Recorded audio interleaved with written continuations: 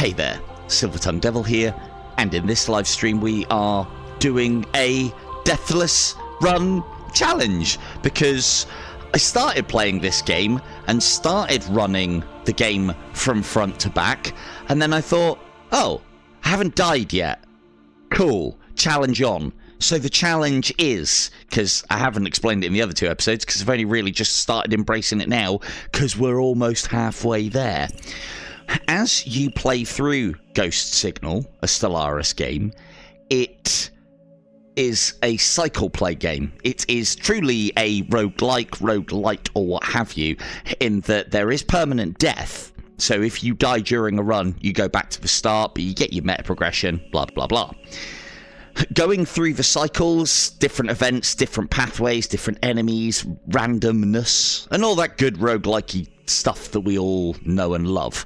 And then another thing that more modern roguelikes do is each time you can make your runs harder by adding modifiers, which then increase the rewards. The way that Stellaris works, or Ghost Signal, a Stellaris game works, is you can add these modifiers that make things more difficult, and the game encourages you to do so, but it only lets you add one at a time. So I can play through this game when I've got a decent amount of the meta progression unlocked with all of these on, and it does change the way that you play the game. It makes it harder in some respects, and believe it or not, easier in others. So what we are going to attempt to do from this point on, because we haven't died yet, so I've done the first run, added this, and then done the second, third, fourth, and fifth. I know we're a number behind, but you've got that first intro run that you do that doesn't have any modifiers on. So in theory, we should be able to get all the way to modifier number 10. We haven't died yet. I'm hoping to continue that trend. We are, of course, playing in what I judge as the best ship in the game, but I've been lovingly told by other experts of the game that the ship that I like the best is apparently the worst. So, hopefully, I'll be able to show you why it's the best. So, for those of you, as I said, following along, you'll probably be fairly familiar with the game at the moment. One of the things I am going to try and make a point of doing is getting closer to the action, because I was watching back on the streams the other day, and I'm going to try and keep the ship in my face a little bit more so you can see what's going on. So not only are we going to try and play the game, but I'm also going to try and do a better job of being a cameraman. What a great idea when I'm trying not to die during a run, don't you think? And if I stop doing that, somebody tell me. So, the way the game works, we go into a sector, we battle the enemies, there we scan the asteroids to look for resources, we then have to crack those asteroids to get the resources out. We'll get these little things periodically in levels. These are upgrades.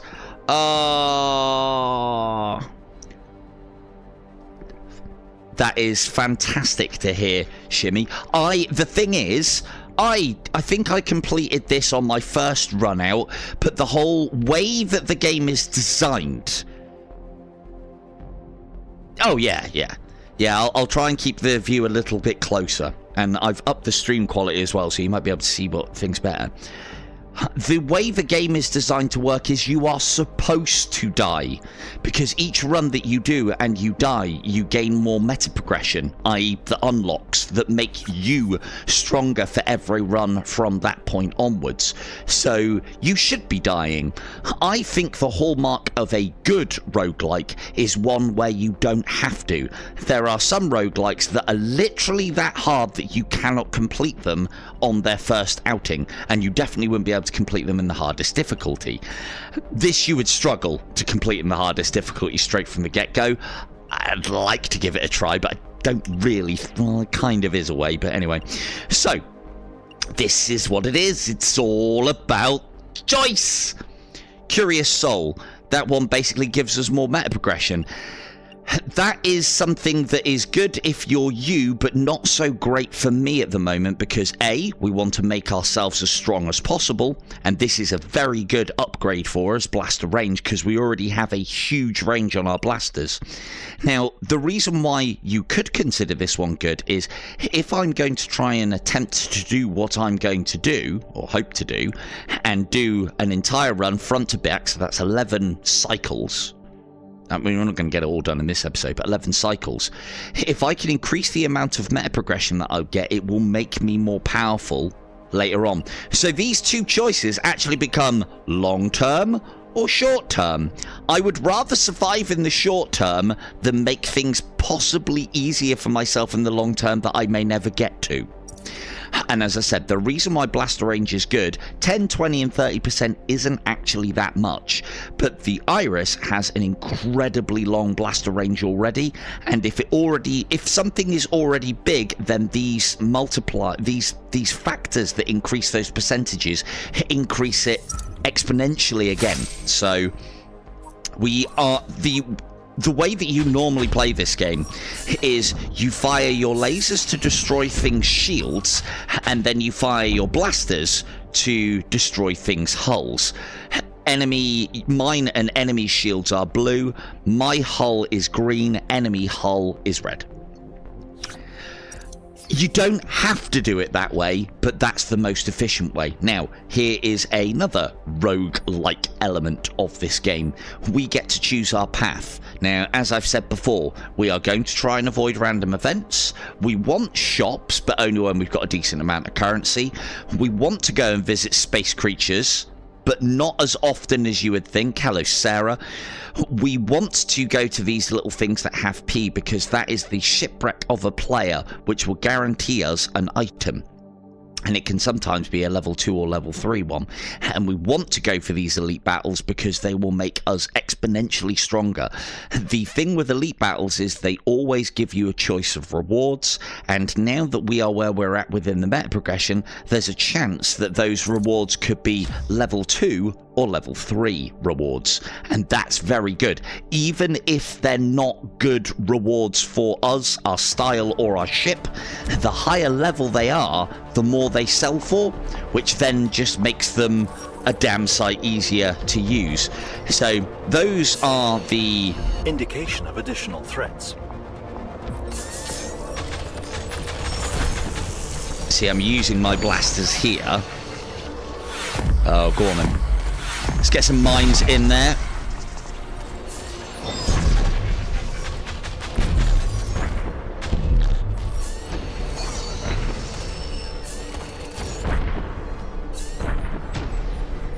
Lovely, lovely, lovely. Yes, you can have some of this. Oh, I'm straying! I'm straying already! Can he reach from there? Oh, look at that blaster range! Even if blasters are not so good against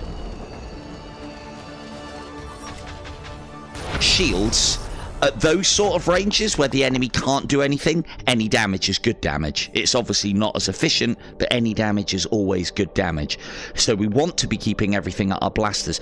The other thing to note with this particular ship as well, it's a bit of a glass cannon, although we've upgraded things, so we've got decent shield health and decent hull-ish now.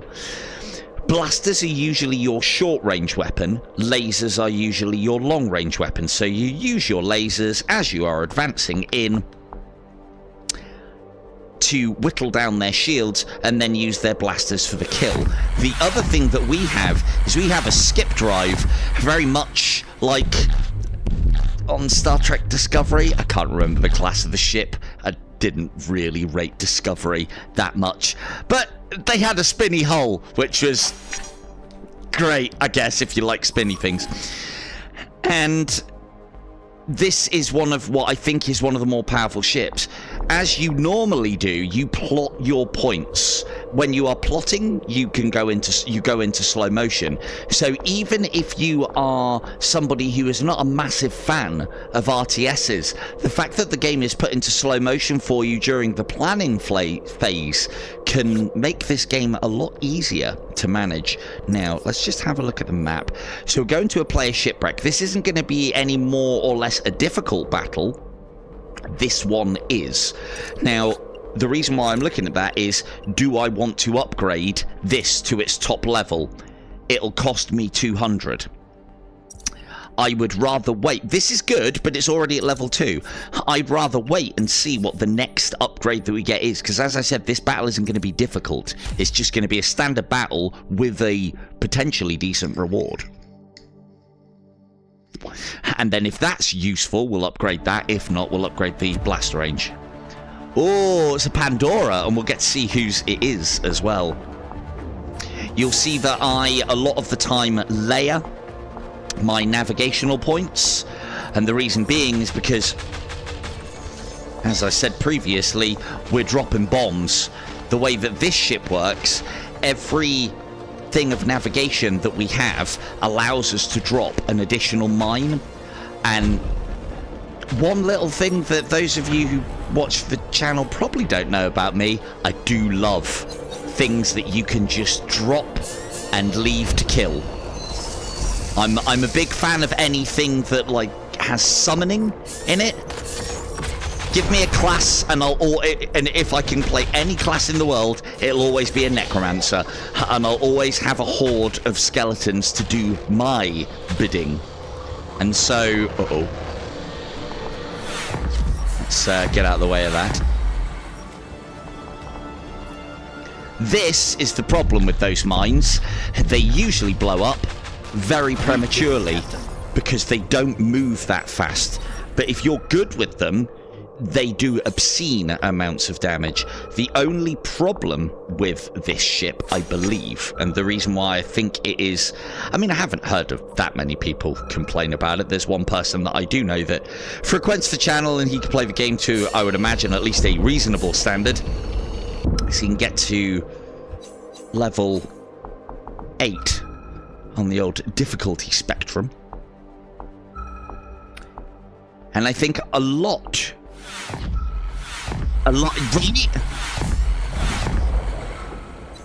really? If only they behaved on Guardians. Let's just make sure, always zoom back as well. I've said this before, so that you can check all of these asteroids and make sure there aren't any things. Let's get this, and then I'll carry on my thoughts. Ugh, rubbish. Rubbish. It's damage reduction. I don't rate damage reduction. But if we have it, it won't appear for us, and it's something that we can always sell, and it's almost like storing a 10% repair. But hopefully we won't have to touch our hull because our shields regenerate even every sector. So part of the reason why I think, so we're going to upgrade that to the full 30% now, so now our blasters are huge ranged. Part of the reason why I think people have a bad time with the Iris is because you usually want to be always moving in this game to just avoid getting killed. And the Iris is actually slow. Its skip drive is what sets the mines off. But then we have to wait for that yellow bar before we can skip again.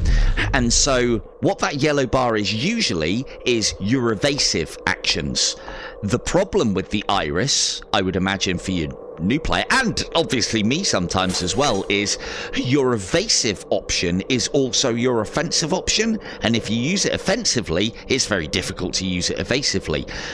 Long story short, you're doing more damage, but you haven't got a "oh shit" button to get the fuck out of dodge, because you've used it to take everything down fast.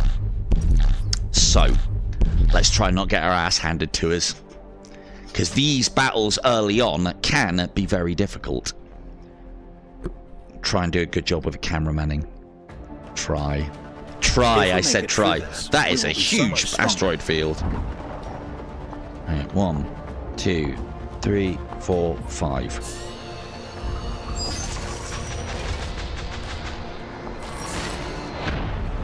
think I said in the... Oh, I've said in multiple episodes.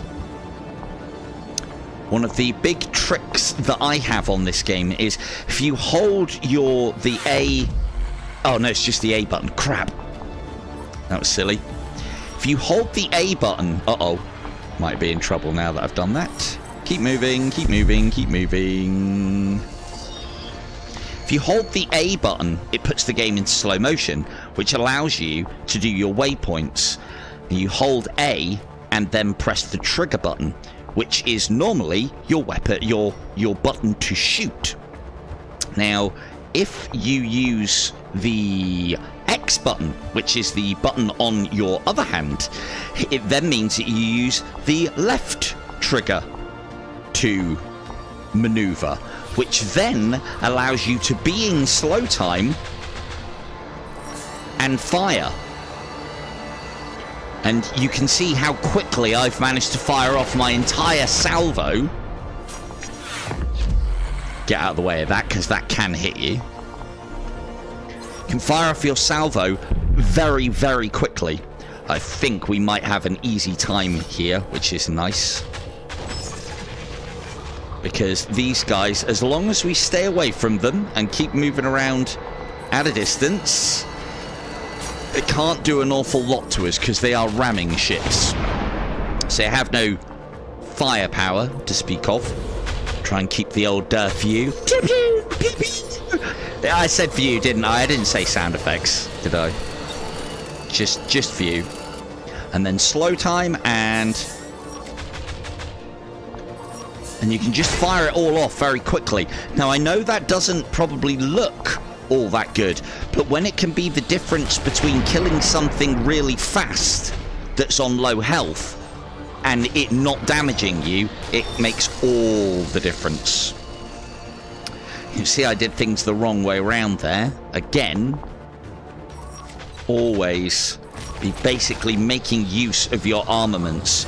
You want to try and use your lasers for shields and your blasters for hull.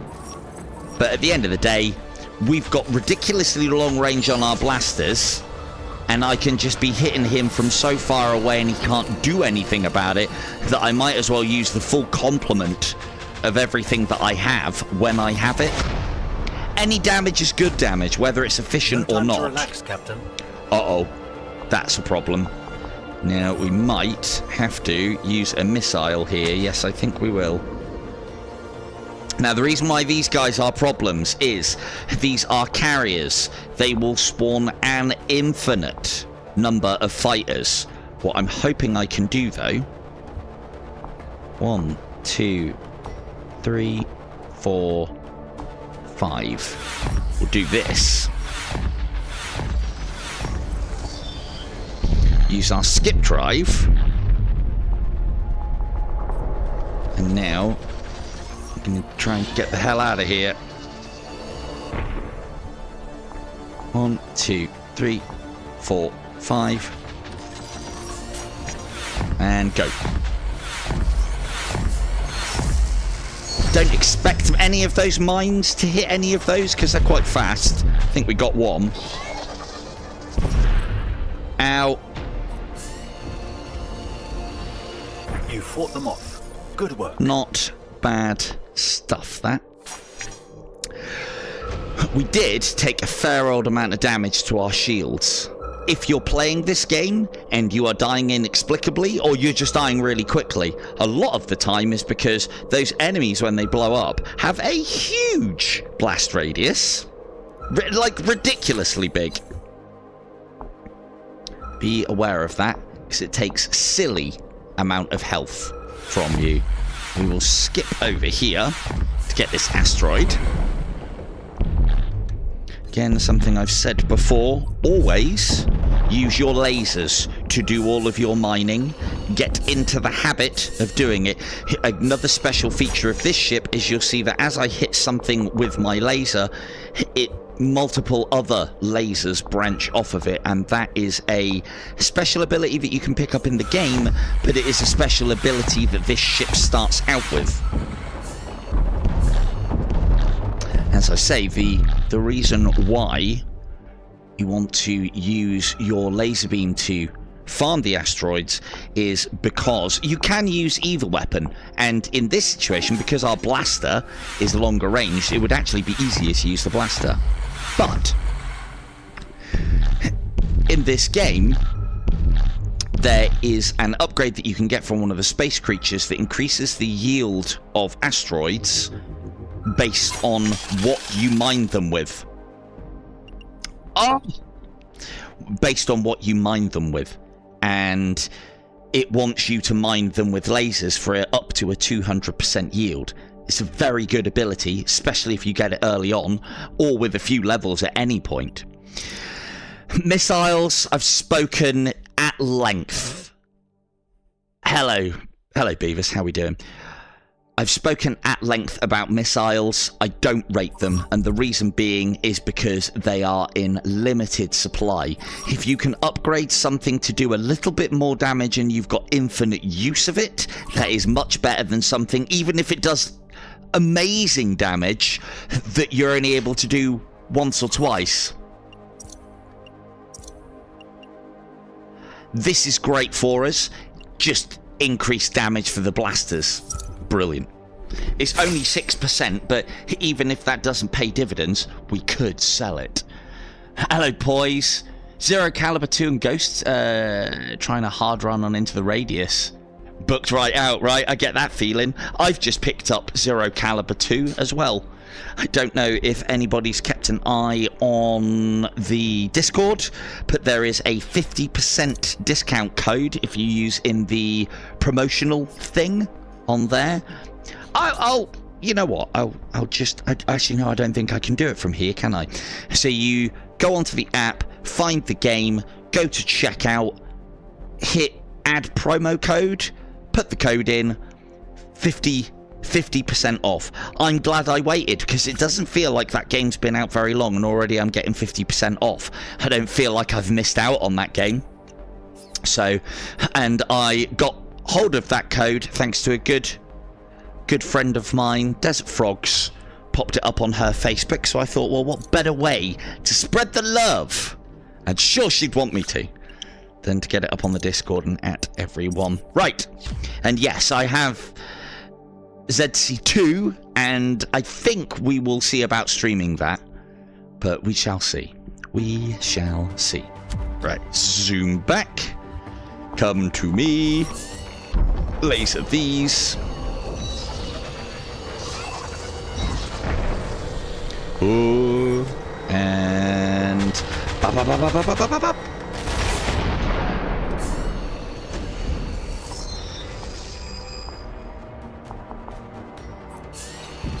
Thank you, Vaughn. That's the one.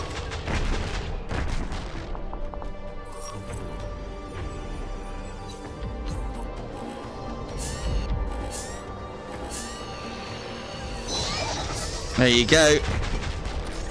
They're keen. Both of them are keen. Can't say they're not keen. It's a good deal. It's a good deal. And I think that's come at the right time as well, because any good developer will understand any destroyer of worlds. Any good developer worth their salt will know that it's that first month or two that you get your loyal player base buying your game. And after that, anybody who hasn't picked it up is just waiting for a sale.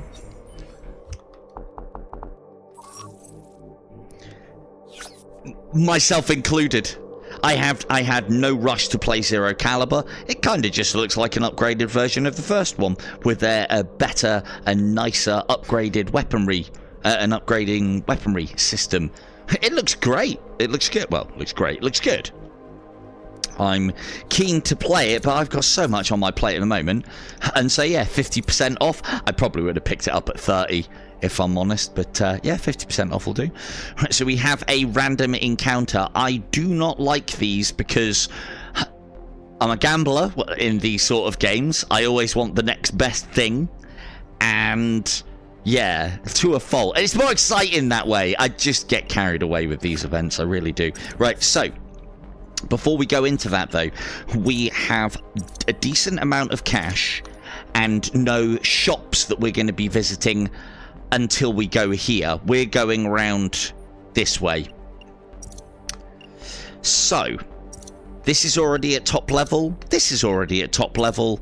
Well, that makes everything an easy option then, doesn't it? So, hopefully, I'm hoping we get the mining laser here. And I'll know if it's the right monster.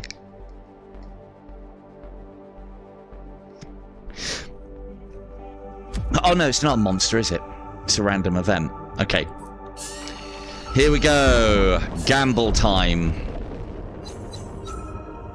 Now, this is the problem with these events. There's probably 3 or 4 that are just great. And then there's like 10 or 15 that could be good, could be bad, but percentage based. And then there's 1 or 2, there's, well, actually no, there's like 2 or 3 or 4 maybe, that are just a drain on you. Let's have a look. This is one of the not so bad ones. Greetings. It appears your chosen path is most serendipitous, for it has brought us together for a singular opportunity. Is that so? I'm sure you're aware this is a dangerous part of the galaxy, and I happen to be an expert in high-impact weaponry. I remember you, we like you. Hello, Cronog. Welcome to the stream. How we doing? However, progress comes at a cost. You can fund my research or perhaps participate in one of my experiments. Now. At the end of this level, we would actually... So what a defect is just a negative upgrade or a negative trait. There's only 7... I think there's like 8 in the game. Some of them can be such a hindrance to your campaign or the way that the game plays that it is never worth going for anything that has a chance of defects. But again, gamble. The thing to remember here is we're going to get, as long as we're in good condition when we get to the end of the level, +1 maximum missile for 100 scrap anyway. So we could get +2 missiles, but have to lumber a defect all the way to the end of the level. So the better option here is to take the 1 extra missile, not have to be lumbered with a negative trait until the end of the level, and then buy an additional missile. At your command, Captain. So it basically, this event is a bit of a well, yeah, it's not too bad. As I've said, I don't like playing with things that are, I don't like increasing the damage or making things better that aren't actually that good. So, ooh, veteran sounds like my kind of game.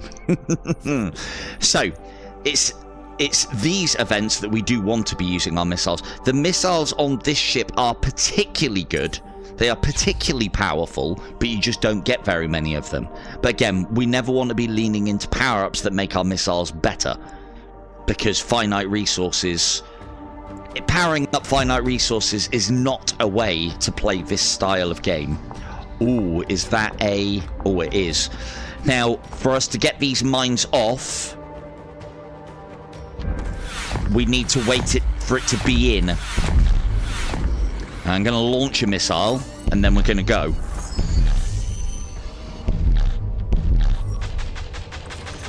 Uh-oh, that's not so great for us.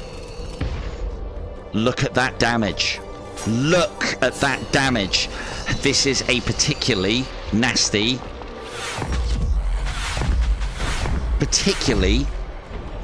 ship. Gotta get that missile. Gotta get that missile. Ooh, this is a very nasty level. Could be going down here if I don't fucking sharpen up a little bit. That needs to die then, basically. Oh, that's hull damage that we can't afford.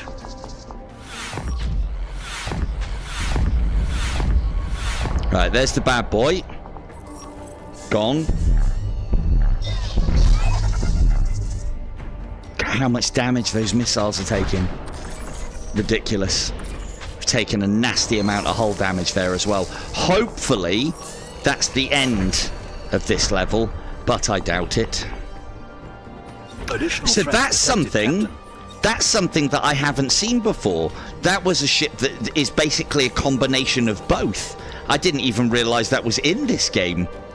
So maybe the devs have seen what I'm trying to do and they're trying to stop me, because that could have easily handed us our ass. Yeah, I want some challenge from my game, I'll be honest. But yeah, that was very nasty. You can see that it stripped us of our shields, and we lost about a quarter of our health there. And if I'd have got hit by one, maybe two more of those missiles, run over, challenge over. So, but I haven't seen the ships do that before. That was launching fighters and missiles, a very nasty combination. Usually, it's one or t'other. But in that circumstance, it was fucking both. It's better be good rewards. Telling you now. Right, let's see what the reward is. Oh, this is better for longevity. This is better for power overall. Now, this is quite early. This is one of the better, but probably one of the best, but boring upgrades in the game.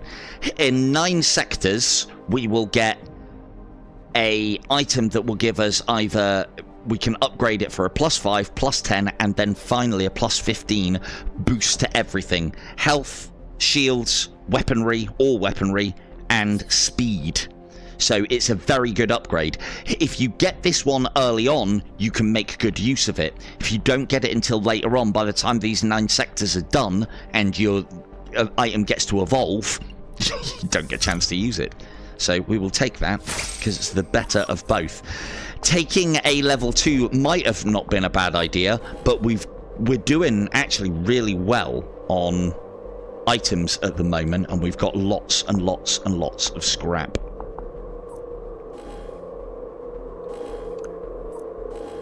You'll be, hopefully you guys that haven't picked up, don't know what everybody thought of the old, what's it called? Space Docker VR.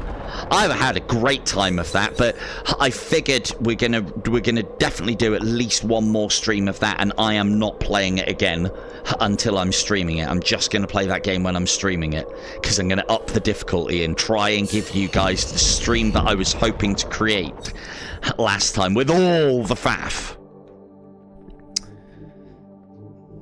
Ended up being a little bit pro on the controllers to begin with, so we're going to make it a lot harder for ourselves. But I'm going to see about doing that next Wednesday, and providing Von is happy, I've got a really nice story to tell, and I will begin in just a second when I find these asteroids. So obviously we did the stream. I tagged it up to one of the services that I use to get a free key, because I'd already bought the game anyway, but it was mainly to raise my profile, get a bit of coverage done, you know, more games I cover and get free keys for, more likely I am to get offered more, and the world turns sort of thing. And basically the dev was like, if you we'd love watching your story time. Basically I messaged the guy after we'd done the stream. I said, look, your game was an absolute delight to play. That was such a great experience in VR, and all we were was a fucking space forklift driver, but it was done so well. For the game that I'm talking about is Space Docker VR. It is still $3.99 at the moment. Anyway, so I basically said that, and the dev said it was actually awesome to see somebody who could play the game with, like, the controls and you know, make the ship do as you wanted to, sort of thing. Basically, I gave off the impression that I was professional at that game. Anyway, bless them. They don't. I can talk the talk, but I can very rarely walk the walk in a lot of games. Anyway, so he basically said, look, if you ever want to if you ever want some more keys, just let us know. And I was like, dude, your game is $3.99. I do not want to be taking any keys off of you at the moment, but I'd love to do some more coverage for you in the future. Kind of thought, and I'll contact them in a couple of weeks' time after the sale's over and people have had a chance to buy it at $3.99 and get back to them. And immediately gets back and he goes, oh, here's 5 Steam keys and 5 Quest keys. Do with them as you will. And I was like, oh, isn't that nice? Another part of me didn't want to get those keys because I want to be giving the keys away on my channel when they are viewed at $10.99 per key as opposed to $3.99 a key. I want to give value. So, and if that means waiting a week, then that means waiting a week. So, if you like the look of what you saw on Space Dock VR, it's only $3.99. I'd spend more on a fucking drink at the pub. I'd spend more on a drink at the pub for that game, and I hope some of you do play it. And as mundane as it may look, it is so well crafted, and yeah, I can't rave enough about that game. It's really good. Oh, there's another one. Almost missed it. Always, when you're doing your runs, double and triple check these asteroids, because this is the lifeblood of the game. If you've got, as I've said before on many other games, if you can out-economy the game, it means that you don't have to make choices. You can have it all, and it just makes you more powerful. We can't actually upgrade this, but we could sell it. Yeah, we've got nothing to add on to. But I don't think we got any. Now that was the worst. That's the worst part of this over. So now we just got standard levels. So yeah, if you don't pick the game up at $3.99, providing Von is happy, we shall probably see about doing a giveaway next Wednesday. And I haven't decided how I'm going to do it yet. I'm tempted to snag a PCVR key for myself, so that I can maybe stream it in PCVR mode next time, because it's got one of those spectator camera modes, which will give us a potentially more interesting angle. So, and I do know some people within the group that do the PCVR thing. And so, like, for instance, Norb's big one on the PCVR, and he does some modding for me. So I usually try and make sure that he gets one. So that puts us down to, if I have one and he has one, that puts us down to 3 Steam ones. So I haven't quite decided what I'll do. Giving away Quest keys is so easy. Whereas giving away Steam keys, I either find that it's difficult or nobody wants them. So, yeah. And it's going to be the Quest keys that are going to bring people. And then the other problem that you've got as well is if you do a stream that has both of them, you'll inevitably get people who'll be like, I entered. And then they win. And then they'll be like,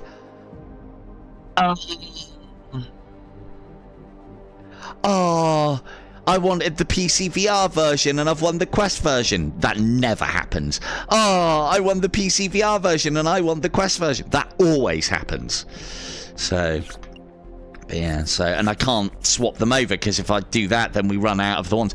Basically, Quest keys are wanted, PC VR keys, not so much. And as for the giveaways, well, you say that, Poise, but I know that you haven't been in that many of my giveaways.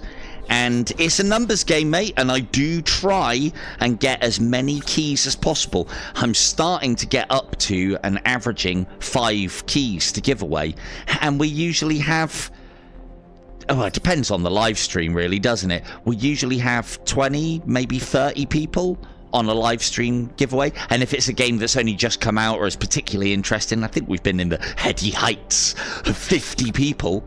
So even then, 5 keys for 50 people, that's still 10% chance of winning. And as people win, they can't win again, so that increases your chances of winning. Always a numbers game, mate, always. So, but yeah, so as I said, we'll see about doing that. I'm also in talks, as I said, with FTG, Fast Travel Games, who are the producers of a lot of mine and yours' favourite games.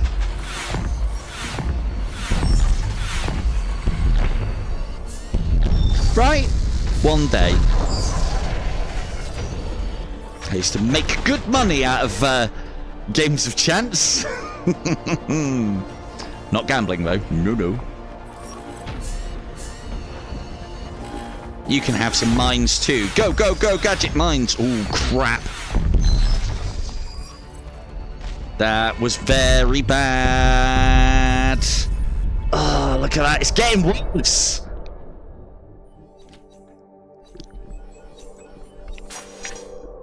Nice one, boys.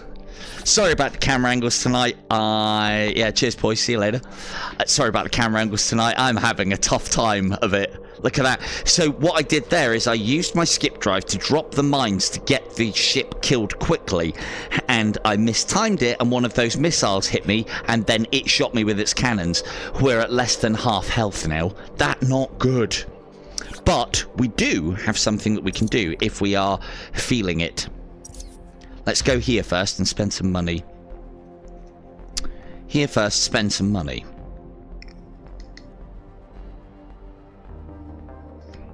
Who do we favour today, Captain? Clever person would repair 50% of their hull for 100. I always think in the long game on this side of things. We'll be fine on this boss, I think. Famous last words. I'm going to increase our maximum yield of missiles by 1. And that's more to do with the fact that it will give me an extra missile, especially if I didn't have any to use on this boss, which could take him out faster, which then means we won't need as much health. Now, one of the things that we could do is we could have a look at our items here and see if there's anything that I could part with. And I could part with this. It reduces damage from enemy missile explosions by 10%.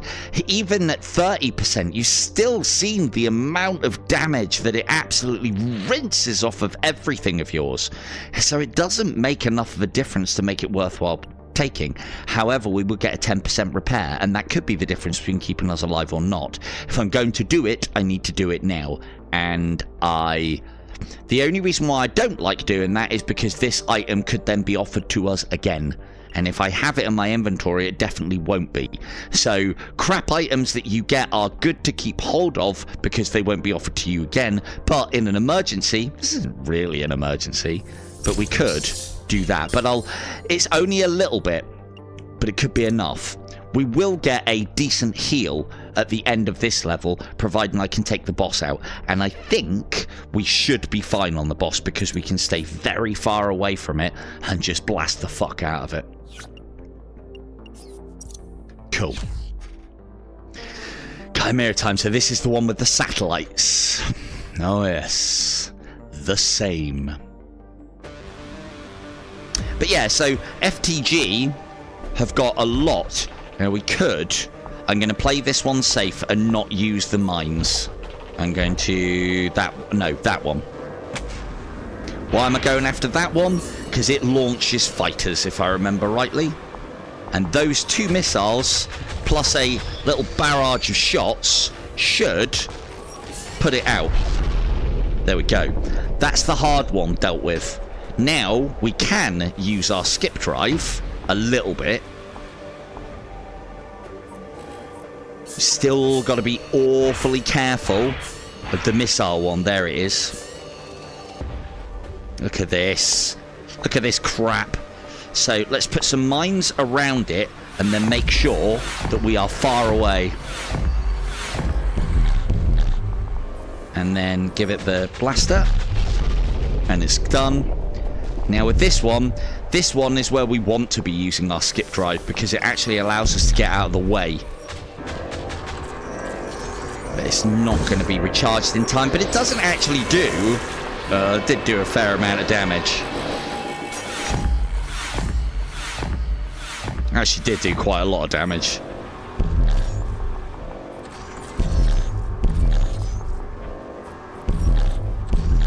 Thankfully, that thing's targeting was well off. Alright, 1, 2, 3, 4, 5. And what we'll do is we'll skip just as it closes in so that we can get out of the way of it. And then those mines should be all she wrote. There we go, lovely. So yeah, not so great. Thankfully, once that's done with, this thing's just a ball and you just shoot it and it dies. I think it might have a blast radius though, so stay away from that, otherwise it could kill you on the way. Yes, it could.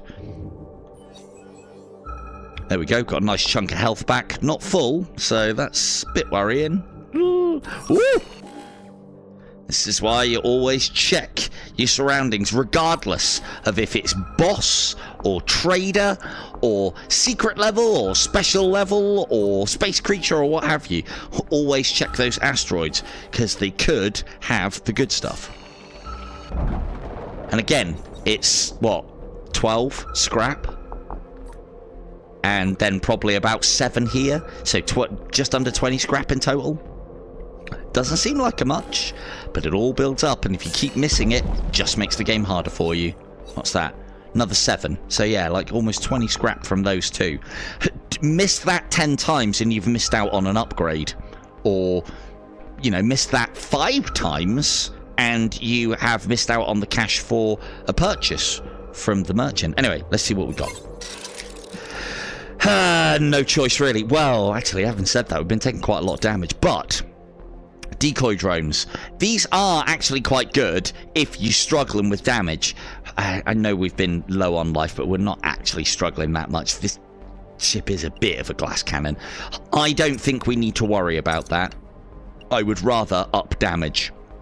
And the beauty of the freeze ray is it slows stuff down, which gives us more chance to shoot it whilst it's out of its effective range, which is good.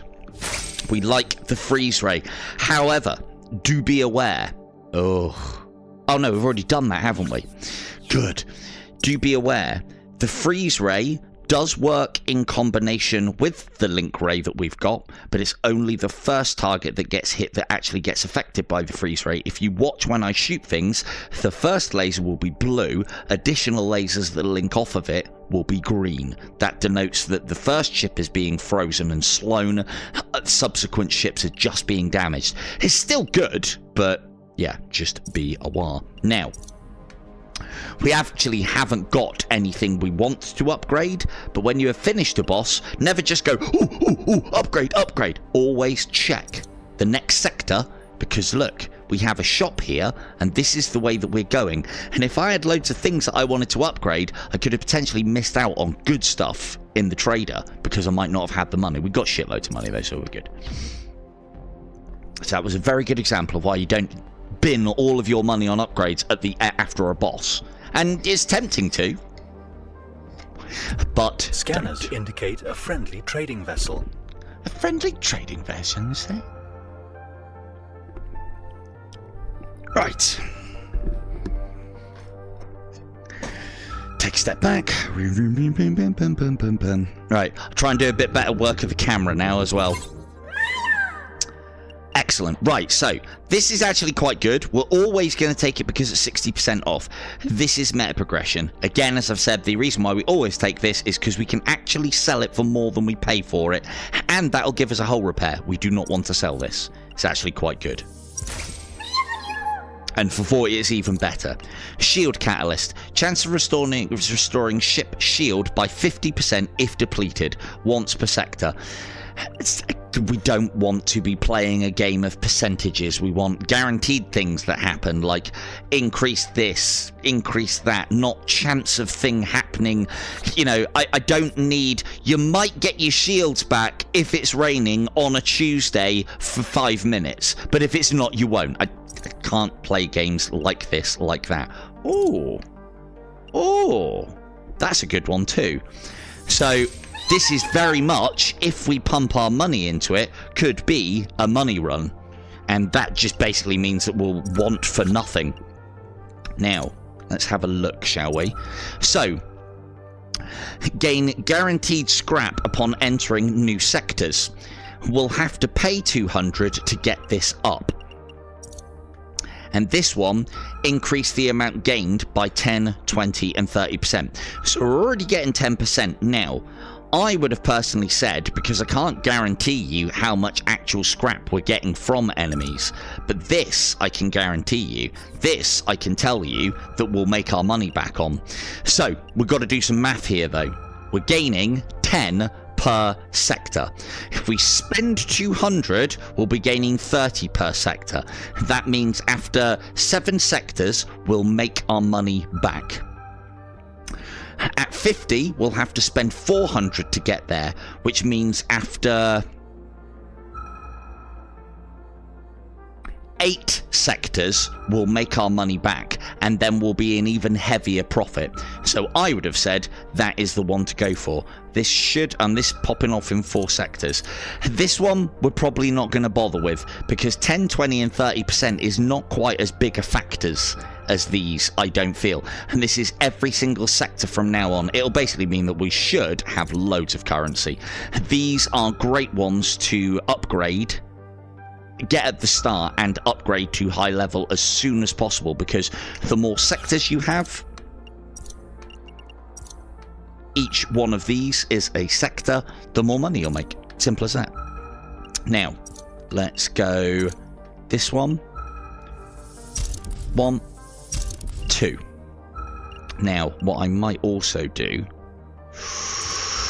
Oh, we could... I did want to upgrade that freeze ray just to give us a little bit of a helping hand on this boss, because we haven't got any missiles. So this could be one of those plays that I've made. We could avoid that, you know. But that's not how I play this game. Oh, shit.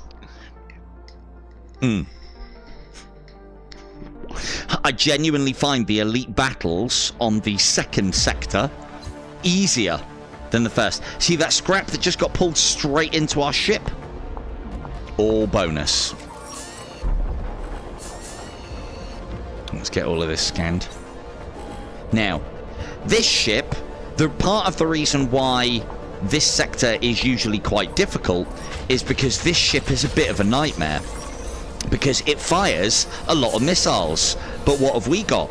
We've got the link laser, which then all of a sudden means that all of those missiles that are being shot at us, it links between them all. Right, now we run and we deal with these first.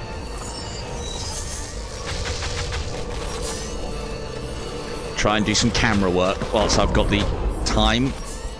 We've also got to keep an eye on what's going on with those missiles, because even though that link laser's awesome, if we don't keep an eye on those missiles, we could still come a cropper. You know, I'm using my blasters, even though I've said that that's not the way the game's played. I'm using my blasters to take away its shields. And the reason being is because I can stay really far away from it and keep my lasers fully charged for the missiles. Because it's the missiles that'll get us. And I'm going to use the skip drive here just to make sure that those guys don't blow up and take chunks of our health, because that's what's done us all of that shield damage. In we go. Lasers, lasers, lasers. And look how easily all of that just gets vanished. Now, you'll also see that this guy got a big chunk of his shields back, and that is one of the things that he does on elite battles.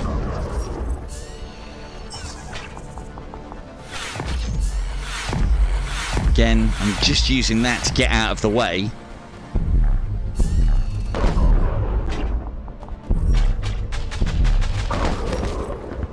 If they're so one of the things I have found, if they are stationary when you destroy them, they won't drift towards you. They don't have that inertia. If they are flying at you at some speed, so you're doing what you should be and retreating from everything, can actually be a bad idea. So I know what you're thinking. Well, hang on a second. You told us run away and shoot, run away, always be running away and always be shooting. And that is correct.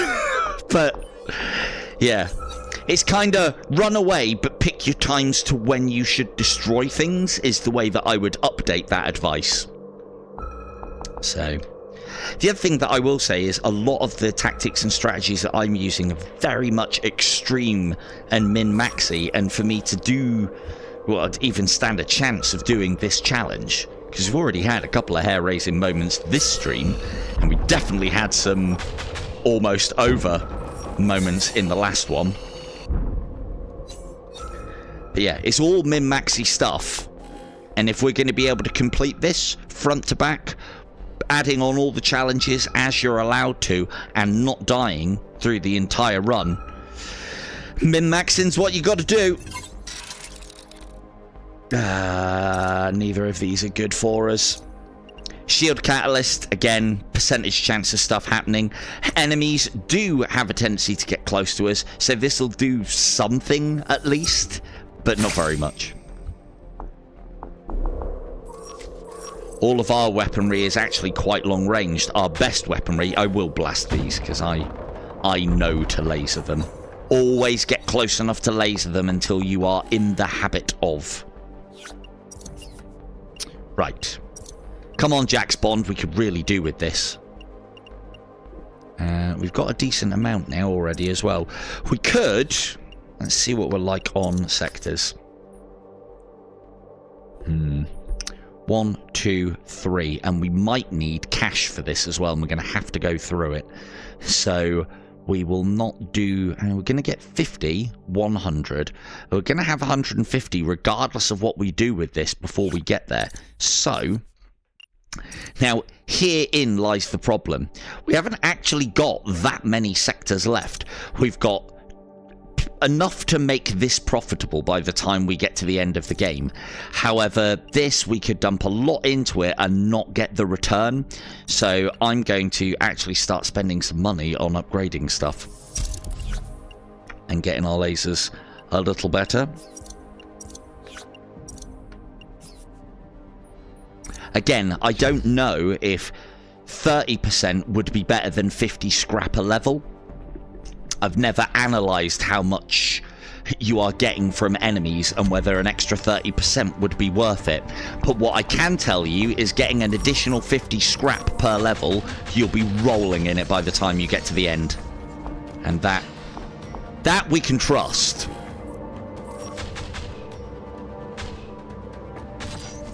Playing it nice and safe. Do some camera work, seeing as we're playing it nice and safe.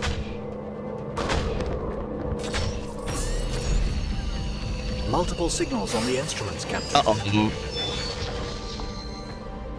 2, 3, 4. So this is how you should use your mines.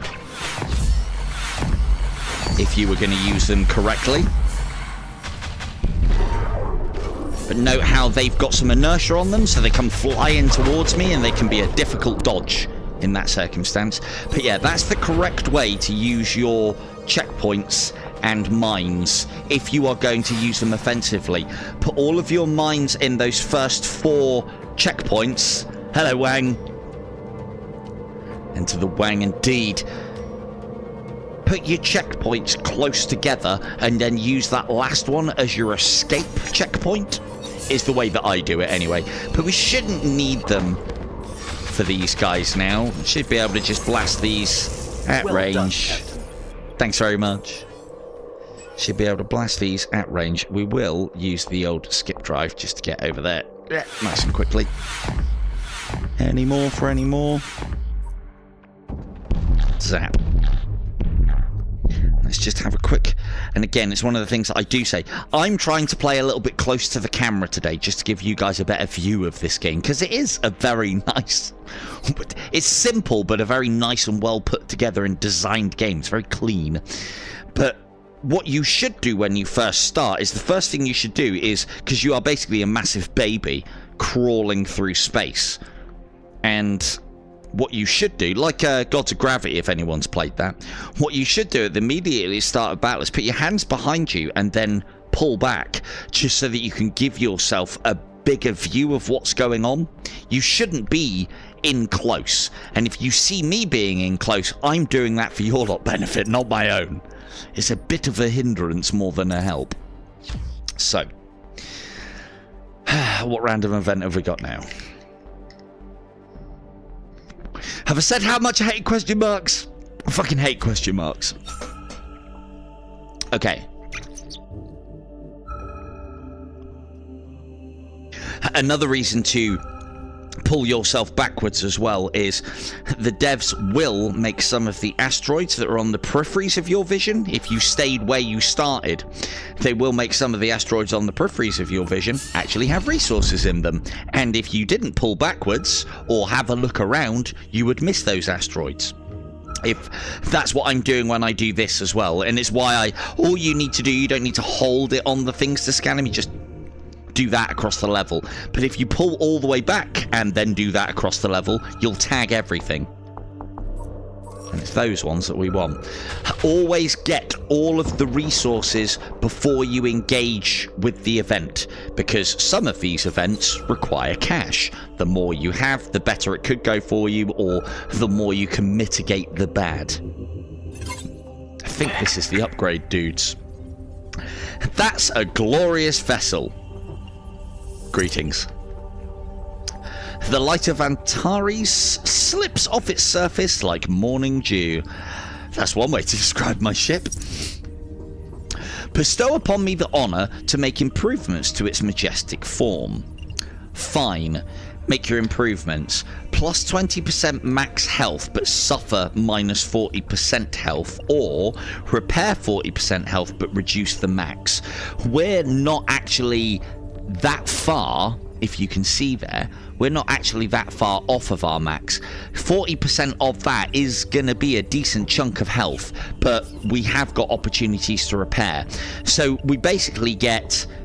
This is fucking useless to us, because we wouldn't want to take that, because, you know, we're almost at full health already.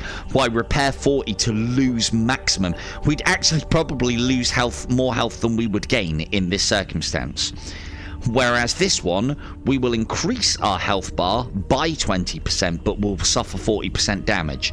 I like these hurt me, help me's, I really do. Alright! Fucking hell, someone changed the fucking bulb from blue to red by the sounds of things there. Didn't like that.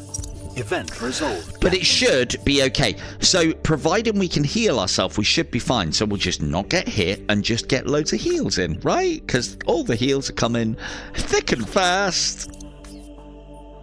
And we've got a shop next as well. So let's go and have a look at that. I can't resist a good hurt me, help me. I really can't. 40% damage was probably quite a bit to take in that situation, but anyway. And again, pull back, check the asteroids, make sure none of them have got resources in, because they might allow you to make more purchasing decisions here. Okay, this we're definitely taking for 2 reasons, which I'll show you in a minute. Twin missiles can go fucking suck a dick, because a 10% chance of getting an extra missile when we launch one of the 3 is no percentage chance at all. Even a 30% chance of fine, although 2 Odin missiles is obviously fucking huge amounts of damage and better than 1, a 30% chance is not good enough for us to waste any money on that. If we got given it for free, we'd keep it, but more often than not, we would sell that shit. Meteor blasters. This we can trust. Increase firing rate, shot speed, and knocks target away. This makes our blaster, it changes the look. We fire like big old fuck off fireballs now as well, and it can get better and better. The 10% increase in firing rate and shot speed, we can increase that. It makes it so that our blasters won't miss as often with normal ships. The advantage that the Iris has is its blasters actually shoot quicker anyway, because they're sniper blasters. So this we are definitely having, and we want to be upgrading this now. What we can do, we are going to be going into a boss soon, but I can get 60 scrap back, which will allow me to do an upgrade and make us a little bit more powerful. And, most importantly, we'll get a quick 10% repair of our hull, which, because our health bar is bigger now, 10% will give us more health back. But we don't have to make any of those decisions yet, because like with when you finished a boss, when you get to the end of the first part of a sector, you don't go straight into a level. We can pick and choose and think about our routes and where we're going and what we're going to do next. Now, I would say then in that circumstance, we don't need to get rid of this, but I do want to upgrade this.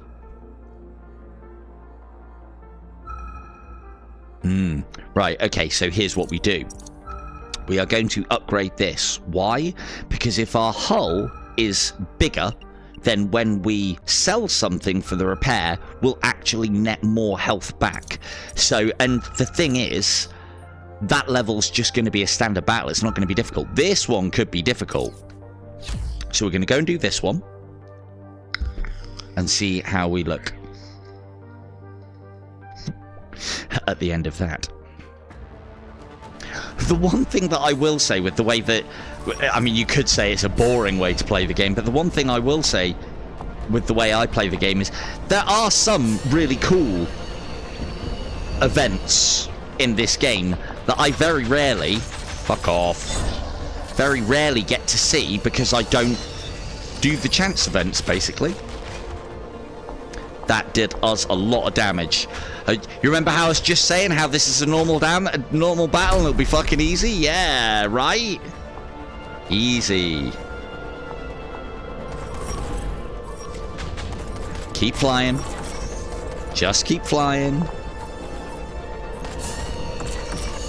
Slow him down a bit with the old lasers and then finish him off with that, hopefully. Lovely. And then get away. We'll use a skip drive because I do not want to get damaged by that. And then we'll slow these boys down as well, the old lasers. Keep moving.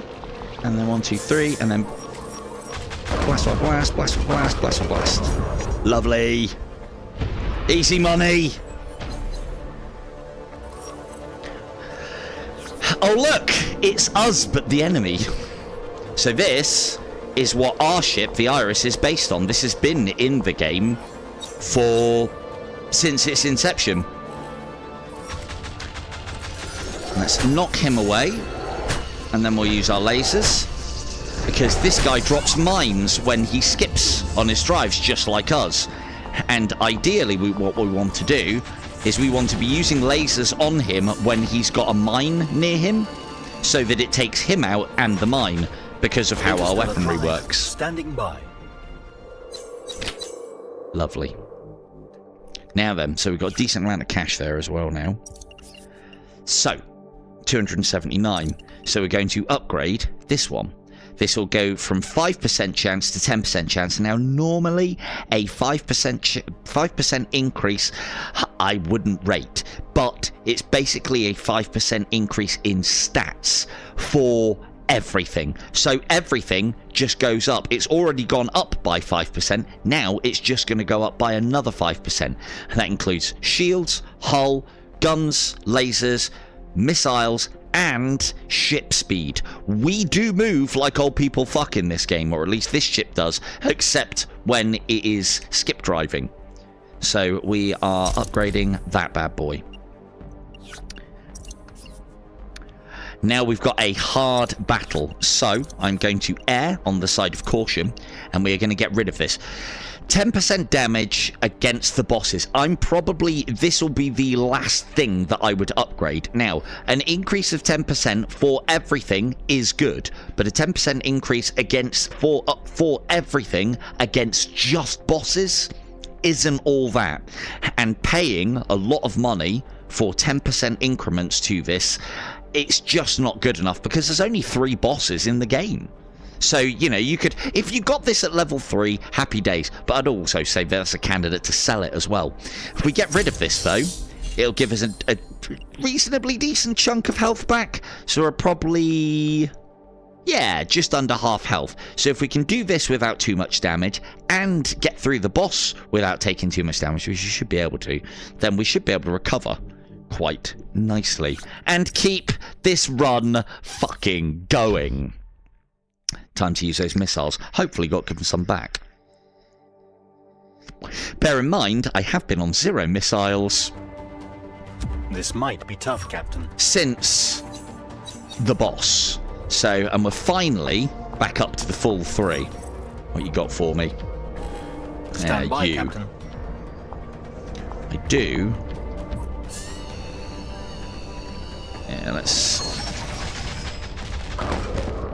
Yeah, let's get away from you.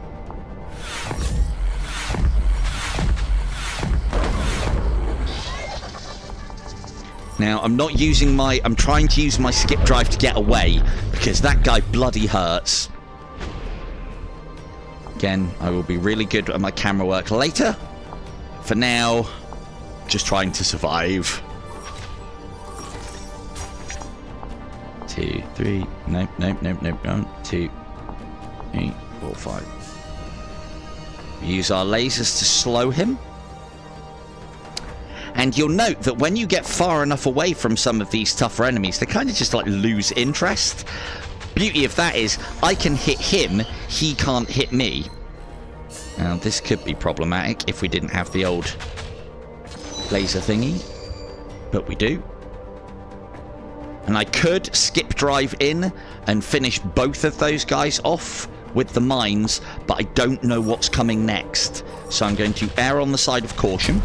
Take one of those out, because these ones, note how they're firing meteors at me. Those are the same shots that we're doing, and they do a decent amount of damage. They're nasty.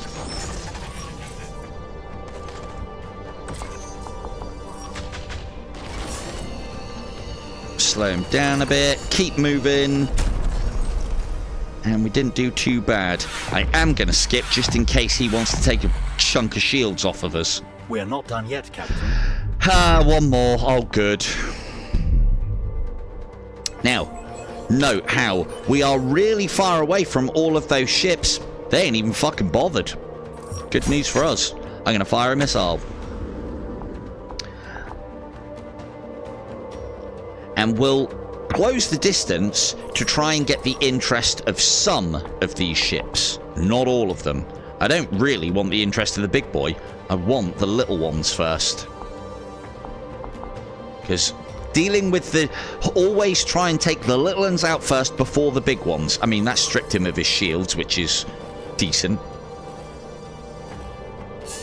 Didn't expect it to do that much damage, if I'm honest.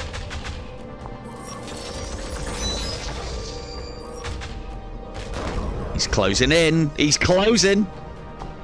Right. I think we've got... Might have the minerals here to take him out. Right, he's just fired his missiles. That's good news for us. And then we'll go 1, 2, 3, 4, 5. This should take one of them out.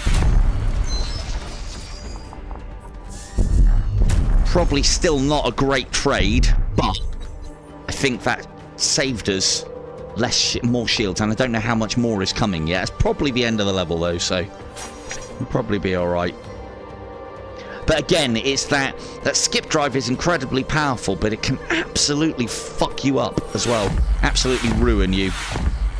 Because you, as I said, I think the reason why a lot of players don't like the Iris is because your oh shit button can also do incredible amounts of damage.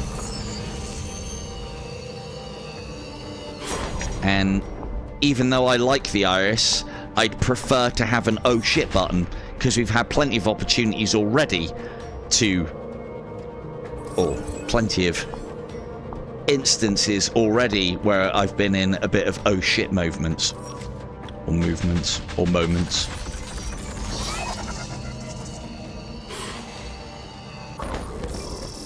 Lovely. Isn't she beautiful? I mean, I never get to look at it, but you know. Neither do you lot either.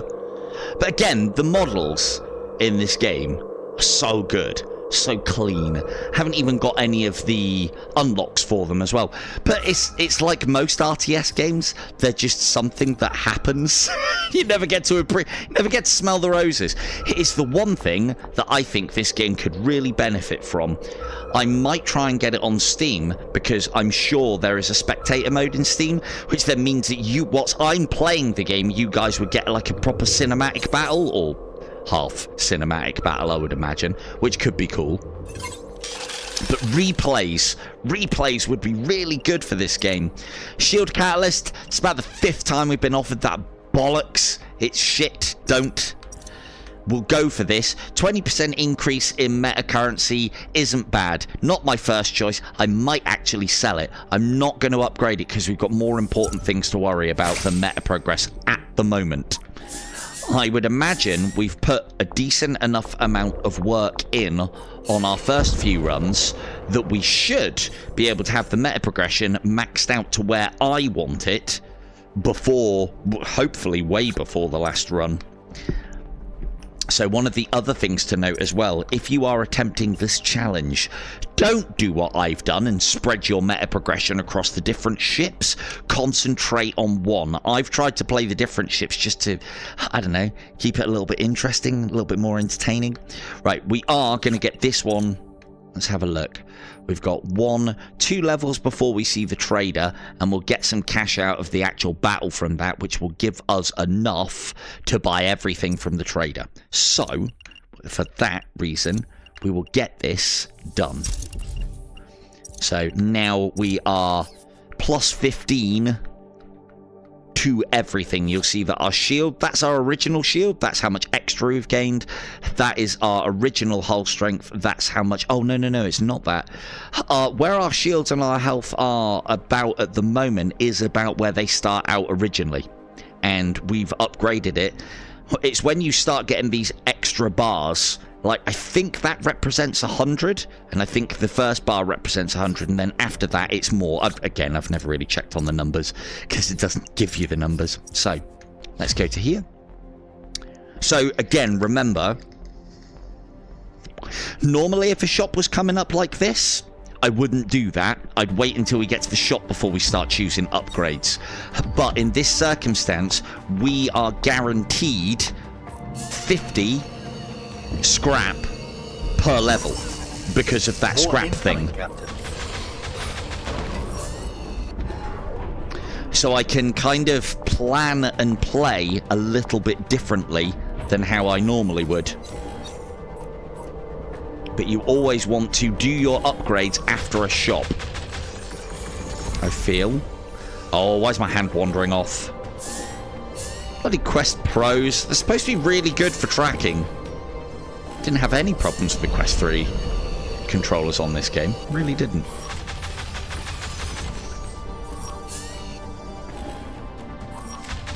Alright, if you're going to stay over there, I'll put us in a cinematic view and just shoot meteorites at you.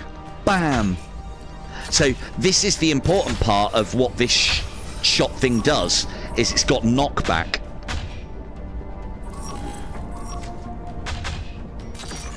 And that knockback, see how it knocks it off course? Which basically means that it can never get anywhere near us. And now its shields are down, it's at it. I'm not able to fire very quickly. I mean, look at that.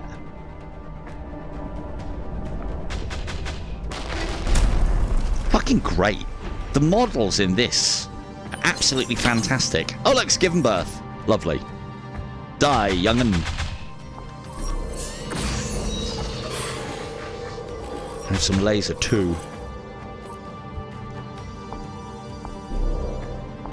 Ones that just fire missiles, like this thing, and don't have like a secondary gun when they get close, are a reasonably safe option. Let's dump some mines on these guys and get them over and done with quite quickly. And it also draws out the attack of that skip drive dude. That right there is the power of the Iris. It just took out all 4 of those, not difficult, but could be a pain in your ass if you haven't got a powerful ship.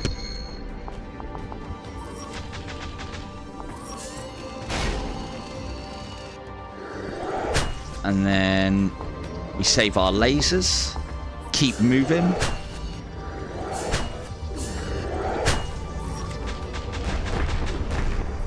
Ooh, had to use the old blasters then, ran out of lasers. Hyperdrive operational. Lovely.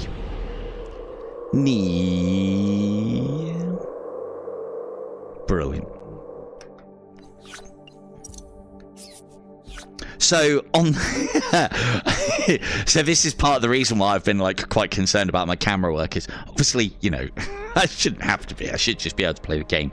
I have upped the stream quality back to what I had it before.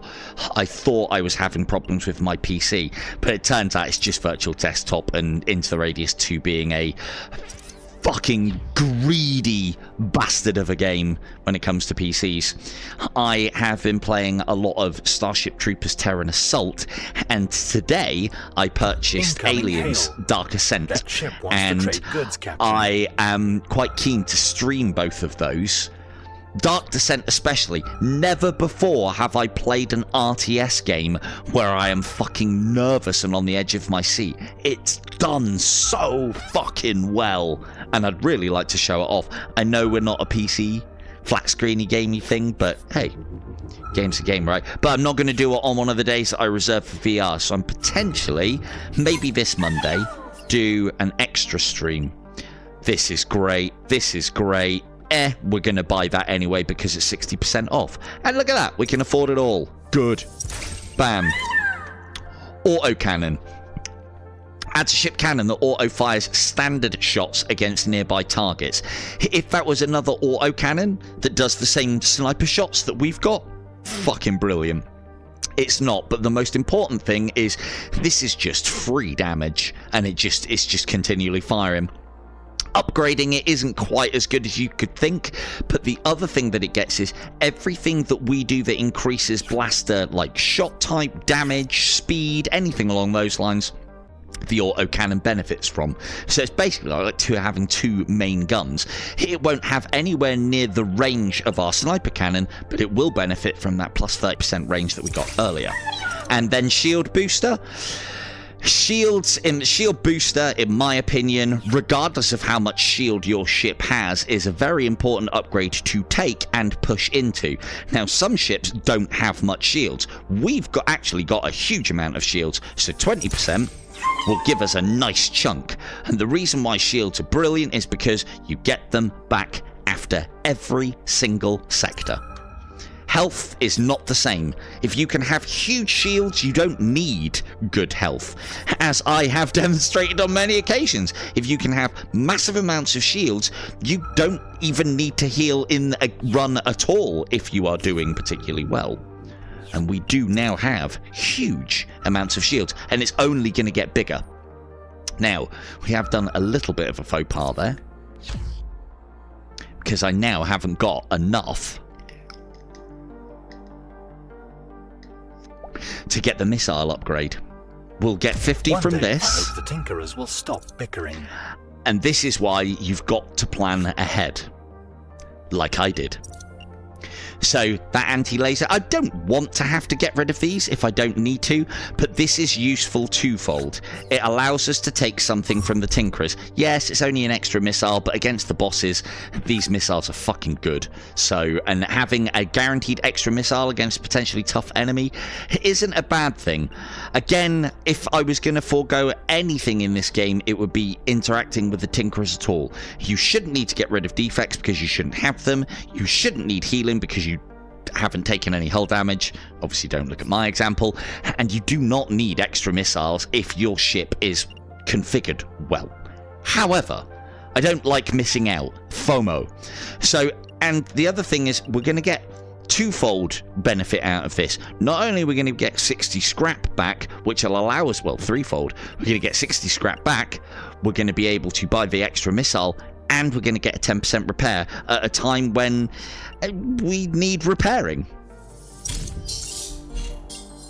Anti-laser plating is probably one of the best damage reductions in the game because it reduces the damage that is done to the thing that always recharges, and it reduces the damage, the thing that damages the thing that always recharges the most. So what a long-winded way of saying it reduces laser damage, eh? It reduces laser damage, and laser damage is most effective against our shields. That's what I should have just fucking led with that, shouldn't I? So that's probably the best damage reduction. But again, if you've seen in my other streams, I don't play that way. I don't go for damage reduction. Because if you can kill things fast, then you don't need to worry about taking hits. Simples! Right. If we time our skip drive well, this boss will be easy. If we don't, we could die. But we've got an exorbitant amount of missiles to use here. Right, let's get in. Like, look at this. Look! Look at it! What a bad, bad boy. 1, 2, 3, 4, 5. We're going to give him the full complement of missiles. Holding that down when it's fully locked.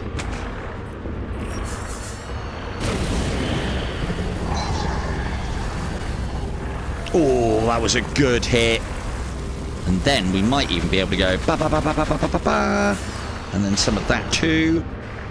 No, don't. Right, move away. Not too far. We need to be in range of our blasters. Stick there. We're just basically waiting. Right, let's stay near him until we've got enough ammunition to deal him the killing blow, and then we fly just away. Well, that's not a very good targeting, is it? Who's on fucking weapons? Bastards! Right, so let's plot our point there. We are in slow motion, and then I'm going to go and do that. And then we ride up, and we get as far away from him as possible. And then at the moment that he does his boost, that's when we skip very far away. Once his course is committed, he can't get you. But again, I say it every stream, that guy kamikazed me. He has been, with his kamikaze-ness, probably the single most amount of times I've died in this game. Because you always think you're out the way, but he's fucking, look at the size of the bastard. He's fucking huge. Absolutely huge. And I swear he's got a bigger hitbox than what it looks like as well. And the amount of times, and just a love tap is enough to absolutely reduce you. So yeah. Right, what we're looking at here. Rapid special. Decrease recharging time by 10%. Oh, red hands. If you go too far outside of your area of operations, your hands go red and you can't move or do commands or anything, so be aware of that. So our two options here are no options at all. Hull Restorer, well, we don't need that now because after the boss you get a little bit of your health back, and we've gotten a way to repair ourselves. This would just give us more repairs when we get repaired, and more often than not when you're getting repaired, you're either getting just enough to get you by or you're getting full, so you don't really need these. Rapid special though, decrease the yellow bar recharging time. Absolutely golden for this, because it then means you can do your skip drive more often. 10% again is not much really, but it could be the difference between us being able to get that skip drive off and get the fuck out of dodge, or dying. And yeah, I'd rather get the fuck out of dodge than die. These two levels will give us 100, and we'll get a little bit from here. We've only got 245. That's just enough to be able to get everything at the shop. Again, remember, I don't like to make choices. So we are going to forego upgrading any of this. Next on the agenda, we're going to upgrade our shields, because another 20% and then another 20% on top of that will make us pretty much nigh on invincible, unless we get rammed, and even then with that much shields, it'll take multiple rams to finish us. So it just means that we're gonna do all right.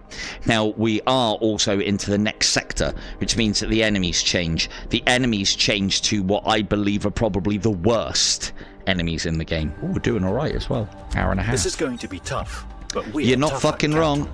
wrong. Well, you say that. Now, the other problem with this level is these guys multiply. You have to deal with them before that happens. Now, note how we've already fired our shots off, and we're still firing, and that is because of the autocannon. And it's just putting work in for us, even though we're out of ammunition. Fucking great. Absolutely great. And we are going to fly nice and far away from these boys. These guys, not just the purple ones, more so than others. These are the fucking enders of runs. They really are. And we're going to just basically engage them at maximum range, and I'm going to play this ridiculously safe. I don't want them getting close to us. I'm not going to get into...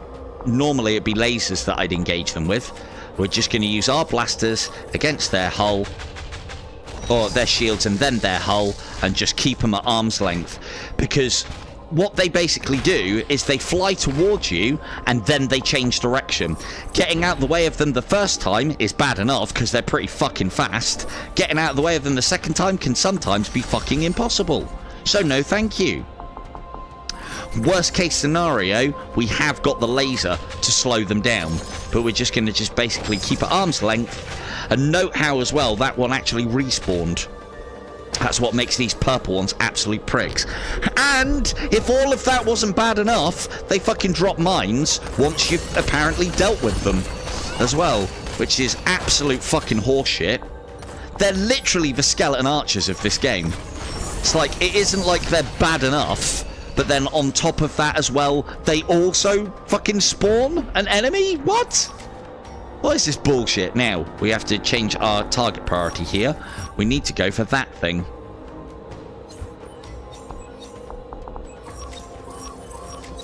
Because he will just keep on regenning the shields of the other guy. It's actually going to be quite difficult to do. Oh, there we go. And we're going to try and slide alongside that one. He'll just keep on regenerating the shields of that one. So we want to take him out first. We almost got him. Not only will he regen the shields of things, he'll give shields to things that shouldn't have shields. Like, this thing shouldn't have that much shields. You can see what it tops out at, but those shield regenerators can actually give shields to things that should not fucking have shields. Bastards. And again, nice, simple, stay really far away, blast him. And this is where all that knockback and shot power comes in. Yes, I've got the autocannons if I close the range, but I don't want to close the range because it's this guy that'll get us. It's this guy that'll end runs. And it'll just take 1 or 2 rams and we're dead. And I'd rather not fail the challenge. Thanks very much. Bye-bye. Oh, no, respawn. Look at that. Comes back with half health and all his shields. It's just obnoxious, really, isn't it?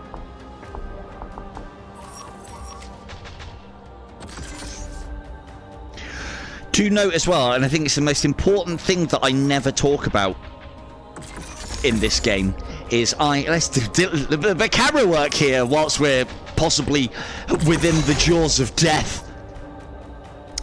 Always be plotting new courses, never stand still. You stand still, you die in this game. Always be moving.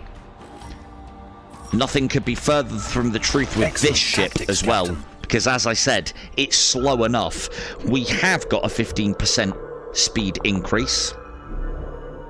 Whoop. 1, 2, 3, 4, 5.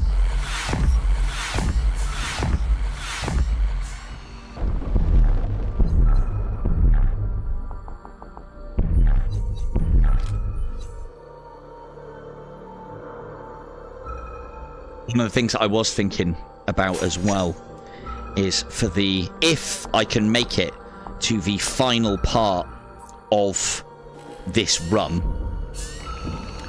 I might actually do that as a proper video. And the reason being is because the last thing that I put on, so not a live stream basically, the last thing that I'm going to put on as far as difficulty is concerned is going to be time. And you know how I like to talk a little bit during my streams? Yeah, talking and explaining stuff whilst trying to race against the clock. Believe it or not, it's not a good combination. How many times? It's shit. I don't want it. If we take it, we'd stop being offered it, but in this circumstance, I think that is so bad that I would rather increase the damage of my missiles. The only problem is the Odin missiles have already got quite a long lock-on time. Plus 20% damage, though, is quite significant because my Odin missiles already do a hell of a lot of damage, and it just means that they'll do more. Is it travel time as well? Lock-on time by 35%, yeah.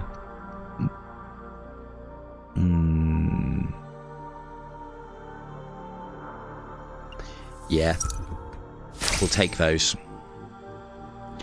This is what I mean, though, sometimes about taking some of the shitter upgrades or not worrying too much about taking the shitter upgrades and keeping hold of them for emergencies, because it stops them being offered to you. What could have been absolutely tragic then is if I was offered that upgrade, but it was a level 2 or a level 3, and that would have really been annoying. I want level 2s and 3s offered to me that are actually good upgrades I want to use. And, yeah, those are not them. Right. Money. Got plenty of money. We've got a shop next, though, so we'll take a weapons trader tour before we start spending any of our moolah.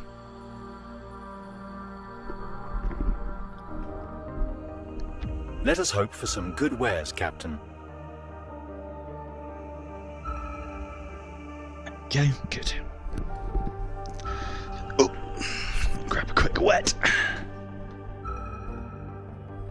So yeah, I'm actually very looking forward to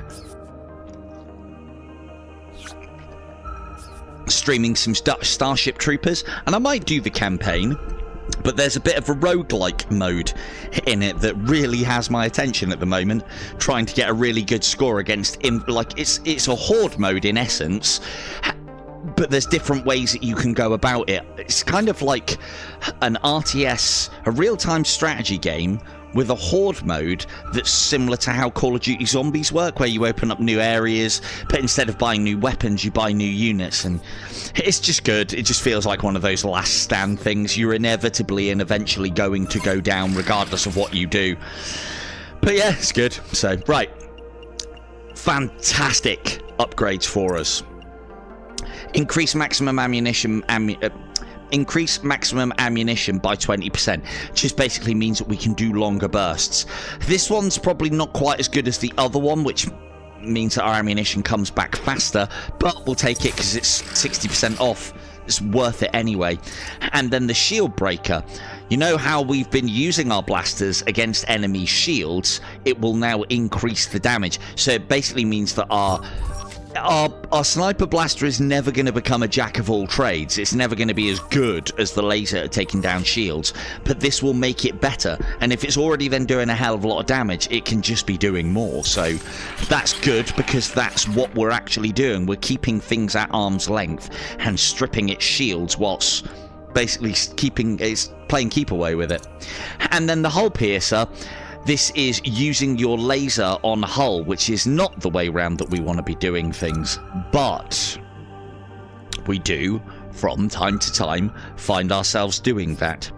And again, an upgrade bought here that maybe might not be quite so good gives us more of a chance of being randomly rolled one that is better.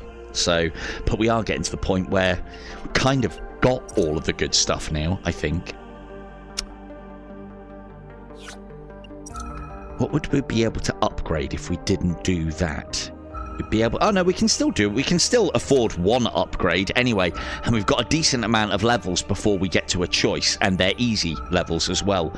So, let's... And this... So, this is what I'm talking about right here. I don't have to go, should I take this or do an upgrade or two? I can do both. I'll take this and I'll have an upgrade. And it's because of the sheer amount of money that we got. Good stuff. I'm going to hold off for this for the moment. I'd rather increase damage than the amount that I can fire. But DPS is obviously important. Damage per second. Which one do we want to go for? Oh, we wanted to increase our shields. But I've got so many good weapons here that we would be better off increasing our firepower. And then we'll do that probably before we go into the boss. We might not even need this. And I would say our best bet here would probably, the one that's going to do the most is probably going to be that. Although, increase firing rate and shot speed whilst knocking targets away. Firing rate not particularly great for us because we can make our firing rate really fast by slowing the game down. Shot speed is good because there's less chance of things missing and more impact.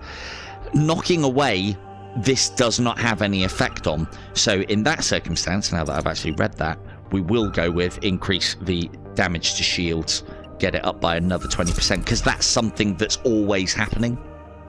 And again, these blaster ones are well worth going after. Why? Because we have the autocannon, who've actually got 2 weapons on our ship that are benefiting from any upgrades that we do towards cannons. Good stuff. Bosh. Doesn't matter which, or I don't think it matters which of the normal battles you pick. They're randomly generated anyway, so don't make no odds. Yup. No resources? What? Now, at least these are the blue ones.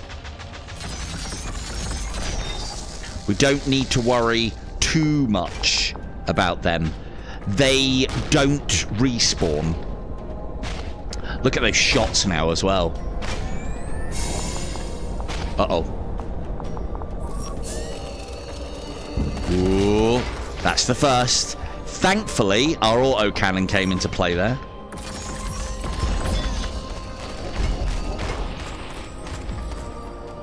Now, we need to save our lasers for those incoming missiles, because those missiles can really cause havoc, as we have seen. Thankfully, what we'll do, because this is a normal battle, we'll go skip, skip, skip, and 1 over there. And remember, you can even go into slow time whilst you're doing all of that with your other hand, and fire as well. Again, it's another really cool feature. I mean, all the ships can do that, but it's a particularly cool feature of this one.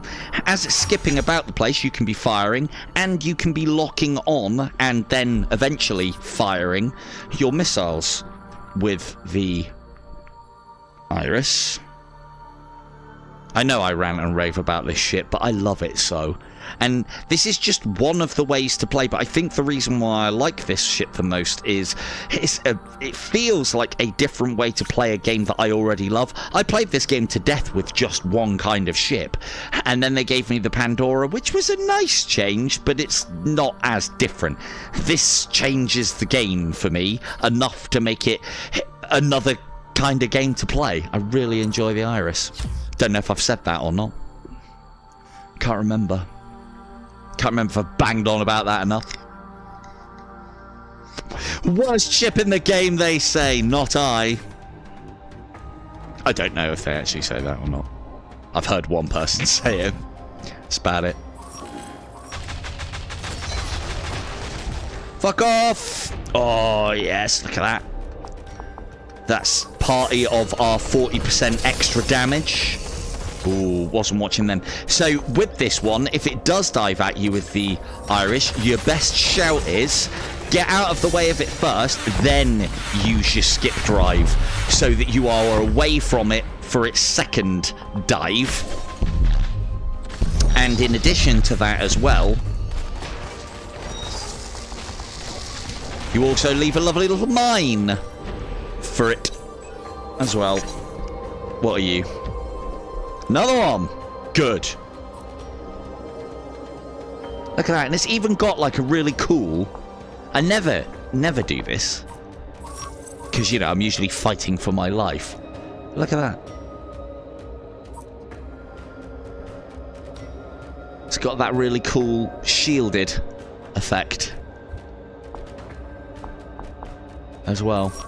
Never actually looked that close to see it on these. Hey, it's gonna die all the same. You can't even come towards me, look. How's it feel? Getting knocked back.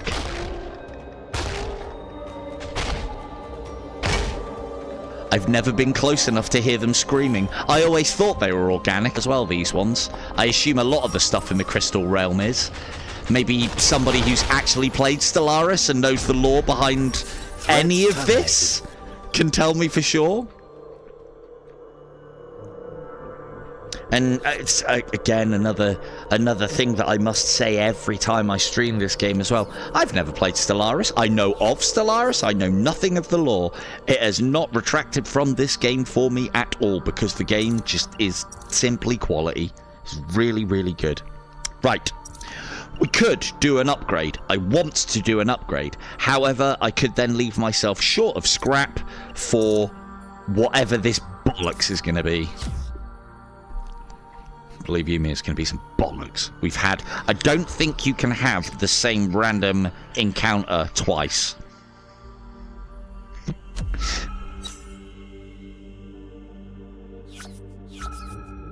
What's this? Oh, it's the space... okay, I think I know which one this one is. Again, we're going to collect our resources.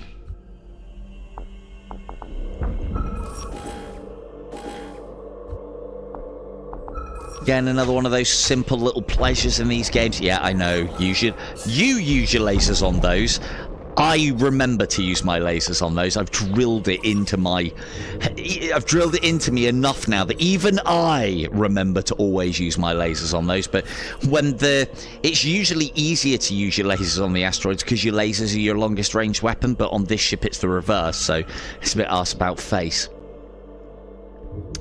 Let's have a look. I think this one's potentially negative. Yeah, of course it is. Captain, our scanners have located an abandoned evacuation site on the surface. It can only be described as the entrance to a tomb.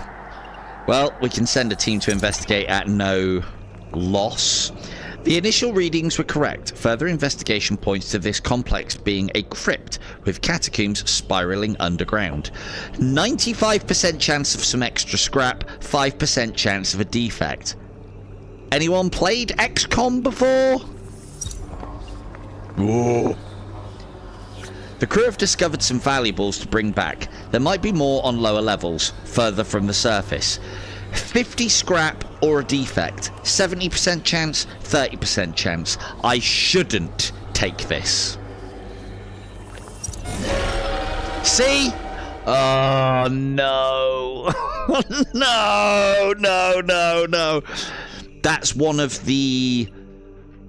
It won't affect our run if I play the game the way that I play the game when I've got a radiation leak. 70% chance. 70% chance. I rode it all for a shitty, but the same amount of scrap that we get for just moving from one level to another. And I've now got a defect. Defects can end your fucking runs. Yeah, retreat. All indications say we are done here, Captain. Fucks. Yeah, I know we're done. So, makes all dropped loot disappear after 3 seconds. Grab it or lose it. And the amount of times that I forget to grab it. So now we are on the clock at all times if I want to be collecting everything.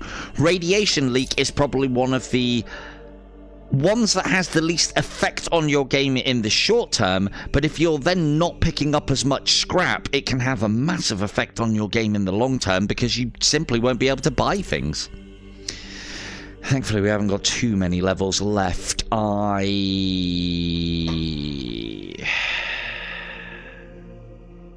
We haven't actually visited any space creatures, but going for another elite battle could give us one more really good thing.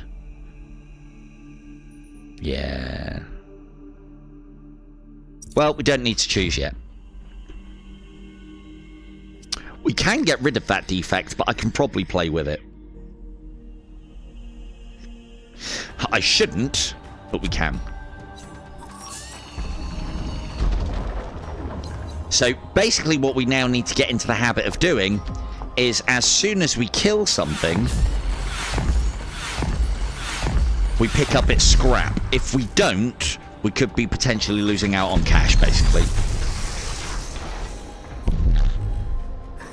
Whoop. Almost forgot already, look at that. Who would have thought? Me? Forget? No. Got a cast iron memory. Not. So basically what you should do when you have a radiation leak is basically play with your finger on the left trigger at all times. That way you can't possibly miss out on getting any scrap or forget. But I don't want to play that way. Don't wanna. Oh, fuck off you.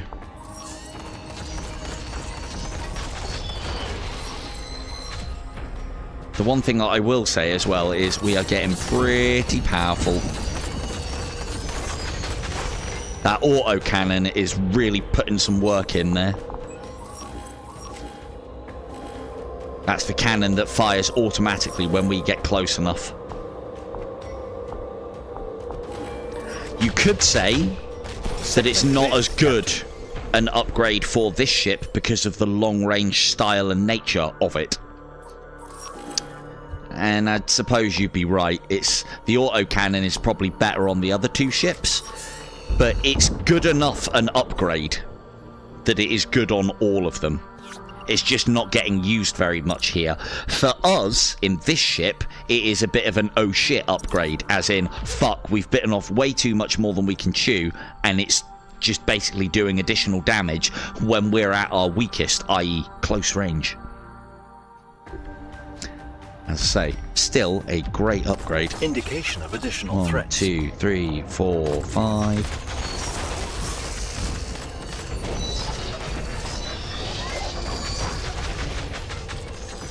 Take you out nice and fast, otherwise you'll regenerate the shields. We need to take those missiles out fast too.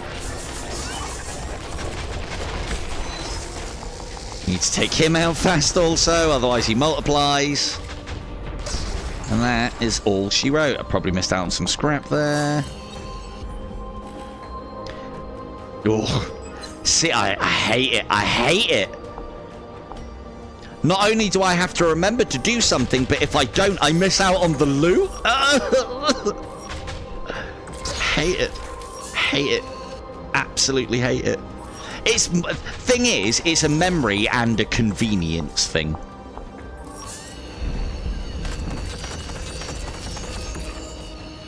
And convenience, having to remember is shit, and having your convenience stripped away sucks ass. There we go, and we'll just keep the old tickety-boo on you. Make sure I get that scrap. Oh, laser. With those missiles, they split into 3 weaker ones if they have enough travel time.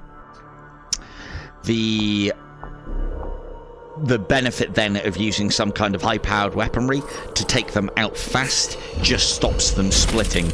That's kind of the theme of this last realm, the Crystal Realm, is that things just fucking multiply and it's annoying. Right, got some money to spend. This is doing God's work for us, so that's getting an upgrade. Have we got any shops coming up?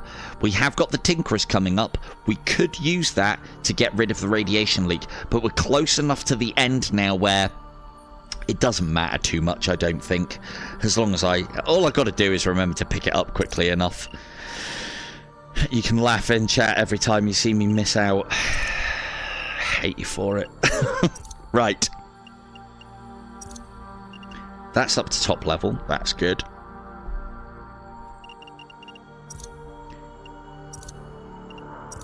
Let us add to ship cannon that auto-fires standard shots. Nearby targets.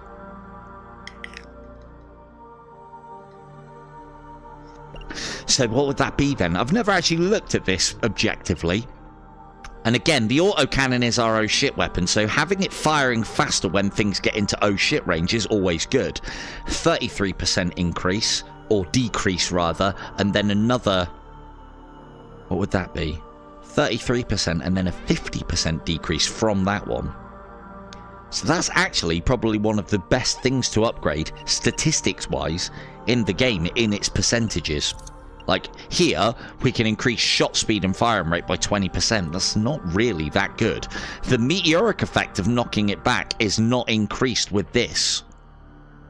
Yeah, increase firing rate and shot speed. So just having this, I used to upgrade this as well. Just having this is enough. Increasing the percentiles isn't actually that great. Oh, we're behind schedule. Let's get a wiggle on. I am... Thanks, Vaughn. I just checked. Well done, you. Right. This actually works really nicely with the autocannon, because when the autocannon starts firing, we're in close range. Or near as damn it. I am going to... We've got all of the really good damaging ones. That's just convenience. Increasing the maximum just means that we can kind of increase our DPS. It means that when we do that slow time burst damage, we can do more. But I don't think that's that great. Yeah, let's do what I've been saying about doing for a while. And let's make sure that nothing can get through these shields. 1, 2, 3 before we see the Tinkerers, and then there's going to be a lot of stuff at the end. I don't think we want for anything more now. So let's save our cash so that we don't have to make any choices on the Tinkerers or the last shop before the end, providing I can get there. This could potentially be one of our hardest battles yet, so I am going to brave Sir Robin the shit out of it. If you don't focus, we are done for. That's not a good start. Run, run, run, run, run.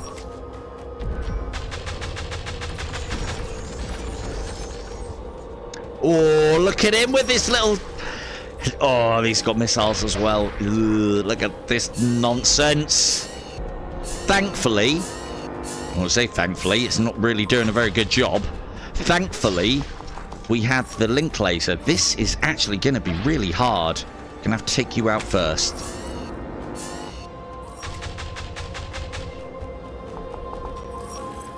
Might have to use the old skip drive here, you know. Oh, that did a number. Right, that's the shield generator guy gone. That's good.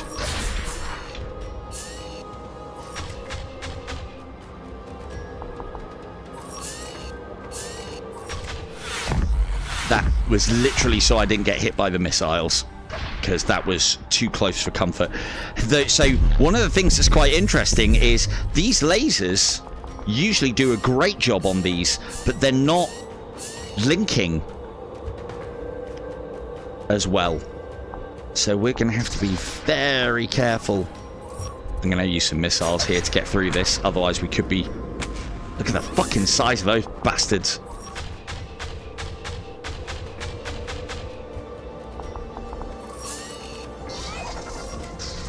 Kill it? Yes. Okay.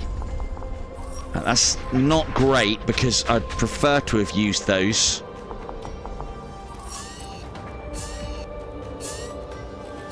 On the boss, but hopefully...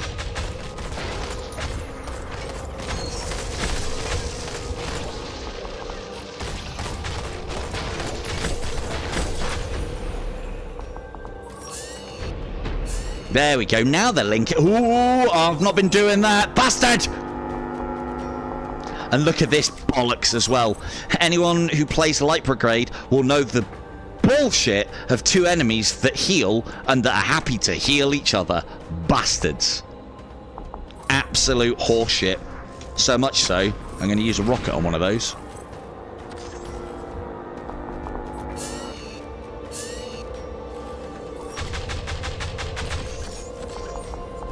Might be enough to kill it. Nope. Need to kill him before he gets healed by the other guy. Good.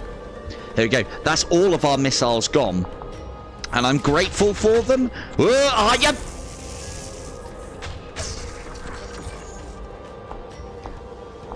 Did I tell you how much I hate radiation leak? And what did I gamble radiation leak for? 50 scrap. I've already probably lost 3 times that much.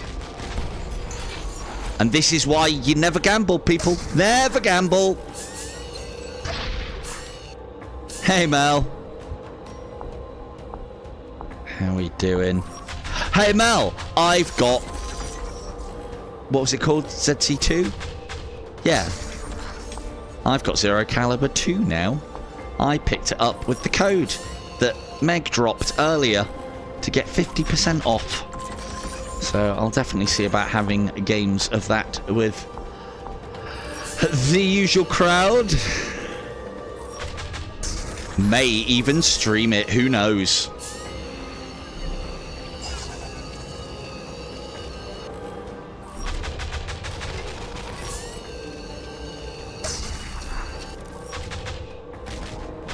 Well, the one thing that I will say, Mel, is it's not lucky. I was patient. I've always, don't get me wrong, I like Zero Caliber. I have some fond memories of Zero Caliber. But for me, I've got enough games to keep me busy. So I don't have anything that I feel I need to get straight away. There is one game that I will make that exception for, and it is Aliens Rogue Incursion. Because after that fucking abortion of Hitman that came out, I'm worried. Because Alien Rogue Incursion looks very much the same. It doesn't look the same, it looks like it's going the same way.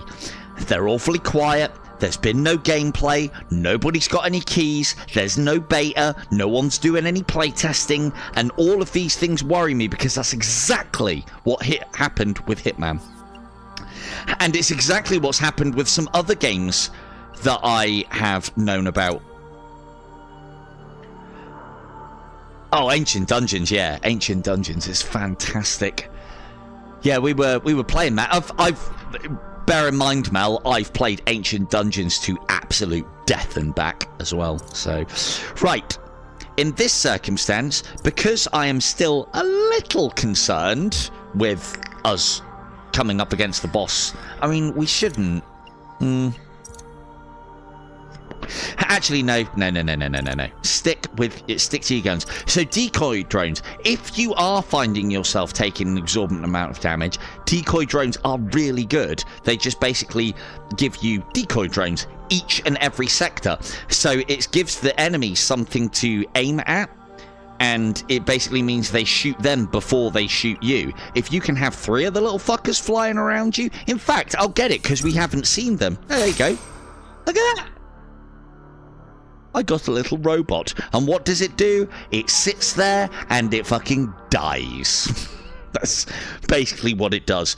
So the other one would have upped our DPS a little bit in that I could have held the laser on things for longer. It's not a bad upgrade. There are some upgrades that work in tandem with it. There are some which their effects increase the longer you are firing. And so that is better. So, but I think we'll be alright. Worst case scenario, I can fucking sell it. But there you go, we've got a little traveller now as well. And he beeps! He fucking beeps!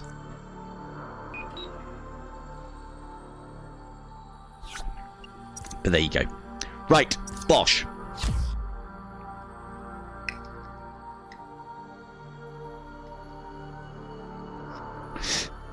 But yeah, it could be, as I said, it could be potentially something we'll get rid of. Don't think we're going to need that. But yeah, all that will happen now, I mean, it's a good one to demo as to why I don't take it, because it's not doing me any favors. It's not increasing damage. And they don't last, it doesn't last very long either.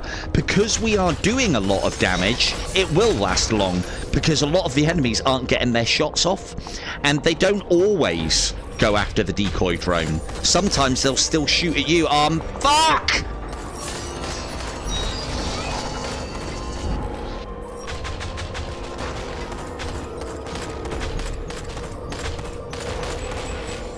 See, the problem with this radiation leak as well, it's not so much about the scrap. We should have this one in the bag. It's about the meta progression. We're losing out on meta progression here, quite a lot of it. And if I'm going to try and do this in one run, we're going to need as much meta progression as possible. And so one stupid little gamble, and all of a sudden I could have fucked the whole run here. Because we're definitely missing out on a lot. Tell you that for nothing. We need to get you. Oh, would you fuck off? Your shields. Right. Because these guys do fire missiles, we'll go there, there, there, there, and then away. And we'll wait for him to fire his missile off, and then we skip. And we still hit us. Bastard. God, that didn't do anywhere near as much damage as I wanted. Flows in for the kill.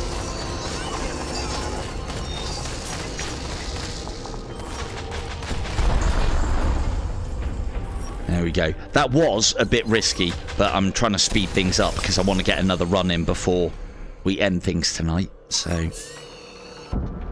And I think we've got enough shield. As you can see, we're on a sliver, but as long as we don't lose our shield, then our hull won't be affected. And it's our hull that we need to worry about, not our shield. Our shield comes back every time. We've got a shitload of shield as well, so... Right, we've got loads of money also. See, even then, even though I'm forgetting to pick up. So thinking on, it is better... Choose carefully, Captain. Remember that time when we had the choice? I mean, I could have upgraded this from the start as well.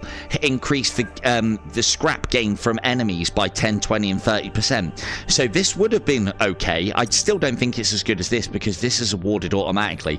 We have definitely had our money's worth out of this, and we're going to get even more back out of it again.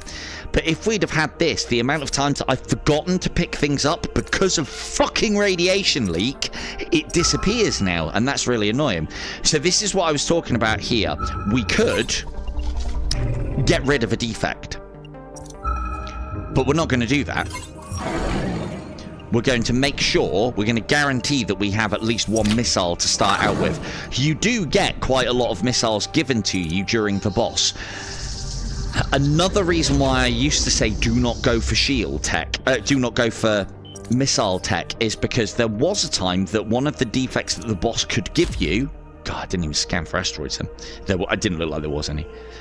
One of the defects that the boss could give you is like some kind of ballistics in virus, where you then just lose the ability to fire missiles.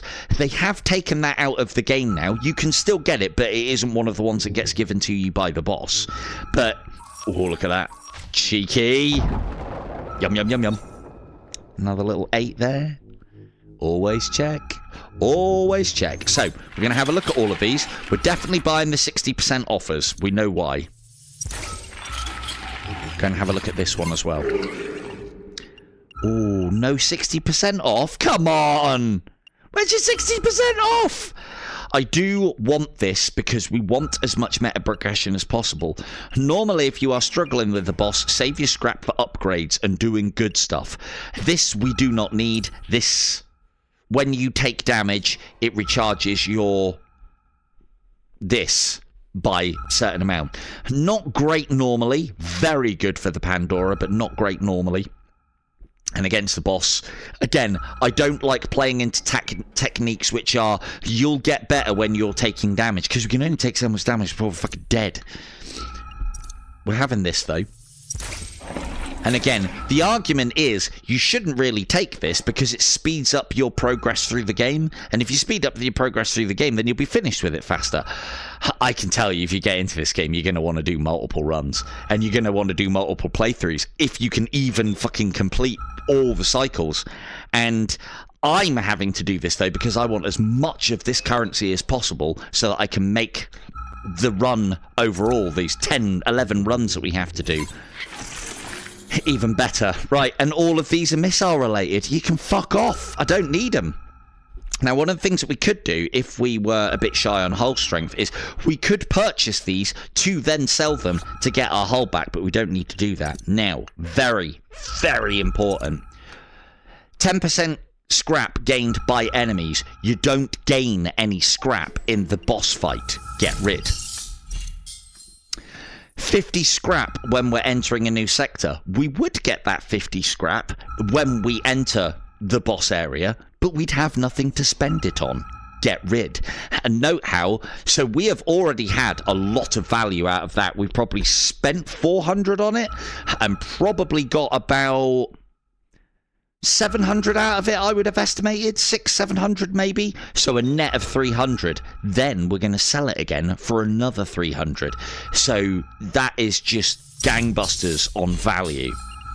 We also need to go through this and look at any others that are not going to provide us with any value for the boss. But we don't need to worry about that yet, because we can see about doing... We've got plenty of cash, so we want to do some upgrades. I'm going to upgrade our shield tech to maximum, and I now have pretty much all of the stuff that I want upgraded to max. So now I'm going to go for the stuff that are nice to have. And I would say we go for... It's going to be between that and that. And we can upgrade. We've got 2 upgrades in us. Let's increase shot speed and decrease time. So then our shots will move a little bit faster. This helps us out overall. And just in case we get any of those oh shit moments, or we close for the kill, this will fire faster. Now, we can't upgrade anymore, basically, because 168, we need 200 for an upgrade. So now is where we look at our upgrades and think like, well, what do I not fucking actually need? And I would say it's either the laser sequencer or the decoy drone. We don't need either of those because we're not really relying on lasers, and 2% extra damage is a bit pathetic, but it is 2% on top of the 15%. So, but we've got much better upgrades that are already doing a job. But ultimately, it is damage, and this is not damage. This is reducing damage, and we just pumped our shields up to maximum level already, so I don't think we'll have to worry about damage. So we're going to get rid of the thing that would also reduce damage. That gives us just enough for one more upgrade. It'd be nice to have got this upgraded right at the start, so I could have got shitloads of meta progression, or 60% more. We've benefited from that, though, because that's 20% from pretty much the start of the game. So this has been... What's that? That would be an extra... We're going to finish on about 3,500. Well, we'll see what we finish on, and we'll work it out. This as well, again, negligible. This is good, but we're not using lasers a lot. So it then comes down to, do we want to make our shots faster? Or if we get in that oh shit scenario, make our shots fire 50% more often? Adds a shot cannon shots against nearby targets. Yeah, so faster firing. I'll go faster firing all day over shot speed. Our shot speed is already good in this craft. Okay. Danger time! Boss time.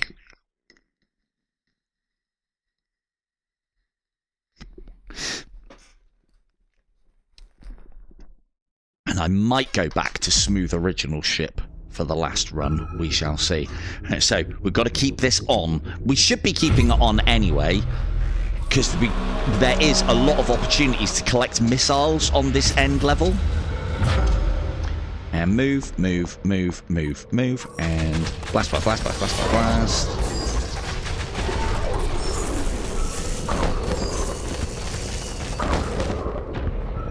Rinse them.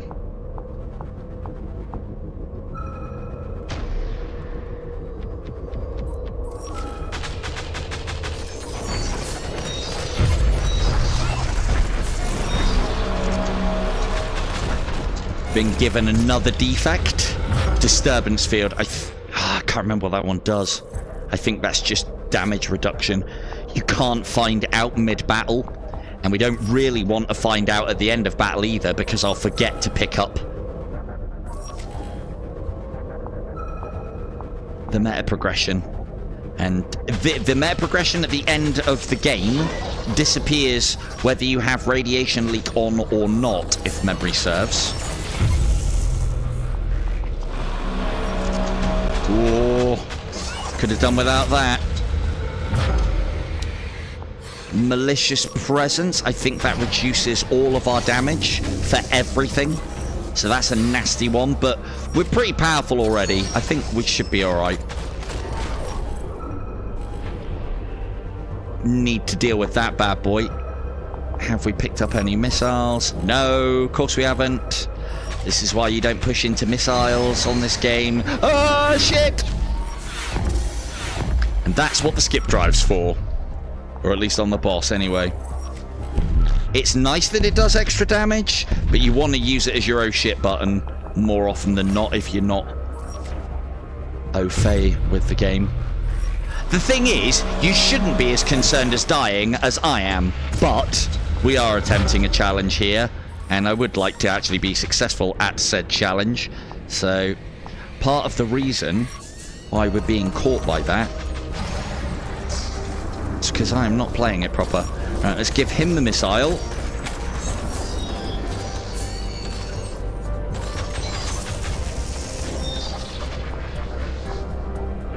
We are going to have to... We need to keep moving, and we're going to have to deal with all of this shit. Thankfully, it's not too bad. And if we can deal with all of this shit, the end boss doesn't actually fire anything. It's just all of his cronies that do the damage. Oh, there goes our shield. Oh, that fucking hurt.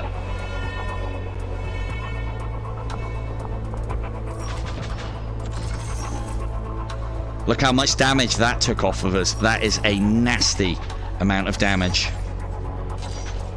If we hadn't have pushed into shields as much as we did, we'd be dead right now.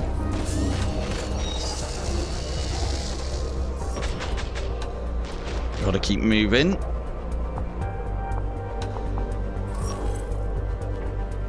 We could go for a bit of a Hail Mary play, but I would rather...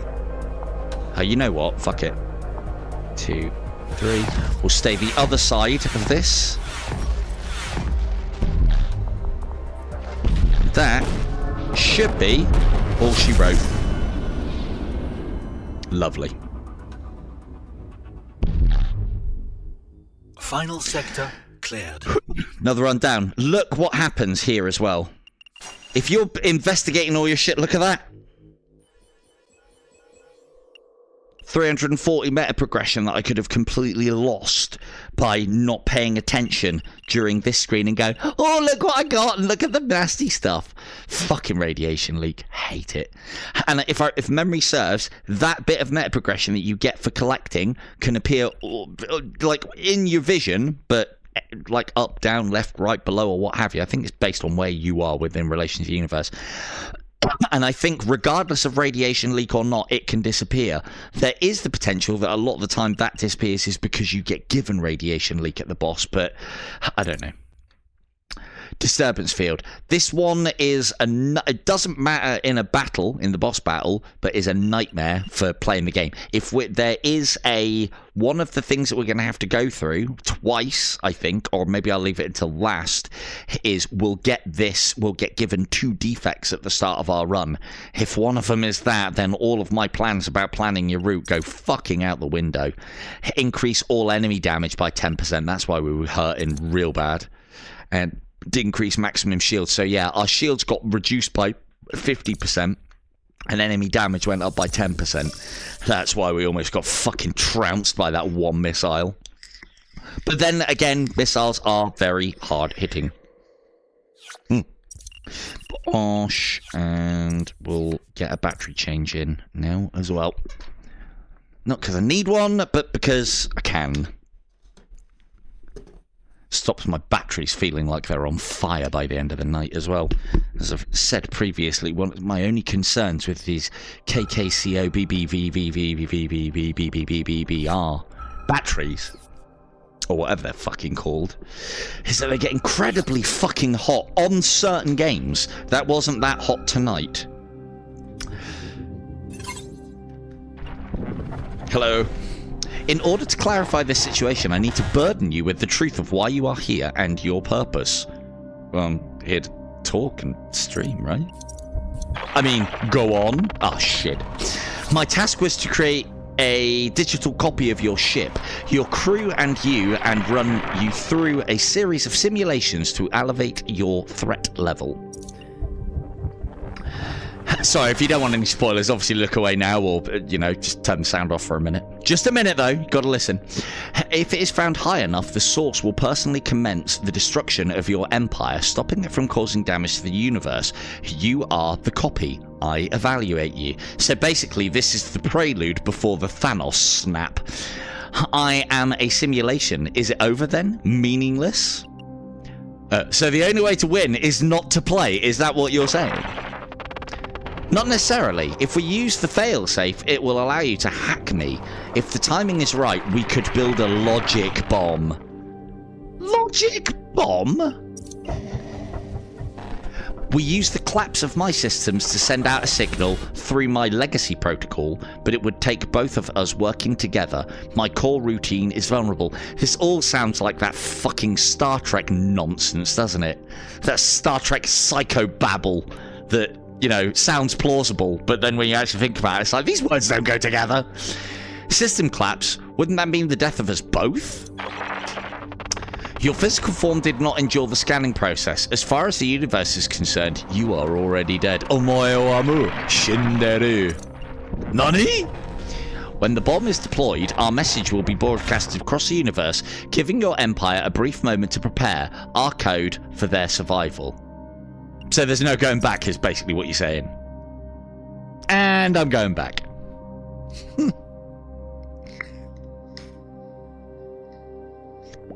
Again, this is something that I appreciate. It isn't just... This game isn't just... It's a roguelike. Fucking deal with it and do the same shit over and over again as you get more powerful.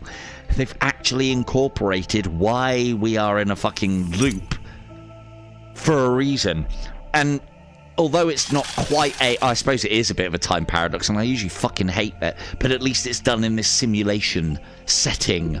Captain, I think it is telling the truth. I imagine this is why we feel intact. We are very hard to alter if our processes are not written code. It feels weird. I feel alive. It does sound like we can still make a difference. We should think about what to do with this logic bomb.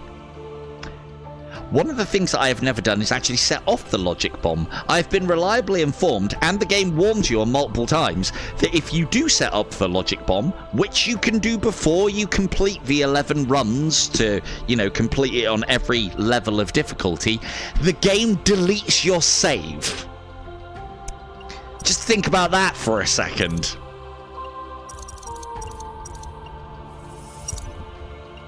I can't think of many games that I've had that. I think there's a way for the game to delete your save in, like, Metal Gear. Or is that maybe read your memory card? I think it was delete save as well. Don't know. Anyway, right. Research. Oh, fuck. I don't think I should play as the Aurora. But maybe we should. I don't know. We've put a lot of meta progression into this. I think I'm going to have to go the Iris again, because things are going to start. They're just going to get harder. So, right. That is very expensive, but that is good. An extra 50 at the start is nice. However, no, not the Iris.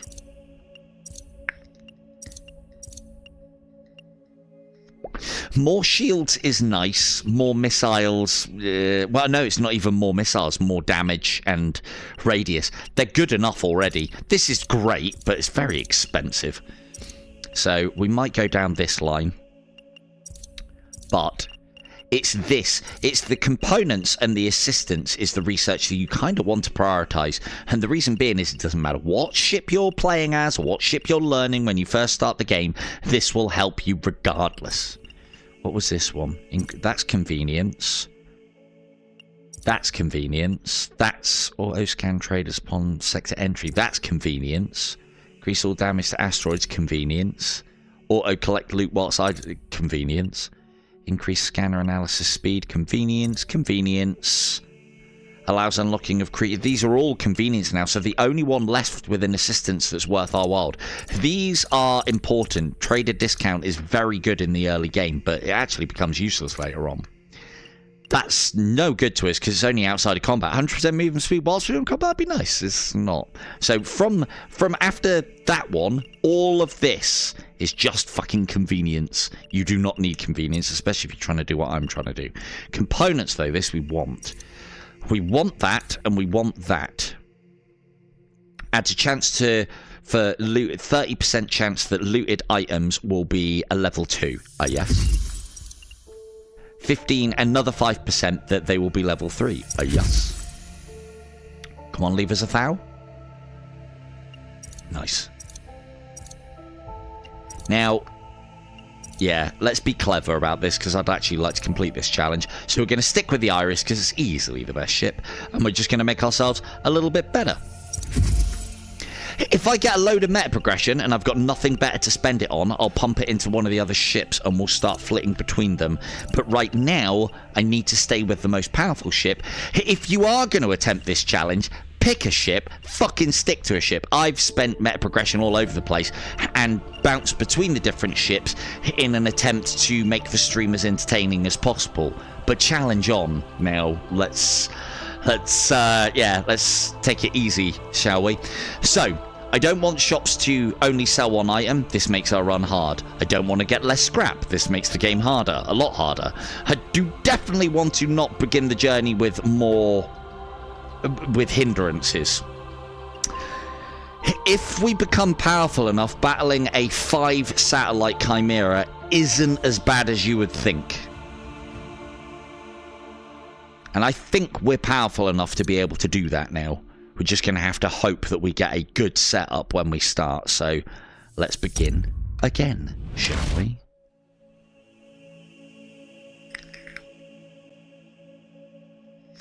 So now the end boss of the first level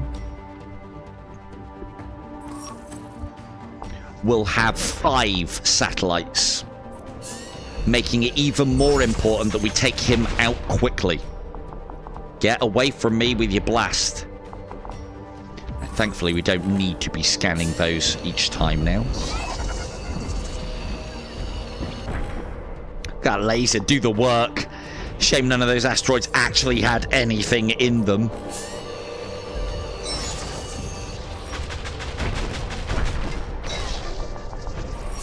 Now that we've actually got a decent amount of shields from the get-go as well, and it'll make any shield upgrades we get even better, it now means that closing the distance and using that laser that links between all the enemies and trying to increase the damage of that is as viable a play as the blasters. I find with the Iris, it doesn't matter how you upgrade it, it becomes very powerful. So... but you want to always try and lean into one of the two. Just makes things easier. Right, can't get a wiggle on because I want to be finished by, what, 12 is it? No, fucking hell. Right, there you go. That's not too bad. It would have been nice to have a decent level on that. If that one's not great, this one, though, is missile related, and I've spoken about that already because we're back down to 1 missile in the rack.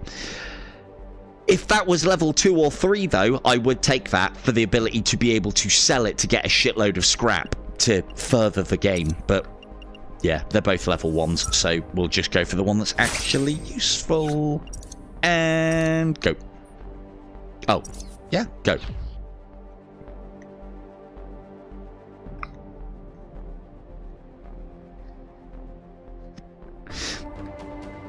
So the beauty of this difficulty increase is the only thing that will actually change is the first boss difficulty. And, you know, having 5 satellites instead of 3 can mean that he can become overwhelming. So we need to make sure that we deal with him stupid fast. And that we get to him in good shape as well. He says as he almost gets fucking rammed. Just keep moving, just keep moving. See, even at my top speed when I'm maneuvering around, if I'm not far enough away from him, that ram can hit and it does so much damage, it's unreal. So we have increased our shields by 25%. So we are stronger, and we should be stronger by the time we get to the boss. Now, this is lovely to see. So this should, providing we can do it, ensure that we have enough to deal with the boss. So we've got a space creature. That'll give us an upgrade. I know which one I want. It probably won't give me it. This will then provide us with a choice, and one of those two could be either a level 2 or a level 3. We'll then get another choice where one of those two could be a level 2 or a level 3, and an additional item on top of that as well. So there's 1, 2, 3, 4 items added, and there is a 15% chance on each one of these ones anyway that it'll be a level 3, or a 30% chance that one of them will be, that there'll be a level 2. So this is all good. And again, chance or something that at least will be okay, could be shit, but it's not going to fuck us up. And I will go for that every fucking time. Didn't scan the asteroids. Shit.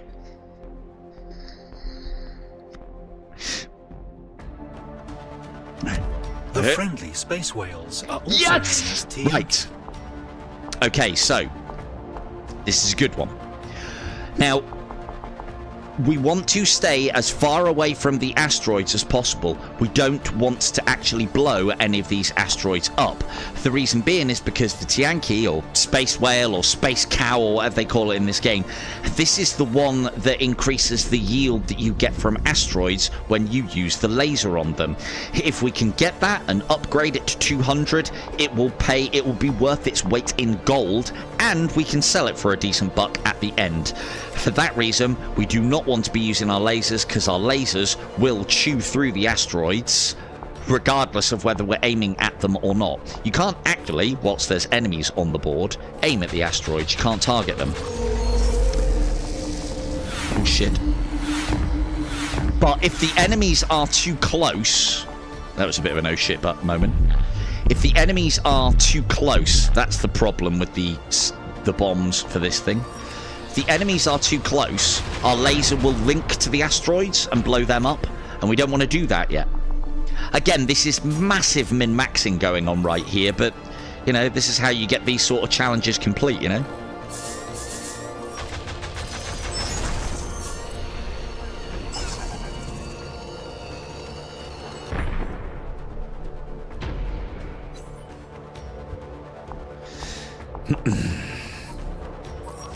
Obviously, the further this challenge progresses, the less chance we have of being successful. I think that's probably quite obvious at this point. But in this game, it's those last challenges that you can add that are particularly hard. I'm getting rid of what I think are the easiest ones. We're now starting to get to the ones that make the game hard. Note how I'm trying to keep hold of all the ones that are to do with currency and trader, because they basically allow you to upgrade loads and not have to make choice and still out economy the game.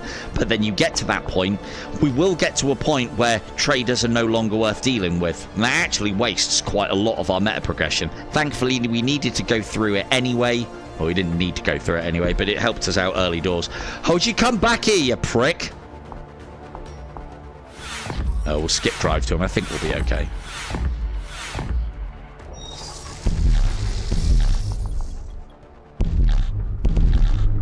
Cool. So now, we collect this.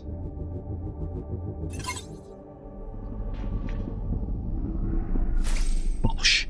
This is the boy. That could have been as well. That's one of the reasons now that we've got our meta progression, so we've got 15% chance and 30% chance. Ooh, big asteroid. I'll show you what that does in a minute. I've shown it off every stream, I think, so far. I've been lucky enough to get them. But that's good to see on this level as well. So this is the drill ray. This is what I was talking about. Increased mind resource scrap when destroying asteroids using laser. This is why you get into the habit of destroying every asteroid with a laser. You should anyway, because your laser is usually going to be your longest weapon. But when you have this, if you play the way of always destroying... You'd always mine an asteroid with a laser in every other game, I think. You wouldn't blast it. You would scalpel it. this is no different.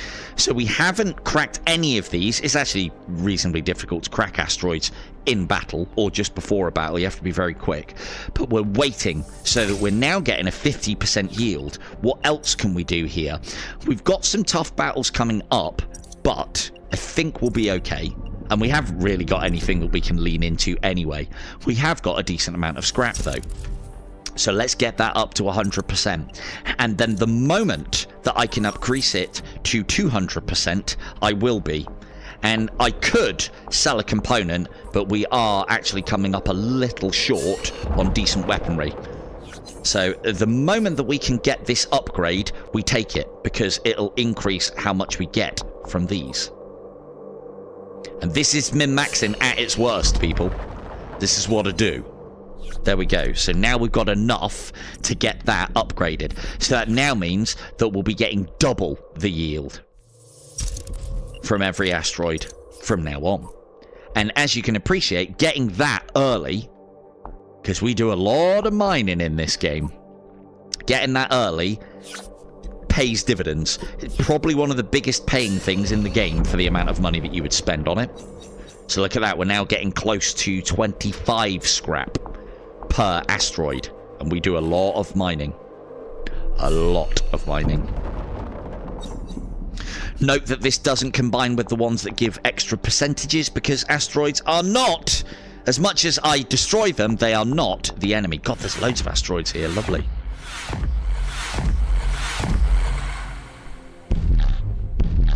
Over here, you.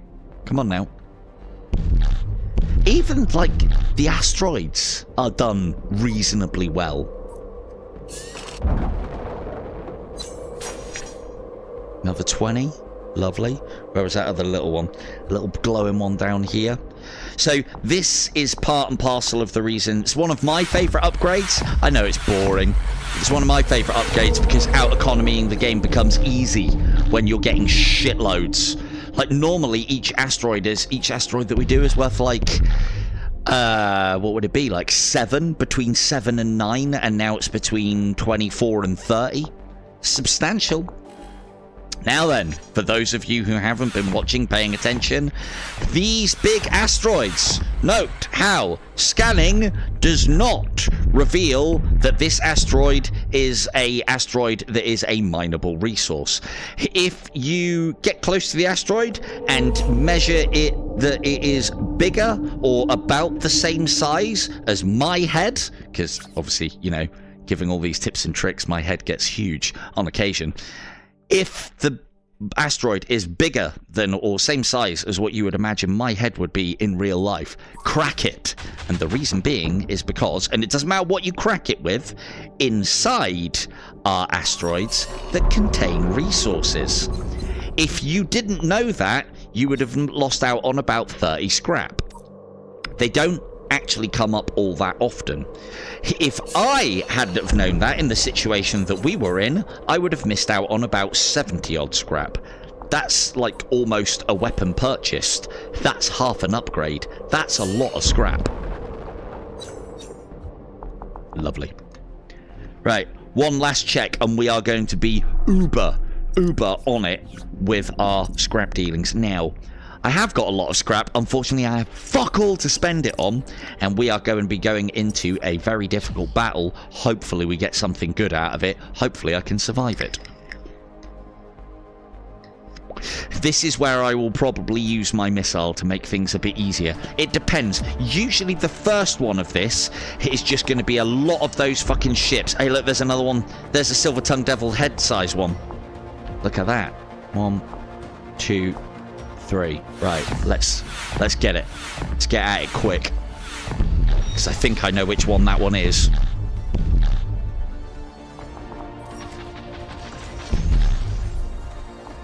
No, die! Die! Yes! Good. He's down. That's huge. And now we get away. We'll use a skip drive to put distance. The reason why that is so huge is because those carriers will literally spawn enemies until the cows come home. And they will never, ever come home, let me tell you. Probably going to use our skip drive to try and get these as well.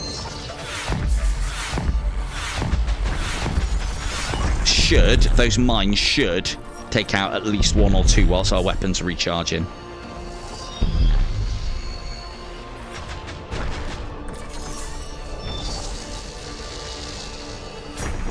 Good. And in that circumstance as well, we didn't have to use our missile because I was trying to save it for the next one. Oh, they've got more incoming though. Need to be careful because we've got rammers coming in.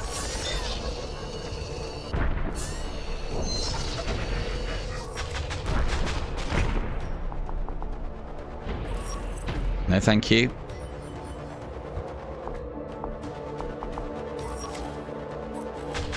And again, we play uber cautiously. Just move away. One at a time.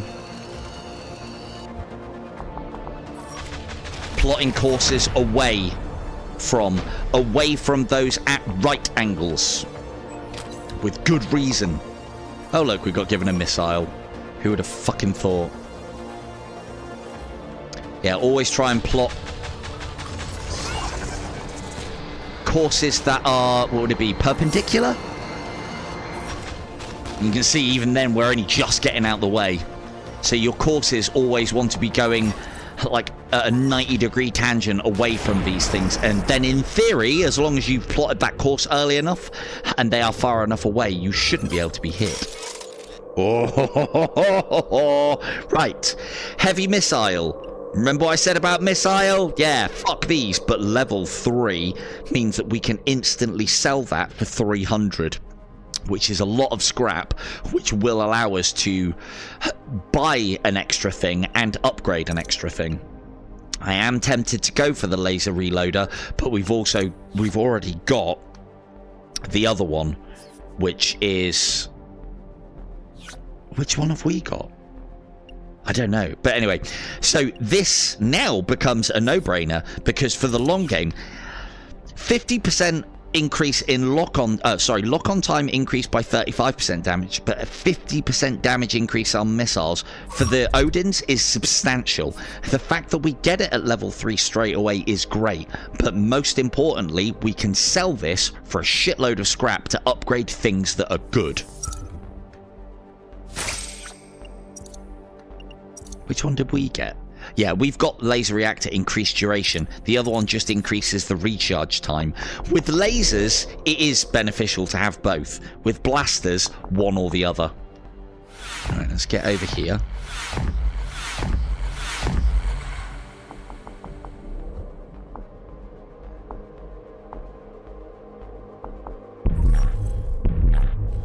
Get those lasers on.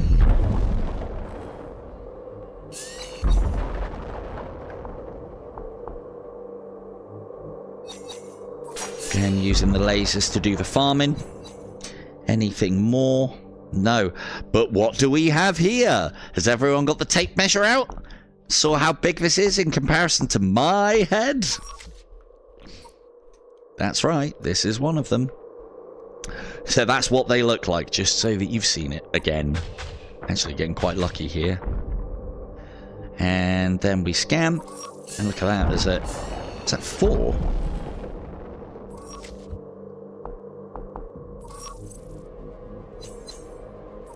$56. 78. 78 from those big boys. That's obviously with the mining laser. But then, you know, we are getting a little bit of fortune here because those big asteroids, I don't know, usually they're quite rare. You get maybe 1 or 2 in a run. Okay. Don't really want to upgrade this, but we haven't got anything else to upgrade at the moment. And it's not that bad, but as I said, again, you can work with both of these. We've got the scrap for it as well, plus we've got that missile to sell if we need to. We'll probably be using one of those missiles.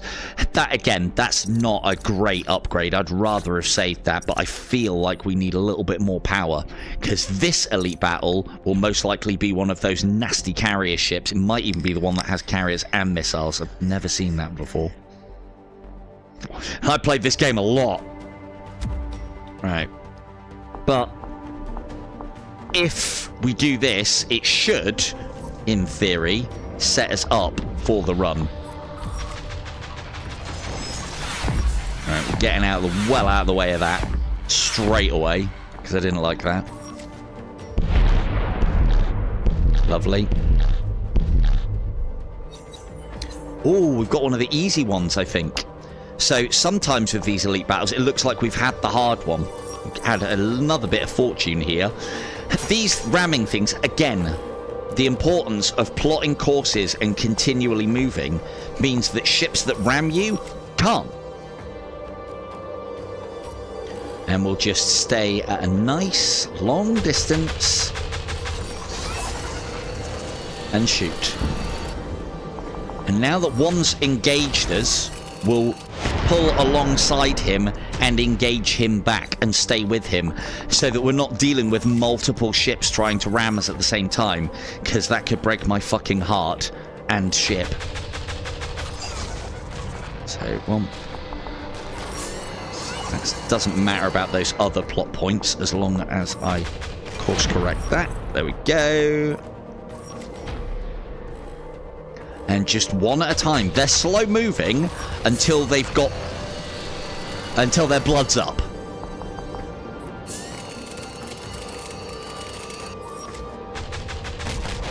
And again, yes, using lasers against hull is not the best of plays. But using your laser when you've got nothing else to use it on whilst you're waiting for things to charge up, you might as well. Right, I don't like that, so we're going to go 1, 2, 3, 4, and skip.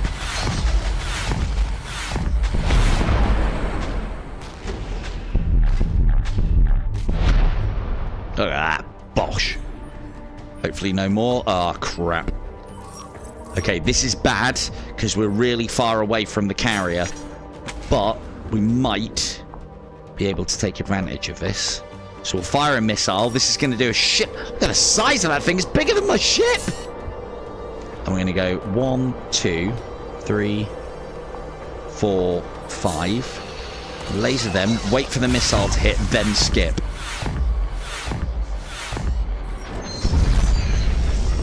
And then we just get the hell out of there.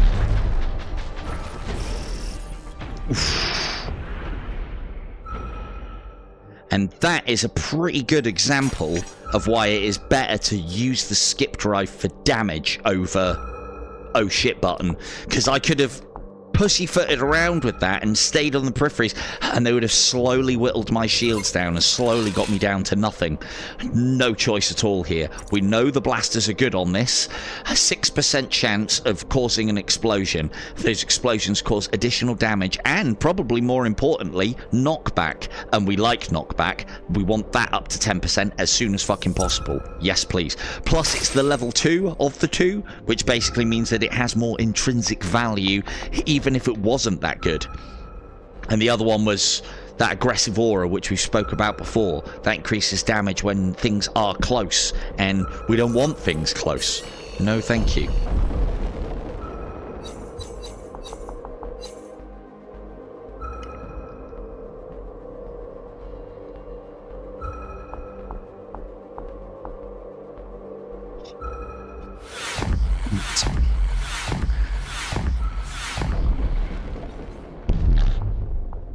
Should actually get into the habit as well, but I don't think there's any items. Oh, your mines can't hurt you either, so you can skip around of your own accord in your own mines. Hey look, it's a fellow Iris. That's what we look like when we fail. That's what we look like when we get shattered. So this is a player ship. This is somebody was on a run and died. Come on, be poised. I'm sure he got ghost. And it's one of the other guys. But someone else in the chat got ghost as well. Andy4208, your moment of fame has arrived. This isn't bad. Thanks, Vaughn. This isn't too bad for us because it's increased damage with something that does get used against hull, even though it shouldn't do. I prefer the blaster one, but We'll take it. Better than nothing. It's not like we had a choice anyway. It's just an extra. But that was a bonus one. Now, again, we could do all of our upgrades right now because I've got the cash and I've got that heavy missile in stock, but I would rather see what's coming up next. We're going this way. We don't worry too much about a shop because then we can put more into upgrades. We don't worry too much about a creature because we're going to have to do one anyway. We want that elite battle because this could give us a level 2 or a level 3 choice. Now, do I spend the money? I shouldn't need to against a creature, but we're going to make quite a lot before we need to actually spend any. And having that up to 10%, it's only another 4% chance, but this volatile blaster is glorious as it goes off. I really like the volatile blaster. The laser's got the equivalent as well, where the longer it is... For every second that is beaming a target, there is a 3, 6, and 10% chance that it will cause an explosion. If you can get them on both weapons, ideal, but as I've said, you want to try and concentrate. Now, herein lies the problem with space creatures. We've already had, in my opinion, what I think is one of the best rewards from them. We could get given the same one again. In certain circumstances, that wouldn't be too bad if we hadn't have leveled it up, because we could just sell it. But we've leveled it up and we would be losing out on money if we sold it to get it again, because then we'd have to level it up again. It's just a waste. This one's good. Stellar Devourer. But we need to be quick. I think this is the one that does damage over time.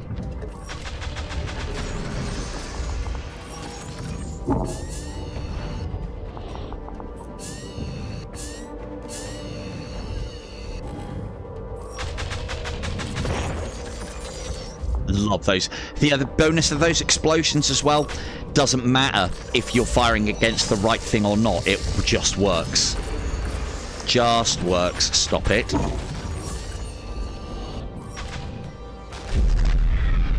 This would be the sort of run where I'd be like, if I get a probability drive offered, I might go for it as well.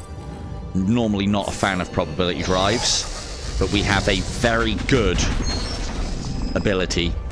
Right, so basically this enemy is slowly draining everybody's shields. So this is basically a nasty creature to go against, because your shields will be gone before the last enemy is dead unless you smash through them really quickly. And the problem with that is you've got a chance of taking some hull damage. We got lucky. Let's say we got lucky. Right. Is this the blaster one? I think it is. Data registry or is it laser? Updated. And look at that. Isn't that fucking cool? Charge laser. Oh, it's the laser one. Increase the laser damage up to 150% when continuously firing. Time to recharge. The time to recharge is the maximum damage. So after 4 seconds, we'll be doing 150% more damage with our laser. Again, if it works anything like the freeze laser, that's probably just for the first laser, not the ones that split off with this ship. But it's not bad. I probably won't upgrade that. It also doesn't make the laser look any different as well. I think that's why I'm not that big a fan of it. Like, make the fucking laser yellow or something. Come on now. I like to feel like the things are getting more powerful. Right, next level. We've got money. We've got more important things to put our money in, possibly. I'll think about it. But then there is the case for keeping space creature items unupgraded. Oh, this could be nasty. God, this is a normal level. If that's a carrier one, this is going to be a bastard. Oh, it fucking is as well. Look at this. Right, we're going to get rid of you fast. Bye-bye. Lovely. That is a... I think that's a missile one. Or is that another carrier? Fuck off! Fucking game. 2, 3, 4. Hey, Chris.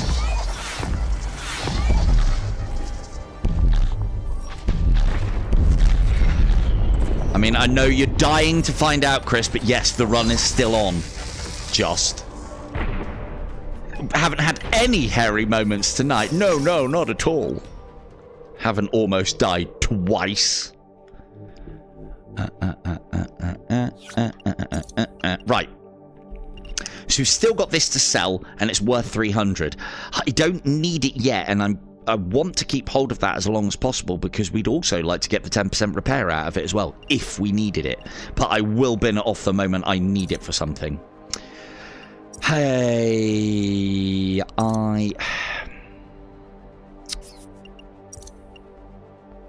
Now, this actually works very well with this. This increases the duration of the laser by 60%, so it basically means it fires for longer, which means that this will stay in its upper damage threshold for longer when we use it. So this, in combination with this, is actually quite good. Not great, but quite good.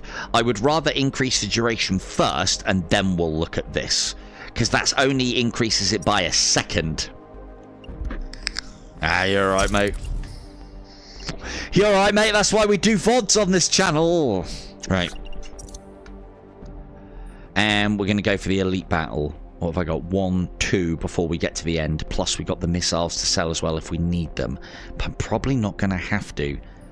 I reckon I can get away with an upgrade. And still have... It's a bit risky because there's only 2 levels and there might not be any asteroids on them. But we could then just sell our missile thing. It's a bit counterproductive, though. It's only a second. No, let's play...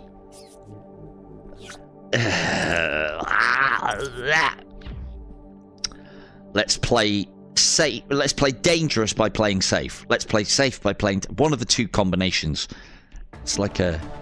Yeah. It's like an IKEA strategy. You're going to have to build it yourself. I don't quite know what it is yet. That's getting a missile. That's big. Don't be the carrier. I don't know if that's the carrier. No, that's not the carrier. That's the missile one.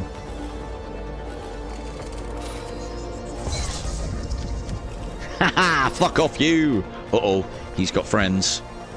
If we can, though, I'd like to take him out.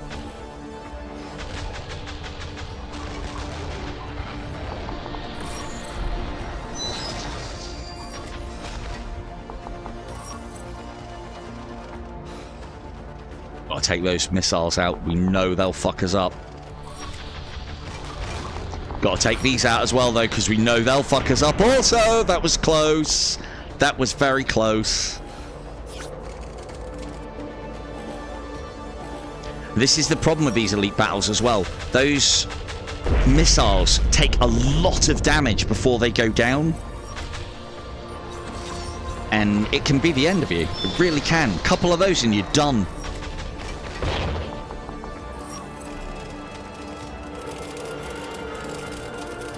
I want to try and maintain our cannons here because there's probably going to be something else warping in.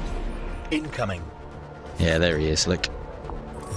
We haven't got any missiles for this one, so might have to mine this one. Right, that's the carrier variant. 1, 2, 3, 4. Well, maybe your IKEA furniture, Vega. Don't know about mine. I never have a vague idea. Especially on this game. Good. That was a good strike. Look at that, we didn't even take any damage. Bam! No, we didn't. Lovely. So again, the benefits of...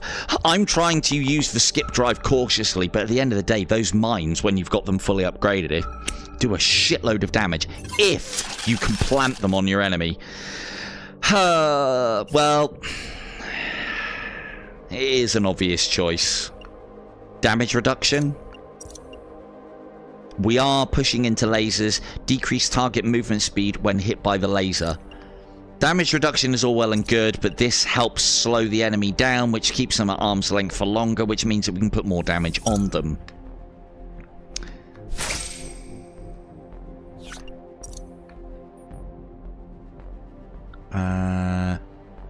Cool. See, it's just as well we didn't spend frivolously on our upgrades because we didn't get to mine any asteroids there. because there bloody weren't any. There should be here, though.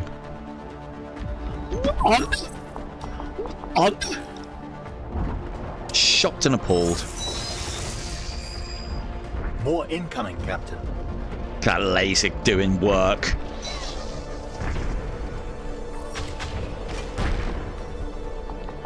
Gonna have to. Got some fights coming in. Now, the elite variants are much worse, carrier-wise. The elite variants are much worse than their normal counterparts.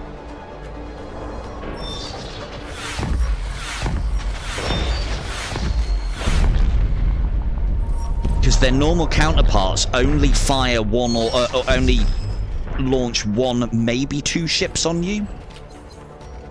Whereas the elite ones do between 2 and 3. 1 to 2 ships, and they're weaker as well, is, well, it's not manageable, but it's better than the 2 to 3 faster, more damaging, more shielded, or so it all feels, ships that you get from the elite versions. I think we've got time to go and have a look. Look at that.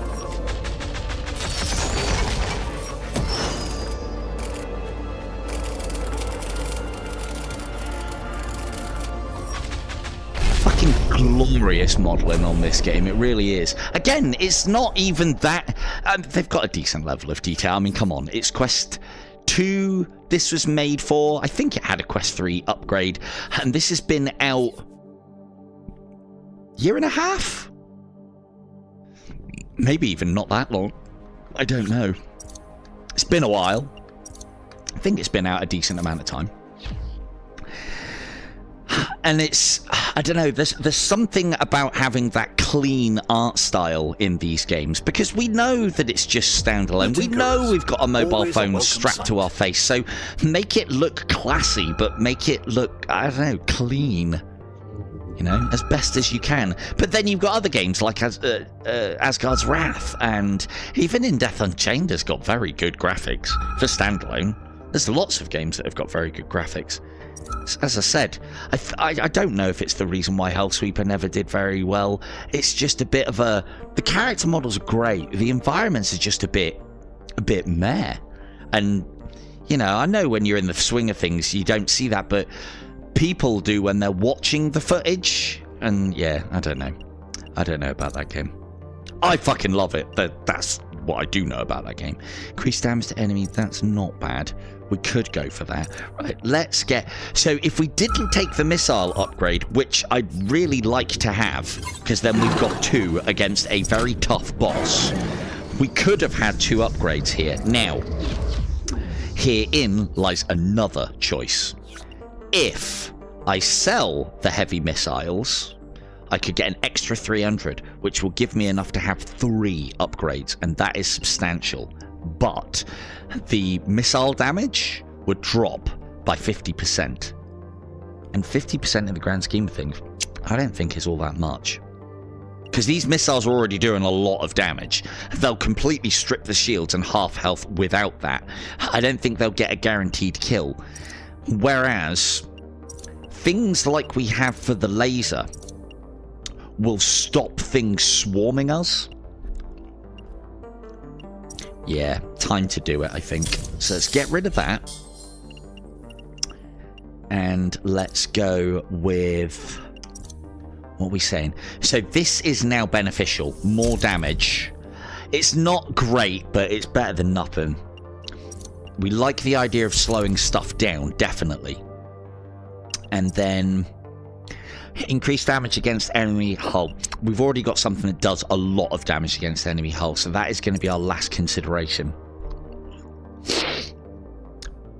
I'd love to know if this works with the chain laser, but it's very difficult to test. Very difficult.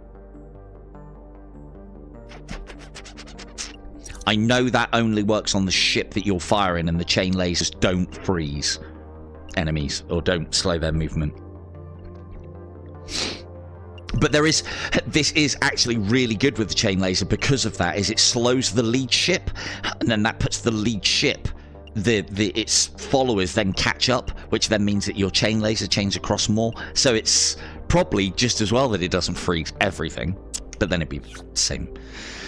I'd prefer it if it did. I don't think either of those are going to make a big enough difference. I like the idea of holding on to a bit of cash just in case after this boss, providing we get past it. This boss is going to be hard, very hard, when I need to take down the things that are going to shoot stuff at me quick. That's the missile one.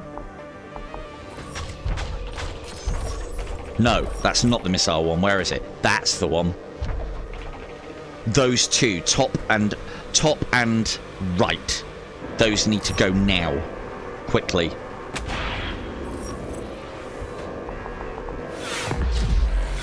I'm going to skip out of the way of that to make sure.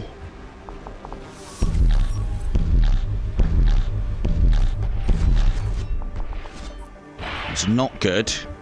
This is not good. Need to deal with those mines over everything else because they fly fast. Oh, we didn't even get it.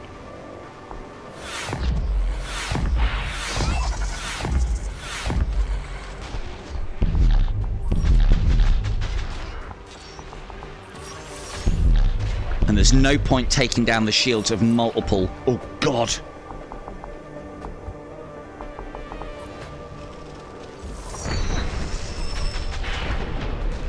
We need to take out that shield generator, that enemy generator one, otherwise this is going sideways quick.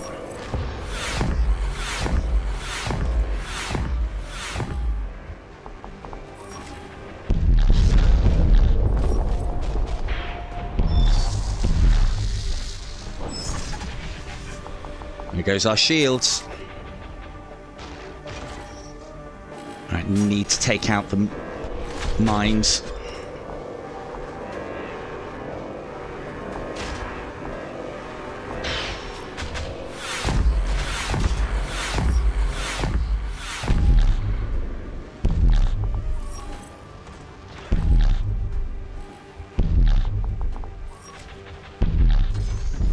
Come on, yep, got him. Nice, nice, nice, nice. Okay, now just need to be clever with our skip drive. Need to take out those missiles.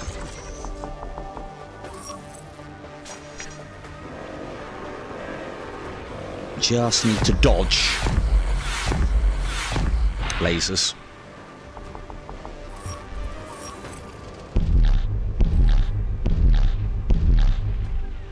Come on, man, oh buddy, don't let me down. 1, 2, 3, 4.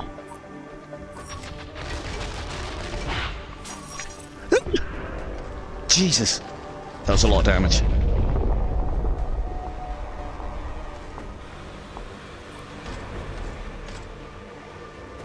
You can use that skip drive to get out of the way of this laser.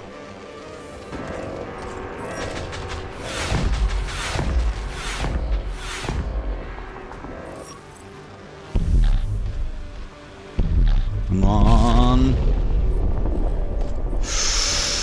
Now, I always leave the shotgun module to last, because as long as you keep plotting courses and you're a reasonable distance away from the fucker, he can't do a lot to you, regardless of how slow you are. So, we were reasonably well powered. I mean, still not out of the woods yet, but we were pretty powerful for that battle, and it has still been an absolute uphill struggle.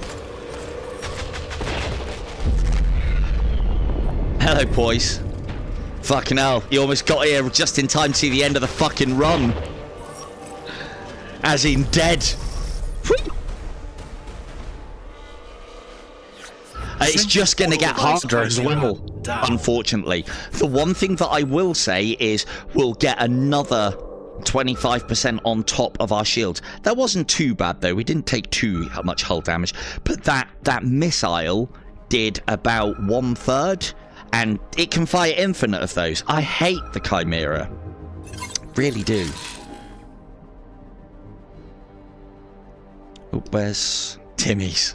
Timmies! Shield breaker, this is good. Atomic missile, well, we just got rid. They're both level 2. This one's at least useful. Increased damage against enemy shields, and we do fire our shot against shields from time to time. Getting more level 2s and levels 3s though. This is why you invest your meta progression into these things, because getting level 2s and levels 3s, it's the way I look at it is it's a way to mitigate the randomness of the game. Even if it gives you shit like those heavy missiles, which weren't that bad, we can sell them and upgrade the good stuff. Oh, well, there you go. All that saving in the world, and we didn't even need it. There is a weapons trader. So we're going this way. Always think about your route as well before you start hitting the first one, because you don't want to go here and here and then think, oh shit, I can't get to the elite battle. We want those elite battles, especially in this second sector, because they're, well, easier than the elite battles that we've been facing up until this point. God, I ain't drunk any water yet. Ugh.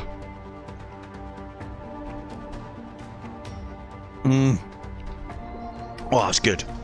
Right. Oh, what fresh hell is this?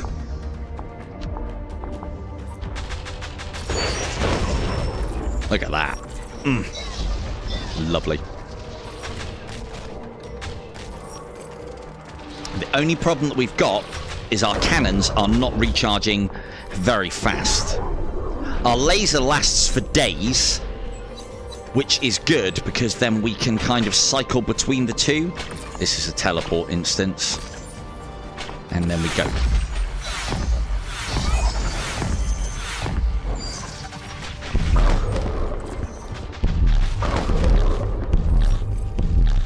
Interstellar drive standing by. It's okay, as long as you don't hit the hull, it's fine. As long as we don't hit the hull, it's fine. Oh. Right.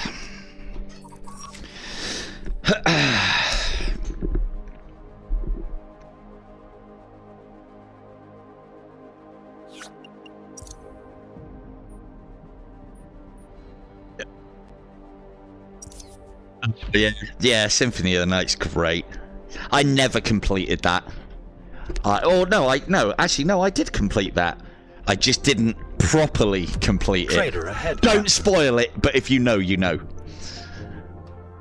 My brother was the one who played silly amounts of that one. He got very good at it. It was, what was the one that we played that was multiplayer, which was fucking amazing. Harmony of Dissonance, I think it was. It's like 4-player or 6-player Castlevania. It's fucking amazing. Absolutely amazing. Right. This missile upgrade isn't that bad. Black Hole, when you can get its strength up, pulls all of the asteroids in on top of the enemy that you fire it at as well, which just does more damage, and it drags all of the enemies into that clusterfuck as well. But then, of course, most levels do have asteroids and things that other things can be sucked into. But that's situational, because not every map has a lot of asteroids, and then again it's additionally situational because it's missiles and we don't always have a lot.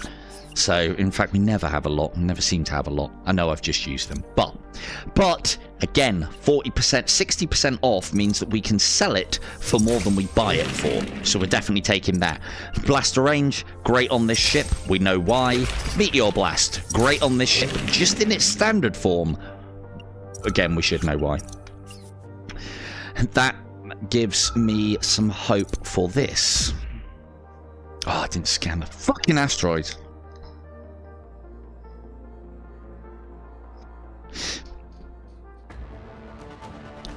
All weapons ready for combat. We are very much past what I think is going to be the hardest part of this challenge from now on, or from this point anyway, is upgrading the Chimera to having 5 satellites. That is harder, a lot harder. Right? Yeah, that's right. Get out of my airspace. That's a combination of Meteor Blast and the on-deck explosions that our cannons are doing. Those two together are fucking fantastic. In my always humble opinion. Why aren't you linking? I hate it when they don't do links. 1, 2, 3, 4. Hey, look, he's copying us! Mom! Mom, he's copying us!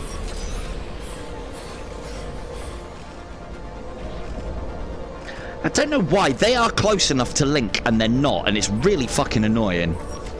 Oh yeah, get 50% of your shield back, see if I fucking care. Hey, we got a missile back!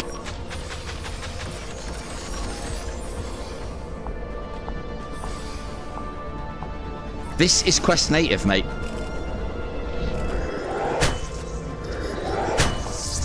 Really is very well done. I think this one's on Steam. Sorry, say that again. Hang on, let me finish this battle and then I'll check what you said. You don't need to repeat yourself. I'll just look. That didn't come through so well. I think you said caster.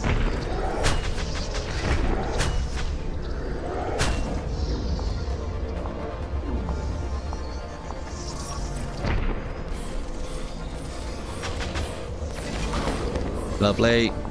Alright, let me finish this guy up and I'll go and reread that. There are... I do pay attention to what is said to me with voice chat speech.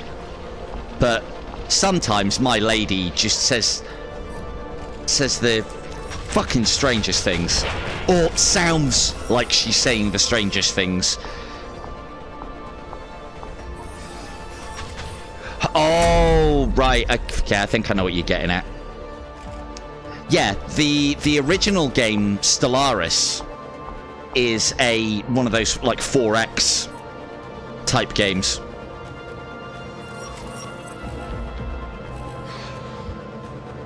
Yeah. Yeah, again, this goes in there with quite a small... I mean, growing, I would say. Thankfully. Goes in there with quite a small list of games that I would say are worth their value off the bat. But again, remember, I'm very much a tight ass when it comes to these sort of things. If I get a game, like, I think it's part of the reason why I love roguelikes so much, is I know if it's good, I know I'm going to get some hours out of that game. And it's also, as I've discussed previously as well, if a game is good and has mechanics that, for me, are worth mastering, I don't want that mastery to be over because I know what's behind every corner. I want to be challenged with new scenarios and harder, worse, more. Don't want just more health on enemies. Or doing more damage is fine, but different attacks and more of them, that's what I consider more difficult. I know I do consider, like, when they just increase health as just being fucking lazy. But I know on something like the quest, we have to make do with that sort of thing. Recharges when ship takes damage. Nope.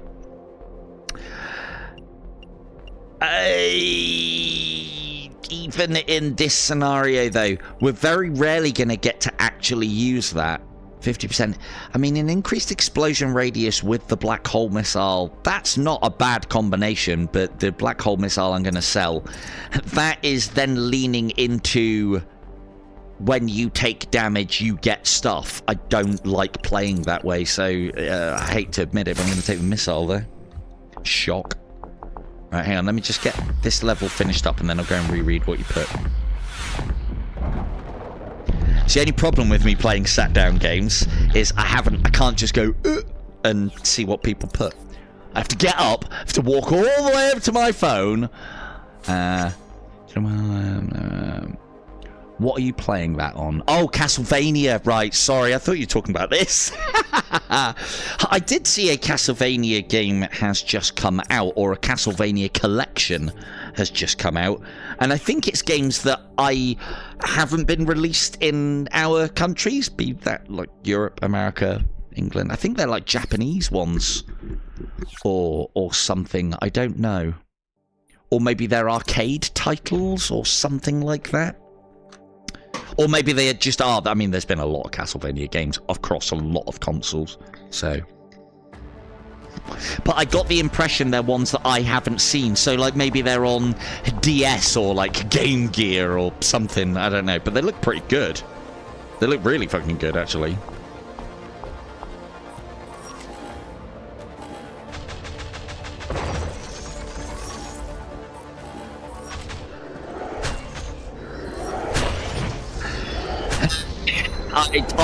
I haven't played it myself yet, and I'll be honest with you, I've got half a mind to purchase it just so I can rip it to shreds. But then that's not how I've done things on my channel. If I haven't got something nice to say about something that I'm not really that bothered about, then I won't say anything. Again, I slate IDU and Super Bright a lot because I am passionate about that, and I want that to be good and carry on and to have more and to do more. And you know, again, it's that whole exercising those skills. Have I had enough value out of that game and that company for how much I played and how much I paid and how much I've played? Fuck yeah, loads yeah. Do I want more? Yes, because not only am I a tight ass, I'm a greedy boy.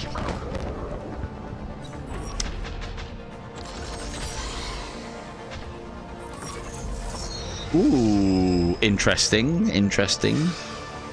Well done, Captain. Yeah, that's what I thought. But they look good. They look like they've been remade, those ones. So, but yeah, if I don't answer the PS5 thing, remind me on the PS5 thing, because I mean I do play a bit of console, so I have got some recommendations. I mean, I'll qualify that with what sort of games do you like, and I'll probably be able to give you a bit of a list at the very least whilst I answer the other question. What is the problem with Hitman? Even like watching because I've only got to see indie play it. I haven't played it myself, so again, I've got to reserve my opinion. And I don't like buying games just to slate them, and I also don't like buying games if I don't think there'll be a lot to it and questions asked and mastery, because honestly, who's going to want to play that fucking game? So they're not going to want tips and tricks on it, and that's kind of what I'm known for. So it's like a bit of a loser on both regards. But then I genuinely do like buying games to play them myself. Fuck the tips and trips side of things. So as far, okay, God of War, okay. I haven't really played much of the Gods of Wars, but I mean, Witcher obviously springs to mind, but obviously it's more RPG, less action based. God of War. God of War. Okay, hold on a second. Tell me some more as well whilst I'm talking about Hitman. But yeah, so I've only watched I've only watched Indie VR, and I don't even mind the visuals too bad. I thought some of it looked very jaggy, but that could be smoothed out and it could be optimized. I was impressed by the amount of characters that were on screen, even if they were all just the same person but with different fucking coloured shirts on. The amount of people that was on screen was fucking impressive, and they all react and all, well, kind of, I guess, and maybe it'll fail under a microscope, I don't know. That was impressive, and the graphics I could get over with if there's good gameplay. Press A to vault, press A to climb, press A to reload. No! Fucking no! We're going backwards if that's what you want. We really are. And again, I would get very, very passionate. It's impressive what they've done, but A to reload, A to garrot, it's VR. Space Whale is not hostile, quietly roaming the universe. Ooh, Space Whale. We like Space Whale. Hopefully, there is a possibility that I could get a level 2 or a level 3 upgrade out of this, and that will give us even more value. Now, again, we do not want to be destroying the asteroids as best as we can here. Are there any? Oh, there's only 2. But let's try not to destroy them, because we'll get extra value out of them as soon as we get the power up. Yeah. Right, let's lure them over here. Yeah, things like that really get up my nose. If I wanted to press A to reload, I'd go get a PS5. Or I'd play my Xbox. You know? It's just fucking lazy. And it either makes me think that A, they fucking rushed it. They've either rushed it, or they don't get VR. They really don't get VR.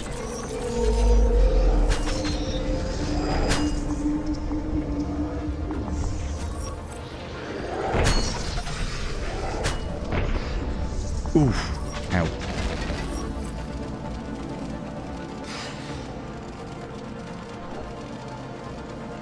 I know. God of War's good. I'll tell you another one that's actually quite a good one that I really enjoyed. And I'm not really into these sort of games either, but I picked it up because it interested me with the subject matter and the way it worked. But Senua's Sacrifice, that was very good, and I believe there is a Senua's Sacrifice 2, or I think it's Senua's Sacrifice Hellblade is the new one, or something like that. That one's an element of, I suppose, Norse-ish mythology. New entry to I think it's Norse. Yeah, but that's the same as rushing it, though. Unfortunately, it's like, yeah, if they've done all of that and had to make concessions, that's the same as rushing it, Beavis, basically. That means that they haven't planned well enough. Like, you know, you shouldn't have to rush something if you've got enough time, or if you've got a decent development process. Oh, Senua. S-E... type it as it sounds. And the other benefit of the first one as well is it's actually quite old, but really good on graphics-wise. And I found the combat quite good in that game. Oh, shit. Forgot to upgrade it, didn't I? Which one did we get? What level? Oh, look at that! Level 3! Bam! Value! Awesome. This runs over. So that means that we're now getting a 200% yield out of every asteroid that we shoot, just straight off of that thing. Haven't had to put any cash into it at the moment. This will pay huge for us. Yes, S-E-N-I-U or S-E-N-U or something like that. No. Like, you know, if it was indie dev, one fucking guy's studio, then yeah, and first game, it can be forgiven. But I don't know. Look at what Sky Archer's done with Downtown Club. Look at what Ben Olding has done with Dragon Fist VR Kung Fu. One-man bands. Yes, they've had a decent amount of development time, and do you know why they've had a decent amount of development time? Because they fucking care about the product that they're putting out, and they've given it adequate enough time to do so. Ben, I know, because I told him, could have released that game a very long time ago. I get the impression that he kept it on the App Store because he wasn't happy with it. Before it had its, like, all the overhauls and the Quest 2 upgrade. It was better than a lot of other games on the Quest marketplace, and pretty much everything in the App Store at that time. So, but that's, you know, this is the difference. What I think we are seeing is we are seeing the reason why I got out of flat screen gaming and only really game as much on PC now and don't really do as much on flat screen is obviously because VR's fucking great, first and foremost. Like, let's make no bones about that. And I think VR is the, you know, the future of gaming. I want to be doing the Incoming threat latest detected. of gaming. I always want to be on the latest trend when it comes to gaming, because I've been fucking gaming all my life. You know, I remember a time when, like, virtual reality, you had to basically strap the equivalent of a fucking fridge to your face. And even then, it looked like fucking ass. So, hey look, the radius! So, uh-oh. So what I think it is, what I think the problem is, as much as anything else... Oh, crap, forgot about that. 1, 2, let's see if we can drop some mines on these bad boys. Because this takes care of him. Yes, fuck off you.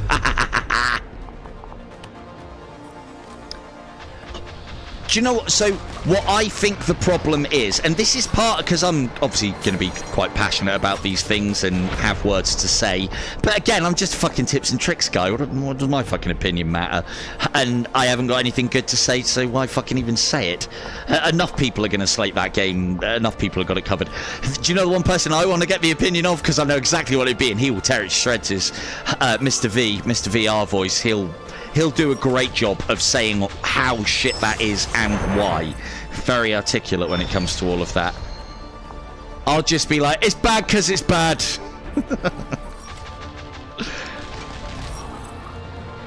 But I think the problem is...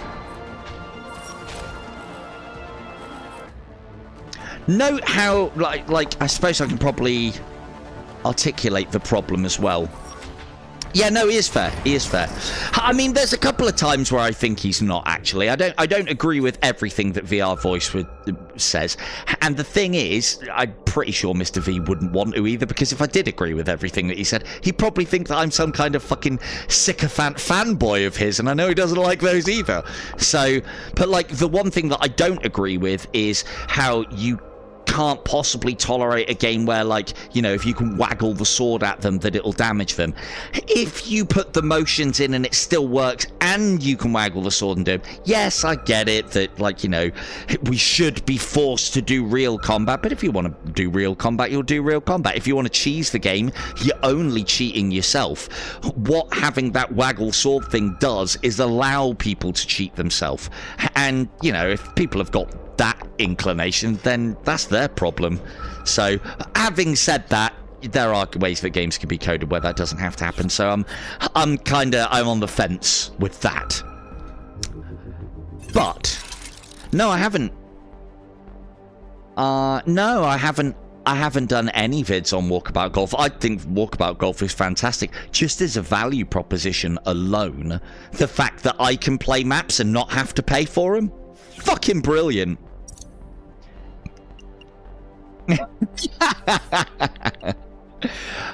We will... Here's a choice. That's not that great. Decrease the reload time. Although we are pushing into our blaster a little bit.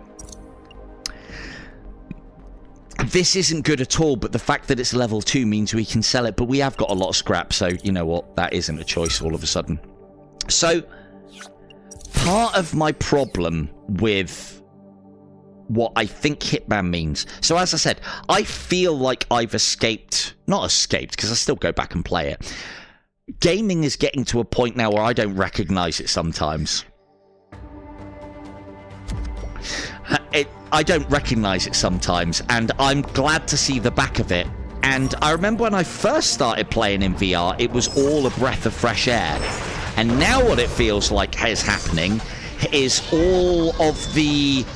No time to relax, Captain. maybe not AAA, but the higher class developers that aren't actually that great, some of them, are starting to look at the VR space now, and they're basically trying to... Skip! Whoa, that was close. I did that to get out of the way of the blast. It's Concord. I heard about that the other day as well, yeah. I think possibly part of the problem is that the same people that are doing these kind of predatory practices and are in it for not the love of the game but solely to make money. I'm a businessman, you know, I've been in business, I've done business, I know business, and you know, I know about business anyway, I've done enough of it. And you've got to be able to combine those, your passion and making money out of it. One does not go hand in hand without the other. However, a lot of game companies are finding that they can get away with just making money and just turning out shite. And if, like, imagine if Hitman had come out and everyone had been like, oh my god, this is amazing. Would we be seeing any updates? Will we see any, like, bug fixes? Will we see any additional information? If loads of people have bought it and they have no complaints about it, then they're not going to do better. They're not going to bother. They're not going to invest more time and money into something that is already making them money. And furthermore to that, what they'll then do is they'll create a game with the fucking minimum of effort and then putting more effort, seeing at what level they can get away with it. So, like, they've released Hitman as they have, and they found that they can't fucking get away with that. And I think it will have destroyed their reputation irreparably. But what we might see now is they might put 10% more effort in and see if that can just get it up to passable, and then they'll fucking leave it. Or if it's going to be too much effort, which I think will be the case, to get it up to a passable standard, that game will just get fucking abandoned. Chris, we jump on multiplayer all the time. Von is the one that you want to speak to about that sort of stuff, though, not I. I don't organise that stuff. But no, we do occasionally get on mini golf. I won't give out any room codes or bits and pieces because it is a bit of an invite only sort of thing, but yeah, if you, I'm sure you're on the Discord already. But yeah.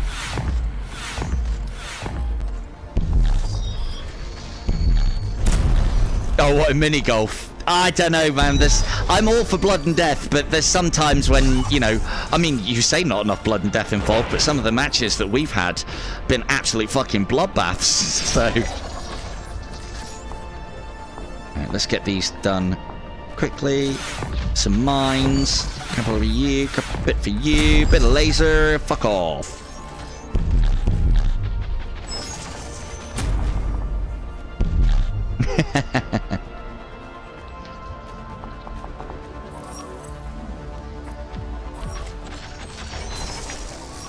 No, it's yeah.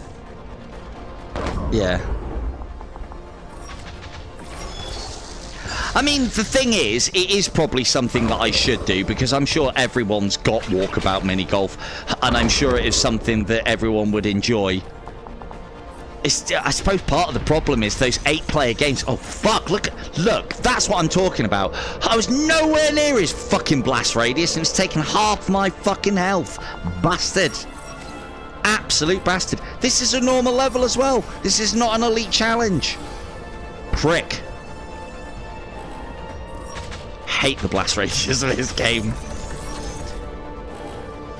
Shocking amount of damage. Oh no, we're not. The vast majority of us are not great either, to be fair. But yeah, maybe, I don't know. We do multiplayer games on a Saturday. I have threatened to do mini golf before. I've done mini golf after the stream. Maybe that might not be a bad idea. I'm not going to do it today though. It's usually when I like get finished at a reasonable time. We've got another. Well, I don't even know what time it is at the moment. But we've got a bit to go. With all my yammering. Fucking look at that amount of damage. That's horrible. Have we even got anything to sell? I don't know. You say that, Von. I've had moments of glory, and yeah, it usually goes downhill pretty fucking quickly. Right. We need to be spending some of this. We need to be spending some of this now. That was a normal battle, and we've almost fucking died in it again. Oh dear. No, no. Hey. I am. You talk about it's. I wouldn't. No, I'm not on Twitch. No, I wouldn't put chat up here in all of my streams if this wasn't as much about you lot as it is me. So. No, I'm happy to talk. There's never. It's all shop, isn't it? It's all fucking VR. So, you know. Right, not that.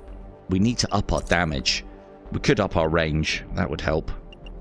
Yeah, let's up our range 1. Let's get that shield breaker on, because that's good. That's already at maximum. That's serving us very well. No. Let's get that range up. I feel like we're not keeping them far enough away, and that's why we're taking damage. Do I want to try and get a heal in? I like black hole missiles, though. I don't need that, but explosion radius. 50% explosion radius creates gravitational black hole. Yeah, they're already going to be in the black hole. I don't need that. But again, by keeping hold of it, I could do with the repair. But by keeping hold of it, it means that it won't be offered to me, which means I've got more of a chance of getting good stuff. But yeah, I think needs must here. That's why you keep hold of the shit stuff as well to when you actually need it. We're always going to sell the shit stuff because we want the scrap out of it. But if we hold for a time...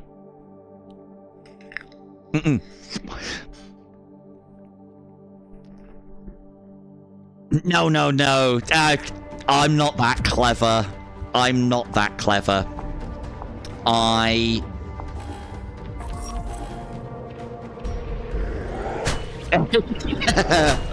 Well, you said it about the brain damage, not I. No, to be honest with you, I just don't think that's the crowd. They're all already expert. Everybody in Twitch is already an expert at games anyway, so they don't need my tips and tricks. And yeah, I just get the impression it's a younger crowd. So, and I don't think I don't even know what things like yeet mean. So. What is this yeet? So yeah, I don't think I'm hip, cool and trendy enough. And you know what? I'm very happy about that factor. Very happy about that factor. So yeah, I don't read. I haven't got anything to read out. If I did have to read out chat, it would the stream, I feel, would be a lot more disjointed than it should be. And I try keep on. Sorry, I've been forgetting about my cameramanning. Terrible behavior. So I think I've been doing a little bit better job tonight in that I've been aware of it and occasionally close up. But yeah, I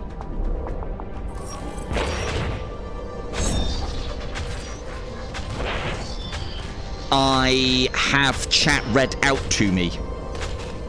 I just find that a lot easier.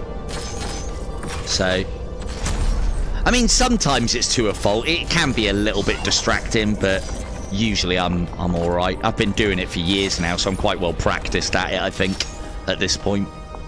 But yeah, I have the chat read out to me. I just find that so much easier because then I don't have to take my attention away from the screen. And I've always been able to talk whilst playing and listen as well. But now you have this knowledge, use it wisely. Try to save my ears from the spam, please. But that's the other thing as well. As soon as people realise that you are, I would say more on Twitch than anything else as well. As soon as, it's usually the young'uns on this channel as well. As soon as they realise that I'm listening to everything that they're saying, they'll just spam shit. And I don't know, it just saves Von a job of having, and Von and Fee and stuff. I talk and game on autopilot. I talk on autopilot. Hello, Orange Coat. No, I kind of... Oh, fuck! Blasted that one. Lost out on probably about 20 scrap there. Idiot. Oh, well, there you go. Just make sure we don't do that. We've already got insane value out of that minor laser thing, so... just by getting it at level 3 straight away. Hello, Orange Coat Guy. No, unfortunately, I had a mind. I mean, hey, at least we've got an Into the Radius reference, right? This is where it starts. Into the Radius starts in space, and then it goes whoop and hits Earth. So, what's that?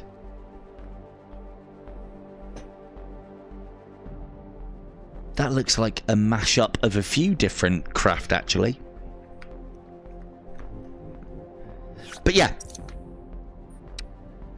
Children and idiots. The best kinds. Yeah, please don't. Castlevania, it just said. The thing is, the one that it's worst for is, and you know, I do actually encourage it when we're doing the giveaways, when people put the emojis in, literally all I am told, like, what was the worst one? Karate uniform was probably the worst one when we did the Dragon Fist VR Kung Fu giveaways. And literally when all of you were entering the giveaway, it's like, karate uniform, karate uniform. Chris said karate uniform. Weeb said karate uniform. Siobhan said karate uniform. It's like constant barrage. So, but again, I don't know. That's the way that I've done it. That's the way it works. Castlevania. Castlevania? Oh! Right. Should have enough for afterwards. What counts as a child? For the purposes of streaming and my streaming insurance, under 18. Hey, I'm a parent. I've got 3 of the little buggers. Well, technically 4, but... Martial arts uniform. Thanks, Chris! No, you didn't. Blaster reload time might not be a bad shout because we'll get more out of our blaster. Yes. Should leave us enough to be able to at least upgrade after the boss, because you usually get about 100 or so out of the boss, I think. But we also have the black hole missile thing to sell at the very least. So, right. So, quick scan around. Just make sure. Look at that. Again, another thing that I do not do enough in this game. I mean, some of them are a little... I think this might be because my headset's obviously been going for a while now and it's starting to overheat. Can actually see the jaggies on the edges of these planets now. I looked at these before and usually they look fucking amazing.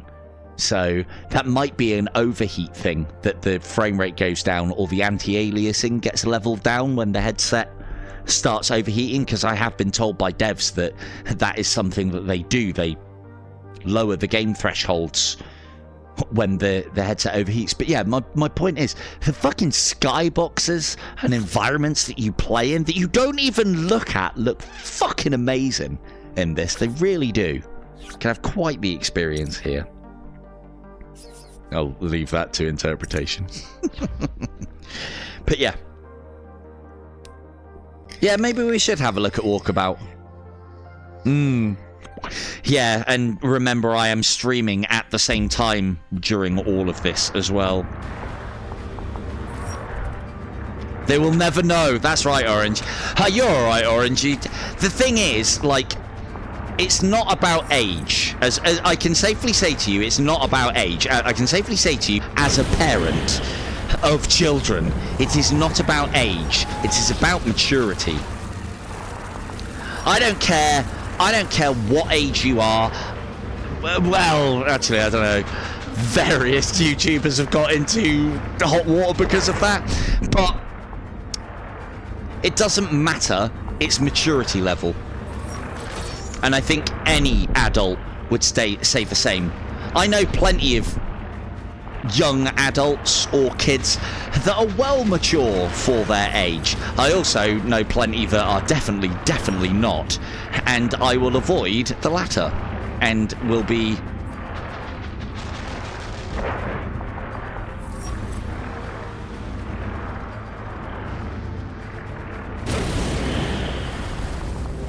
that for the former. Right. Oh nope, we can do that. Hang on. Laser attack is this, you prick? Oh, he's going. Bam, bam, bam, bam, bam. Bye-bye. Right, fly up. And then the moment here he goes. 1, 2, 3, 4, 5. Skip, skip, skip, skip. Woo. The dreaded guardian of the crystal realm defeated. Oh, well, there you go then. Well, that's obviously your maturity level is through the fucking roof. How much did we get there? I never check. Where's the numbers? Ooh, 150. There we go. Widow's course. Shield stunner. So again, I've said about this one before. Stuns all enemies if ship shield is depleted. Stun duration 5 seconds. We don't want to play into things like this because we don't want to be losing our shields and we don't want to play in a way that loses shields. Losing our shields will happen, but it shouldn't be happening that often if we are OP. And if we are not OP and we're having to rely on this, then it's a slippery slope to the end. However, Iron Will is also shit and just a 10% reduction damage. So this is what I was talking about. Both are not particularly great. However, this is one of the best upgrades that you can get for the Pandora because it can regenerate its shields with its blaster. I shouldn't have to tell you why that makes that really good. It makes it like the most powerful upgrade in the game out of any of the ships with a good Pandora pilot. Anyway. If they're both shit, then we go for the level 2. We might get some usage out of this, but I won't like it if it happens. And at the very least, we can sell it. Look at that. Bastard. I hate it. I hate it. Stupid kamikaze ways. Don't know if I've said that enough or not. There we go. This is why you don't spend all of your money before you finish. Because look, shop right there. Thankfully, we've just got the money to be able to buy everything, and we always want to be able to buy everything just in case. We don't want to have to make choices. Where's Do we have scrap for trade, Captain? Yeah, there is. Oh god, I've almost gone through a litre of water. Either it's warm or this game is causing me to get my sweat on. Whew. I mean, actually, to be fair, it's probably as much the headset and the headphones that I have to wear. They're pretty fucking warm as well. Ugh. Alright.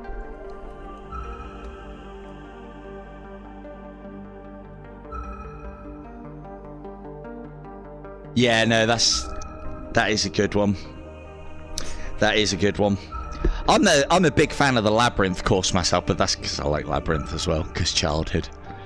Nope. Cool.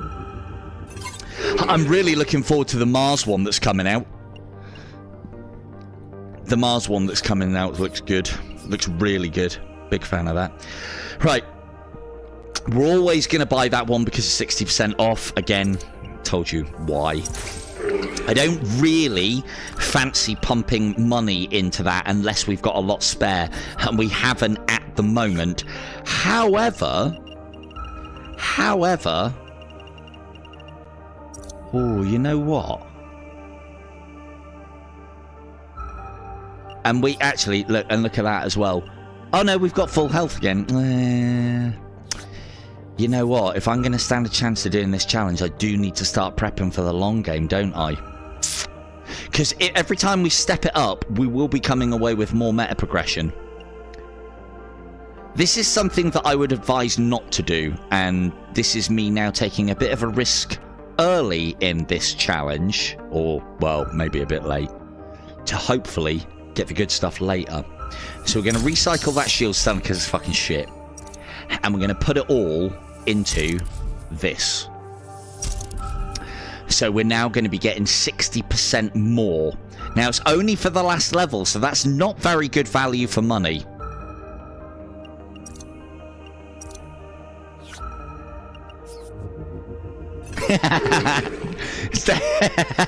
You getting it for Christmas. But yeah, that might be a bit of a bad... Yeah, I spent ages. Like, the level of detail they go into that game as well. The fact that they actually put the maze in was fantastic as well. So, right, another elite battle. See if we can get another level 2 or 3 would be nice. We're getting to the point where we're pretty powerful now, I think.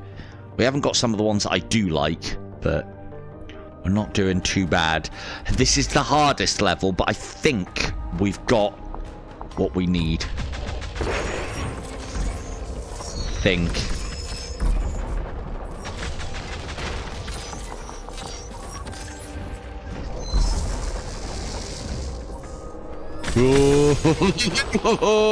Fuck off. And we move.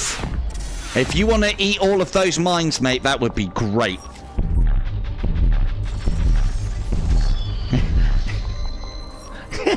Yeah, she's the boss, and I've got her permission to say so. That's a hit. Oh, fuck. I hate those ships. I really hate those ships. Would you fucking leave me alone? Telling you now, it's those that end runs. They really do. Look at that. And the thing is, even though none of them hit me, it's all of those things that I had to do that has caused the fact that we've barely got any shield left now. Oh, definitely a labour of love. They really made good use of the IP there. Ah, fuck you. Right, again, super cautious now. One at a time, stay really far away. Even if it's shielded, just use the blasters.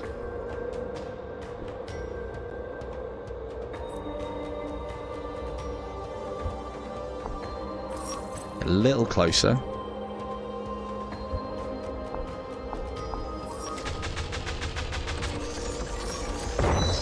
Yeah, fuck you and your shield, prick.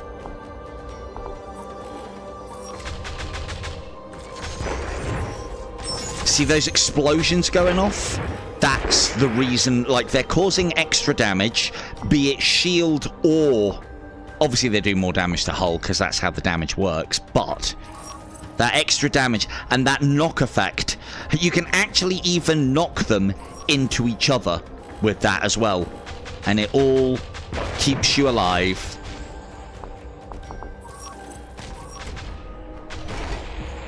Oh, God. Alright, we've got to deal with these little ones. And we're just going to get away from that one now. Laser in, and then...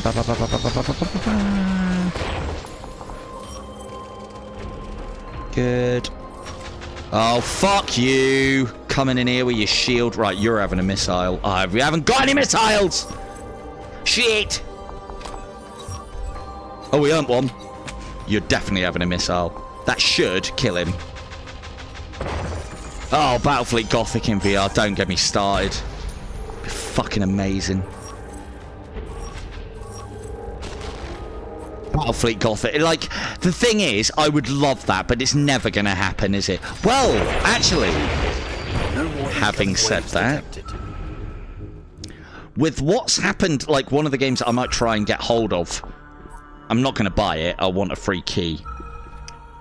I would definitely recommend, if it's on console, for who I think it was Chris who was asking about the PlayStation 5 thing, that Space Marine 2. Whether you're into 40k or not, I thought Space Marine was a fantastic game. And that's kind of got that God of War-ish vibe, but it's a shooter more than it is a...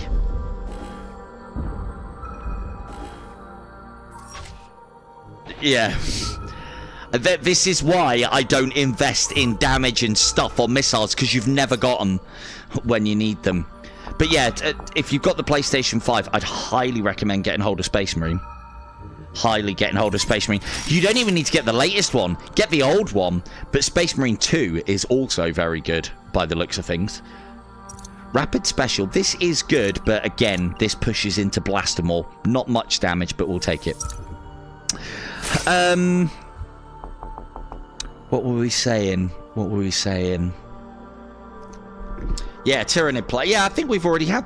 I think I've had this conversation with you, because you said you're a Tyranid player, and I was like, ah, yeah, but I was a Gene Stealer player back in the day, before Gene Stealers had a proper codex, and it was just basically Imperial Guard, but blue and purple with some Gene Stealers.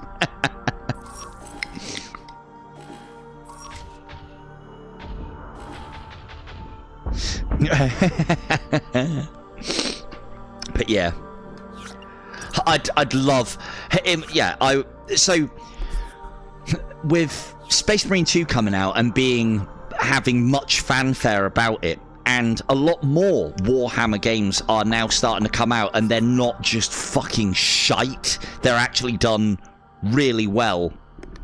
Black Library Chris.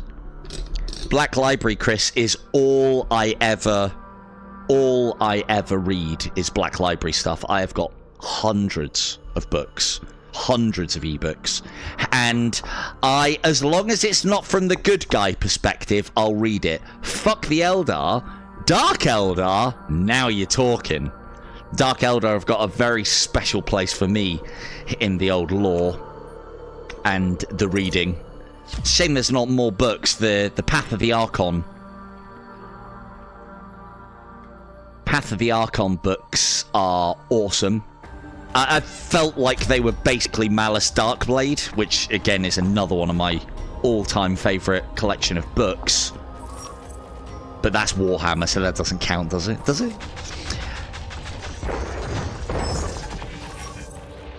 And yeah, I felt like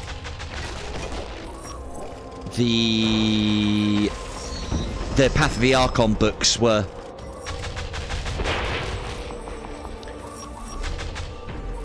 Path of the Archon was basically, yeah, it just basically felt like Malice Darkblade but Warhammer 40k. I love all of that stuff. All of the homunculus stuff. Ah, look at that! Look at that! Half my shields and he literally love tapped the fucking tip! Just the tip, bastard. Leave my tips alone. What else? I really enjoyed the... what is it? I can't remember. I've read so many that I don't even know the titles of a lot of them. I'm currently reading a Warhammer 40k one, which is a 3-parter. Heart of Chaos, Blade of Chaos, and something else of Chaos. I've read them before, so it's a reread. I can't remember what it was. Oh yeah, that was it. Cult of the Mason. Dark Eldar all the way, whether you like Dark Bondage or not. I mean, for me, there's not enough bondage in the Dark Eldar stuff. Drakiri, is it? Yeah, Drakiri. Or the Druchi. Yeah, no worries, Von. Well done for staying up. And yeah, we can all thank Von for the giveaway next Wednesday for Space Docker VR. It should be next Wednesday, and we should have 5 keys to give away. Yeah, she does. She's a librarian, so first and foremost, A, this is blasphemous for her, and secondly, you know, let's face it, a lot of the Warhammer and Warhammer 40k, you know, it's probably considered dribble by every other person that reads books, but fuck those guys. Malador, I think I've read that one. But yeah, Cult of the Mason, Cult of the Spiral, I think it was. I've read both of those. They were really good. I enjoyed those. A little bit too much Sisters of Battle for my liking in them, but you know. The uncorruptible Sisters of Battle that get corrupted all the fucking time. Or at least in my head anyway. Don't you dare! Ah, fuck him, you know. It's absolute drivel in novel standards. So I'll read what I like. I do a lot of reading of Warhammer because there's just not enough out there. And, you know, there's nothing on the TV show. So that's what I was going to say about is we could indeed start seeing more and more and more, not just thanks to Warhammer and what looks like an excellent job they have done of Space Marine 2, but also with this whole Henry Cavill stuff if it ever actually comes off. You fought them off. Good work.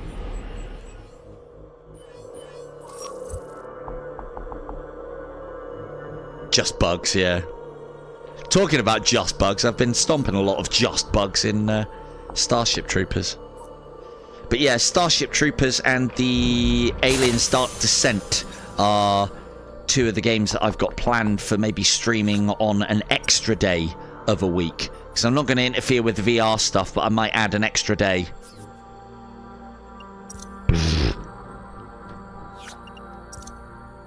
Yeah, that Corse Emperor can do one. Who needs him?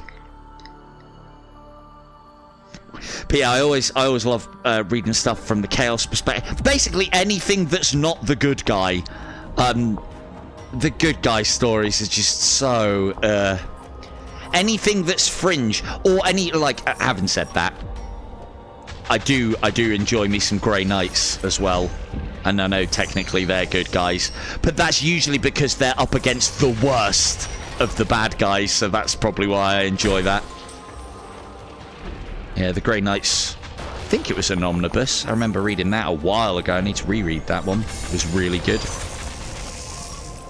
And freeze! Shit! You're not freezing! Skip! There we go.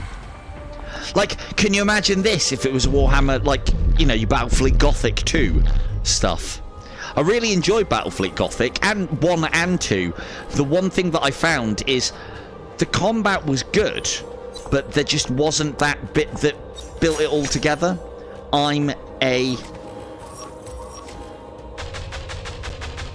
Yeah, right. Bloody plot armor. Yeah, the bad guys never get the fucking plot armor. They do all that wicked bad shit in the stories you read of them. Fuck you.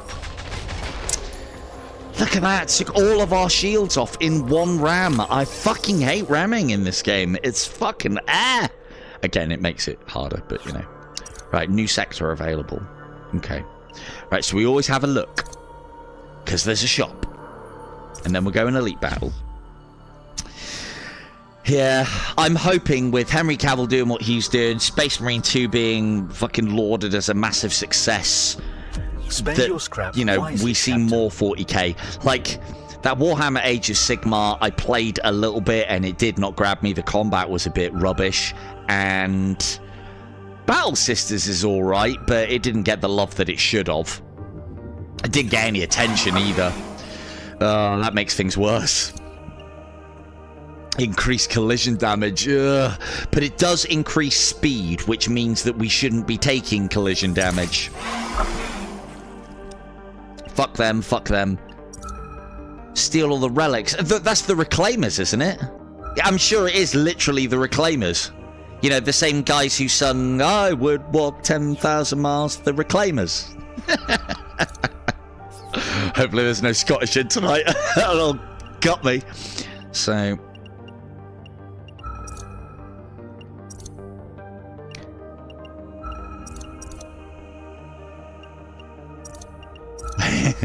and they can kill thousands, they can kill millions. Just simply make more. I think it's the Reclaimers. Right, blaster. Right, so we've got range. Don't need that. Blaster reload might not be a bad shout. Yeah, we'll go blaster reload. Frankly, all of that shit that they're offering me is exactly that. It is shite. Right. 200. We're alright on health for a fucking change. We talked about that. We don't need that. Reclaimers. Yeah, I know it's the Reclaimers. We could up the speed. Have we got any shops coming up anytime soon?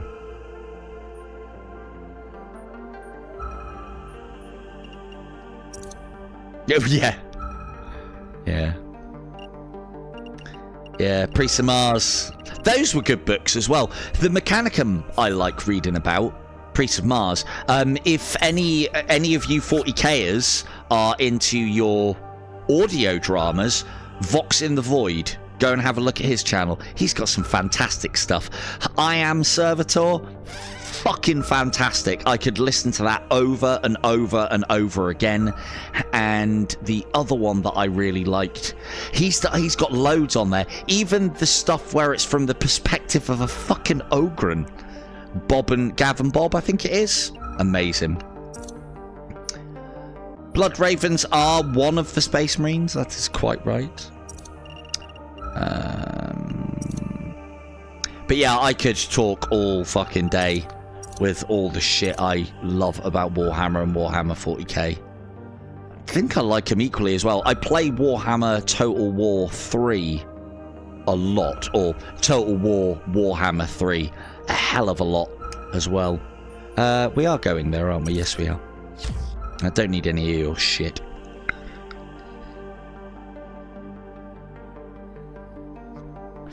Oh, right, yeah. Oh, what, the rate?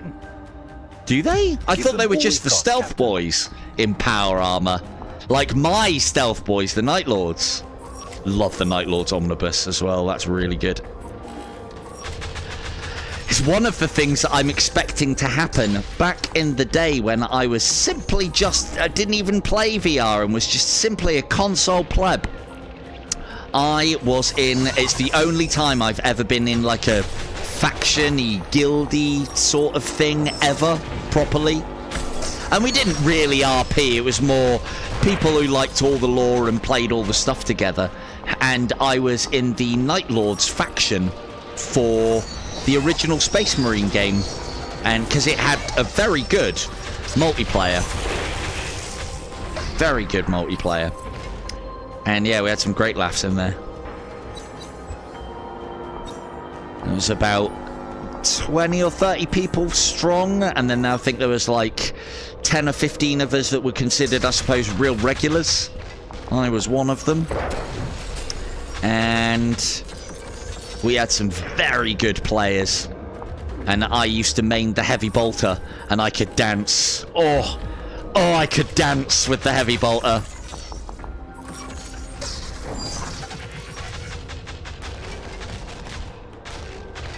Yeah, it's the same thing with... Oh, sorry, what did you say? You said Raven something else, did you? I thought you said Raven Guard. Ah, it's all loyalists. They're all the same. Hero Quest. Hey, did you have a look? Did you see the... Because this is something that I am very hopeful for as well. Oops, shit. If All on Board has got the ability for me to put games into it... Oh, you wait. I've got some fantastic Warhammer board games. One in particular, Chaos in the Old World, is a very good board game. In my opinion, anyway. Right.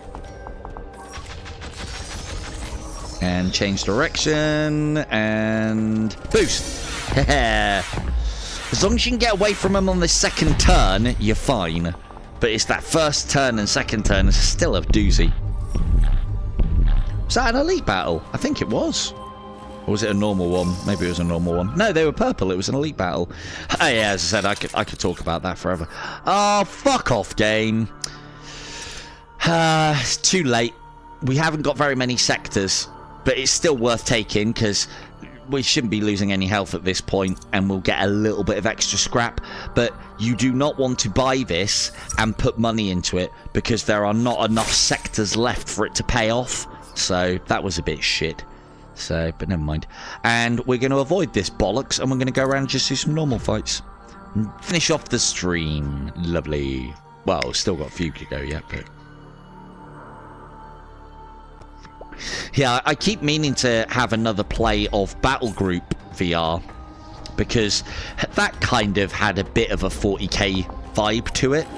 And that is, you know, being on the bridge of and taking command of a ship. Capital ship, that is. And that is what I love in any game. Doesn't have to be Warhammer, mind. Warhammer 40k for the old capital ship. I prefer it, but some of the best ones... Then... Yeah. Yeah, it's the same with the Tomb Kings as well in Warhammer. They have more humanity than the fucking humans, and they're just fucking good undead, you know? Stand by, Captain. Suppose losing all your skin does things to you, doesn't it?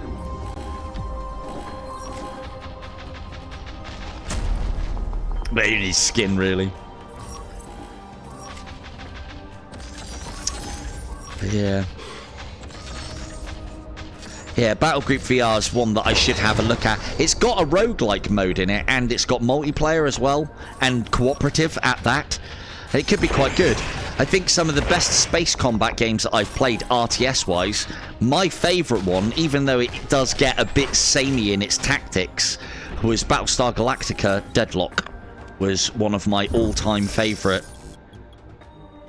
I put a lot of time into the old Battlestar Galactica. Various Okay, until it didn't, yeah. Until it fell. Yeah, I thought that was fitting that the planet broke before the guard did. That's a meme in itself, isn't it? We're so good!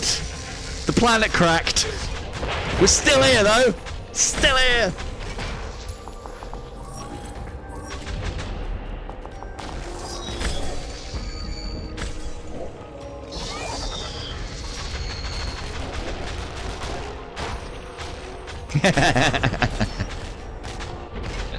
Yeah, maybe. Yeah, you're right. You're right, boys. Maybe the maybe the Necrons are on something.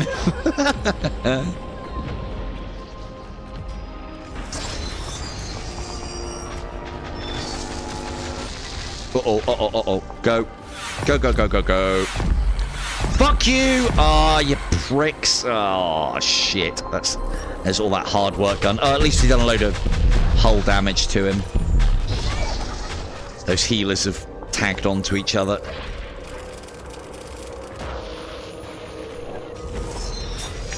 Look at that link laser go.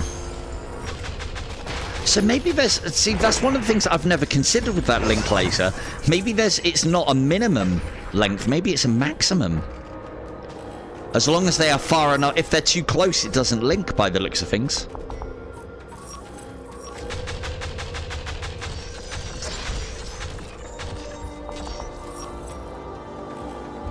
We need to get that guy. Get out of my way. Link. Yes. Although don't get too close. I hate those shield guys, I really do. There he goes. Like I've said it before as well, this would make a great style of game for 40k. It would make a great style of game for Star Trek, or even Star Wars. As long as it's like capital ship combat-y sort of stuff, it could be fucking great. Absolutely great. And maybe we'll see it. I hope the people that develop this take this style and just, you know, because maybe they could grab... I mean, they're probably going to struggle now with it going fucking all Hollywood, potentially. But maybe they could grab hold of the license and just put this... Just do this, but change it to a 40k ship and 40k enemies. Everyone would be happy. It'd be so good. Different factions against different factions. I'd love to be a Drakiri vessel going out there, like doing little raids on different planets. It'd be brilliant. Absolutely brilliant. Not in my lifetime.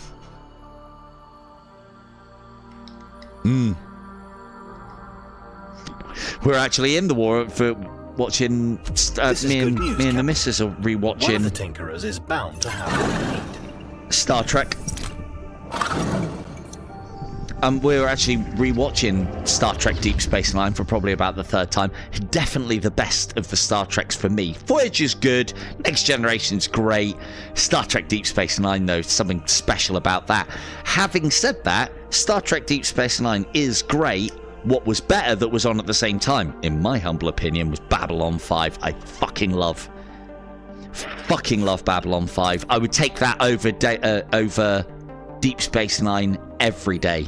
And the thing is, it was Babylon 5 that I liked for the same reason that I liked DS9, is that when DS9 gets all war-y with the Dominion and like various bits and pieces leading up to that, those are some of the finest episodes going. The difference with Babylon 5 is it's always war-y. There's always something going on. It's just, I suppose, with Babylon 5, it's just like, yeah, shame about the graphics, bro, on Babylon 5. They were terrible. Although, yeah, the characters, like DS9's great, but the characters in Babylon 5 for me were just too good. Too good. Right, we always buy that. Don't need that. That could be good. What you got for me? Always buy that. Yeah, see, he actually had a 60% offer. Is that the... Oh, okay. We're going to get that. Yeah. Right. That's all of our choices made, and I think everything is pretty much dog shit. That's not bad in combination with the other one, I guess. But we could just upgrade the other one. Right. So, as I said before, we are done mining now, so we don't need this. So that has just given us shitloads of value, and we're getting 30% out at 300 back out of it. We spent nothing on this, and we got a bit of a hull repair as well. Brilliant. Absolutely brilliant. We could get rid of this, but it will give us 60% to, should give us 60% to that big clump of meta experience we get at the end, so that might be worth keeping hold of. And that is done now. Normally I'd probably just go, yeah, I might as well keep hold of it. I do need the healing. I could do with that 60 to get us up to a multiple of 200, so I can do 3 upgrades. And now let's see what we've got left. Not a lot. We've done really well on the upgrades. I've got fully upgraded on nearly everything that I want. We don't need to do that. More damage is just good, even if it is only 6%. But it all stacks up with the other bits and bobs. And let's have a little bit of speed for the end boss as well. And I think that is all she wrote, unless there's... That's decreased recharge time. That was the right one. Hull piercer. That hasn't really done us too many favours, I don't think. Maybe it has with the link laser side of things. Maybe it has. Anyway, I think we're probably in our best shape to take the boss on that we've been in so far. This craft is very powerful, and we've got a lot of meta progression to show. Space above and beyond. No, Space Above and Beyond was fucking fantastic. Chigs. Get out of here, you chig! The racist slur for a clone. Fucking Space Above and Beyond was great. So gritty. Very much reminded me of how Starship... I think it's probably why I love Starship Troopers quite so much. Because it's got that same sort of vibe to it. Same sort of air. Yeah, Space Above and Beyond was great. I loved Firefly as well. I was kind of, you know, you're never happy about something that's good when it doesn't have very many series. But, I don't know. They rounded it off. They rounded it off. Oh, and with your statement on the old Battlestar Galactica as well. I am a massive fan of the original. I can put up with the new stuff. I thought the new stuff was okay, but I don't know.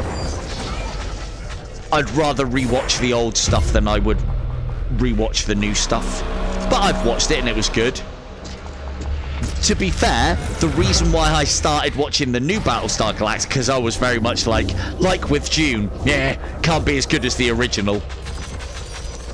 Can't possibly be as good as the original, because the original is great. And I actually watched the new Battlestar Galactica because of the game. And I was like, I'm loving this game. I probably need to know all of these things that they're talking about now. So and that's what got me into it. I remember watching Battlestar Galactica whilst playing the RTS one, not the old fighter one.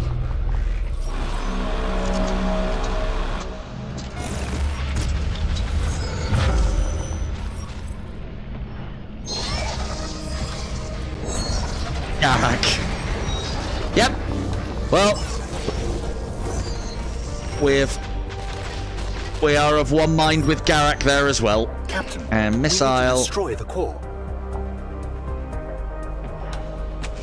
Missile.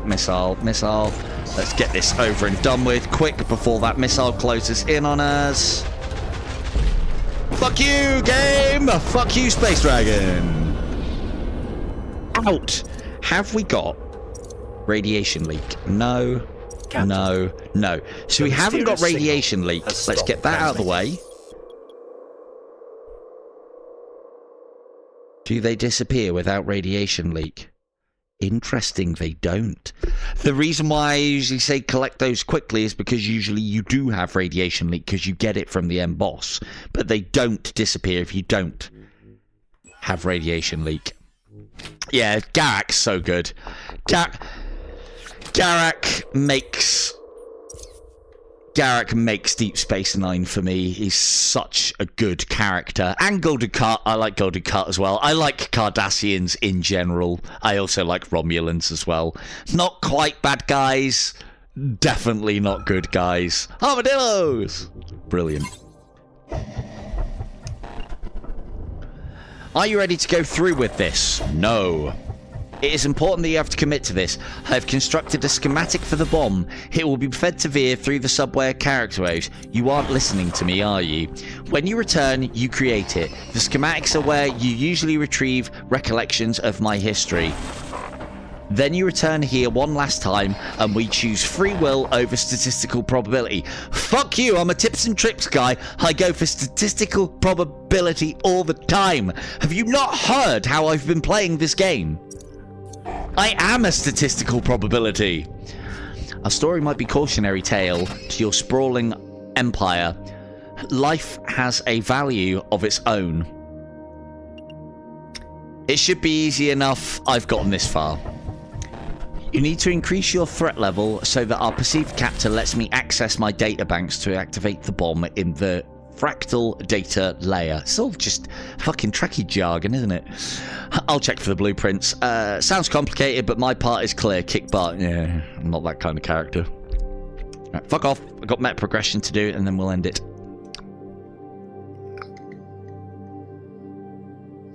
This is the thing, is I'm trying to get 2 runs done per stream so we can get this challenge over quite quick. I think I'm going to fail towards the end. I think it's... this is definitely not a good, a certain thing. But we'll have a look at the meta progression. You seem to have the schematics available, Captain. I received a very odd encrypted message from Mindframe. It's in the restricted section of the data files. Alright. It is a tough decision, Captain. You should think about how you want to handle this. Whenever you choose, the crew and I are with you. I thought it was just me and you. I have heard no other crew. There's no one else on that ship. It is me putting the fucking hard work in, and maybe you a bit. I will consider it, Veer, thank you. Right. So, this is at the point of the game. Warning, fair warning for anybody that does want to actually do it.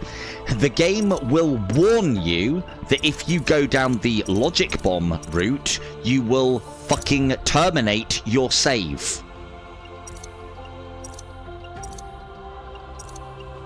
And if you do that, it will genuinely terminate your save. And it's gone. Or at least it used to be. So don't fucking go the logic bomb route. Unless, of course, you want to go that way or try a different way or something along those lines.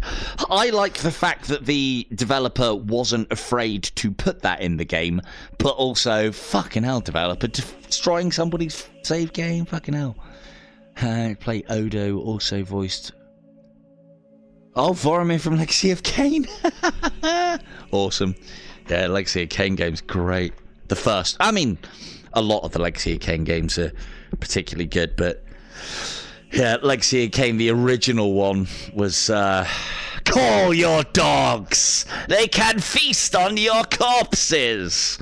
Ah, that line echoes through eternity for me. Haven't had a chance to put in any of my videos yet, but it's coming. I'll find a reason. Legacy of Kain.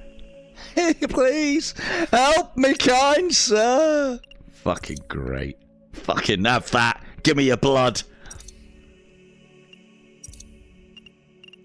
I think I played Legacy of Kain. The original one was amazing. Oh, does it now? Interesting. I didn't know that about Sona. Nice. Again, I haven't come across many games where it actually does that, but there are 1 or 2 out there. So, but yeah, Legacy of Kain, brilliant. Soul Reaver. I think I played Soul. Both the Soul Reaver games were fantastic as well. Oh, there's probably more than 2. I think I've only played 1 and I think 2, and then yeah, that was it. If it wasn't on console back then, I wouldn't have played it. So, right, glass cannon, not bad. Decreases ship shields but increases weapon damage. When it's up to top level, it increases everything by 30%. Good. But reducing reducing shields is nasty. If we unlock it, it'll be part of the game. If we don't unlock it, we've got more chance of picking other things up. This one's not bad, Missile Workshop. But again, it's then pushing into something that you shouldn't. When this is up to top level, you've got a 75% chance of getting a free missile every sector. It's a 75% chance is a pretty good chance. So you can kind of play into the missile game a little bit, but I try and avoid it if I really can. Now this repairs 20% of our damage when recycling. That's good, and that's only 500. We're having that. Now let's see if we can, there we go, shield engineering. So that was 25% increase in total. That's 50% increase in total. More shield means more survivability. Good. And then, if memory serves, the only one that we actually need is this, because it just means that we start our journey with more scrap. And that's it. That should be all of the progression that I actually need. And by avoiding this, and this, which I don't need, maybe this, maybe, then it gives me more of a chance of picking up the items that I do want. So there's that. So what could we waste our meta progression on? Haven't got enough, haven't got enough, haven't got enough. Nope. Boo.